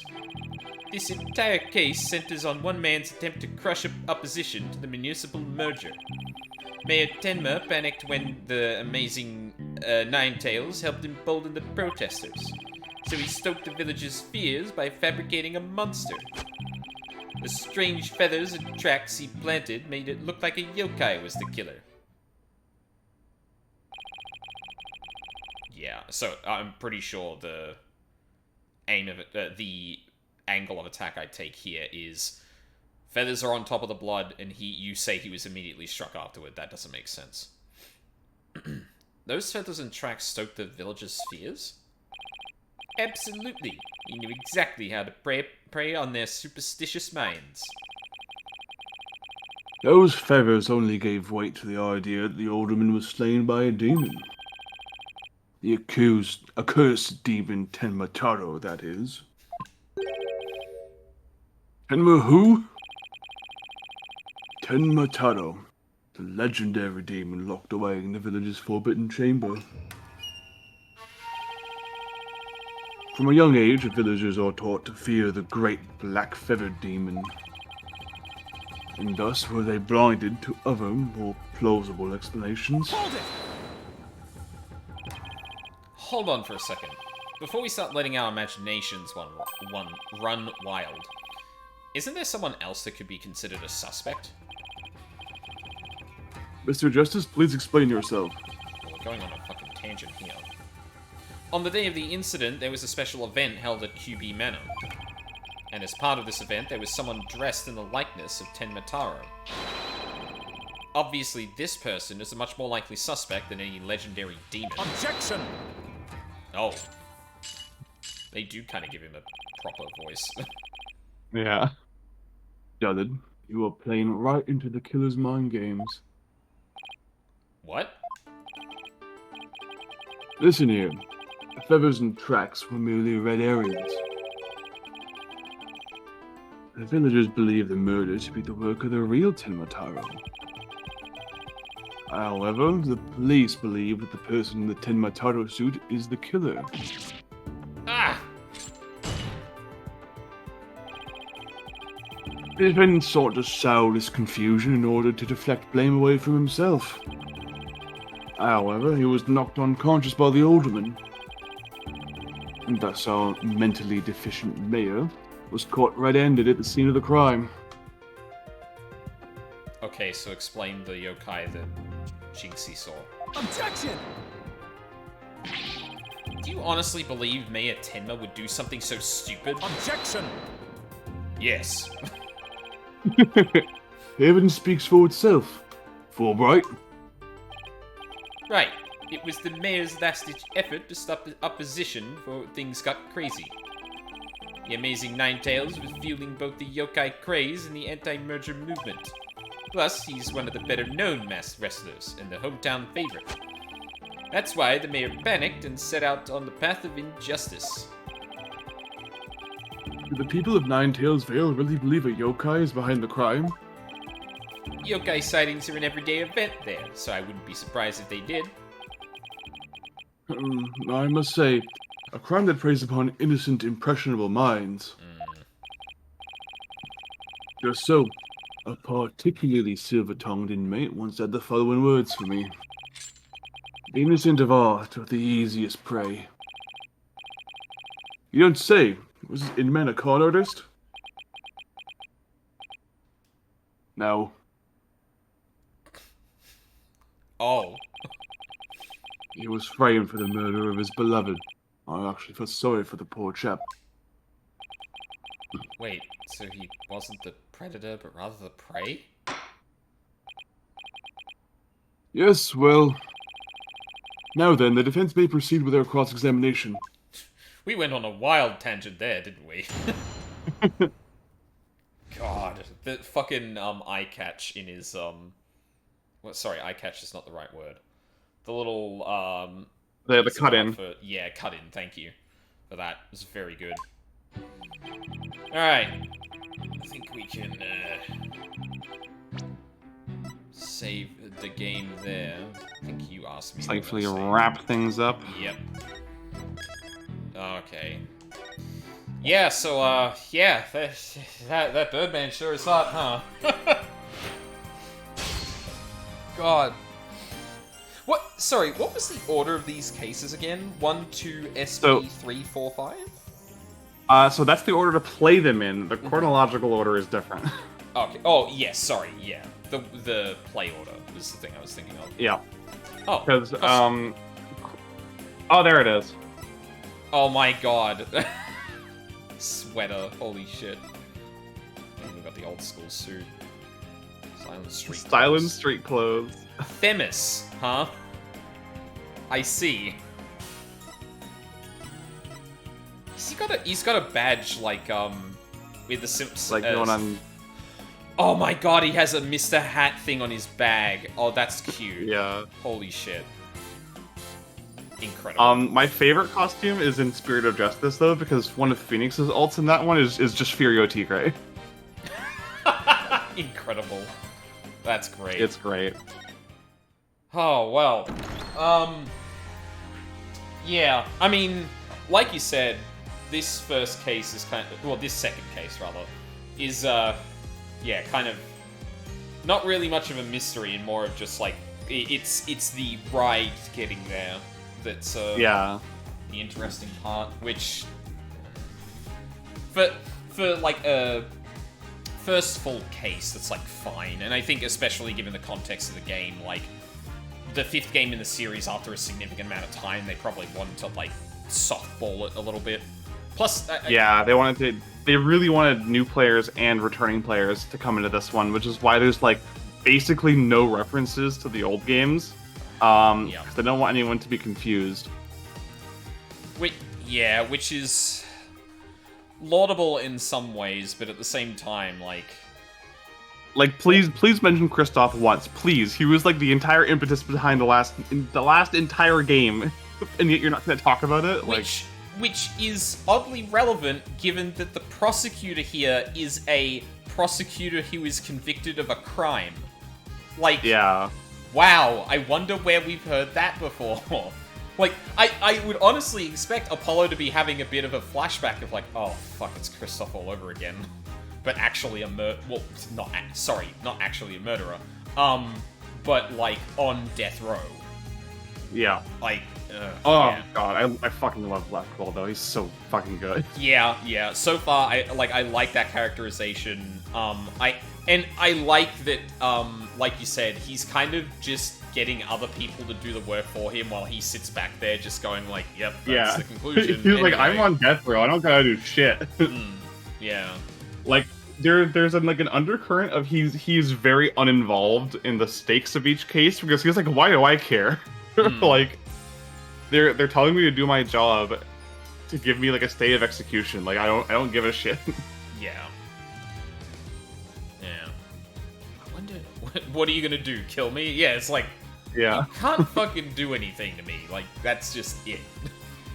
Yeah, good shit. I feel like there was something else I was gonna say here. I do appreciate being, like, kind of going back to Apollo for a bit here to kind of, like, see what was up with him. And it does give me kind of, like, a good reminder of, Apollo Justice, Ace Attorney. Which is gonna be all the more sad once he becomes punished, Apollo again, and he's just being aloof and weird. But it depends on, like, how that resolution actually goes, because at this point, like, I don't know why he's acting the way he does. Like, I think Athena was, like, lamenting that he, had changed after that case. And not just the explosion that that was the impetus for the first case. I wonder if we're gonna see the case that was leading into the explosion. Strikes me as not related, but... Well, not super related, but... Who knows? Yeah, thank you, Mina, for being here today. I really like your interpretation of Black Quill, by the way. Thank you. It's so much fun to do. It's a terrible Cockney accent, but I don't give a shit. It's fun. Yeah, exactly. Like, yeah, and yeah, I mean, the way you're doing it is probably almost identical to the way I would do it, like, for what it's worth. I mean, yeah, he's got a sexy low voice, and, like, he uses tons of Cockney slang. You can't not give him a Cockney accent. Like, no non-accented person is saying stuff like blimey and bully for you. Yeah, no, we're not using usual voices and then going blimey, like, that doesn't, no. like, Toho Project kind of shit. Yeah. No, it also feels a little different, I think, because, I feel like in the last game, because I had Kristoff, like, I was having less varied characters to play, because we kind of knew, like, I would have that. So, like, getting to voice Filch and, LaBelle, I love your takes on both of them. You're having so much fun. Thank you. I'm glad. 'Cause, yeah, like, fucking repulsive, LaBelle. Jesus Christ. Man's vibe is fucking rancid. Rancid, yeah. It's so tasty though. It's so tasty. Yeah. No. Very fun streams. Thank you, Cookie. I appreciate that. And yeah, that's gonna be it for today. So as far as I know, normal week. Yeah, 14 ratings out until I find either another static or I decide I'm gonna go into Party Finder, but I don't know. I don't think that's coming back for a while at the very least. So during the week, the aim is pretty much just Elden Ring. I kind of want to get back to Nightmare Cart because I ended up getting to the secret boss and then never finishing it. So what I want to try and aim for is during the week some kind of Elden Ring. Friday night, Nightmare Cart. Maybe we'll throw in some Balatro or something after. I don't know how long that's going to take me. But that comes to this weekend. So I'm pretty sure, Mina, you are busy next. Yes, Sunday. next week is Canadian Thanksgiving, and my parents are specifically celebrating on this Saturday, so I will be unavailable the whole day. Yeah. But the week after that, I will be A-okay. Yeah, cool. And yeah, we couldn't do it on Saturday. Well, A, because I didn't check with you. If your Friday was going to be good for you, but second, I have both PAX Australia and a friend's engagement party that day. So my time is gone, and I'm gonna be honest, I might just be completely out on Sunday as well. Yeah, that is so valid. Yeah. I am gonna try to stream though, because I feel like we're at the end of Paranormicite, and that would be good to wrap up, because I would like to get back to 16. Both because that is a pretty big time investment, and I've been kind of just going back through the arcade thing, and yeah, I'm fully hooked on that game now. Extremely fair. Yeah, I've got just enough toys in that game now that, like, the combat is, like, very, very engrossing. So yeah, the vague plan, I guess, is sometime during the week some Elden Ring. Friday night, we're gonna shoot for Nightmare Cart and something else afterward, probably Balatro, because I've also been... I watched Lythero's stream Balatro a couple of nights ago, and he had the most ludicrous run I've ever seen. Just God. It was just like, I think they were going high card, and he just kept getting Pluto. He just kept getting the card that buffs high card, and it was just like, and he'd do something where it's like, okay, maybe, I'll leave the Pluto up to chance and just get this card instead, and then he just got that anyway. It was just like, what am I watching? He ended up throwing both of the games he played, because he had ridiculous runs with them, in the seed into chat, because enough people were like, what the hell is this run? Can I please have the seed to recreate this? That is so fun. But yeah, I think that means the Balatro bug has bit me again. Haven't got it on phones yet, that is dangerous. But yeah, so yeah, and then on the weekend, maybe Paranormicite on Sunday. Very much depend on how I end up after the engagement party, which I don't know if anyone is planning to go big that day, but I definitely know it could easily go into that, given the group of people I'm going to be with, so... Yeah, that's very fair, very fair. Yeah, especially for something like an engagement party, too. Like, it's a pretty... Yeah, the point is to go hard, so... Exactly, yeah. So, yeah. Perfect. Alright, so we'll reconvene on the 19th then? Or your 20th? Yes, that's right. Cool. That'll be the Cool. Coolio. And it doesn't look like there's many people in the raid. Yep, a bunch of spoilers, and that's about it. Awesome. Cool. Well, I hope everyone's having fun with this, because I know we are. We're having the most fun with it, which is all that really matters. I really needed to check myself that I wasn't just gonna blunder into more gameplay and shit, because like I think I think having both Fulbright, Filch, and LaBelle just like awoke something in me, like, oh, I really want to play more of this now. Like, not voice acting fun. yeah, who'd have thunk it? Like, not that I wasn't enjoying any of the games beforehand, but I think just having a couple of characters whose voices I'm highly invested in are just like, okay, yeah, no, this I could go on for 10 hours. You're gonna love. I think we're gonna argue over every character next case because they're all just like so weird and memorable. Awesome. Okay, cool. That'll be fun. But yeah, for now, that's where we'll leave it. So, thanks everyone.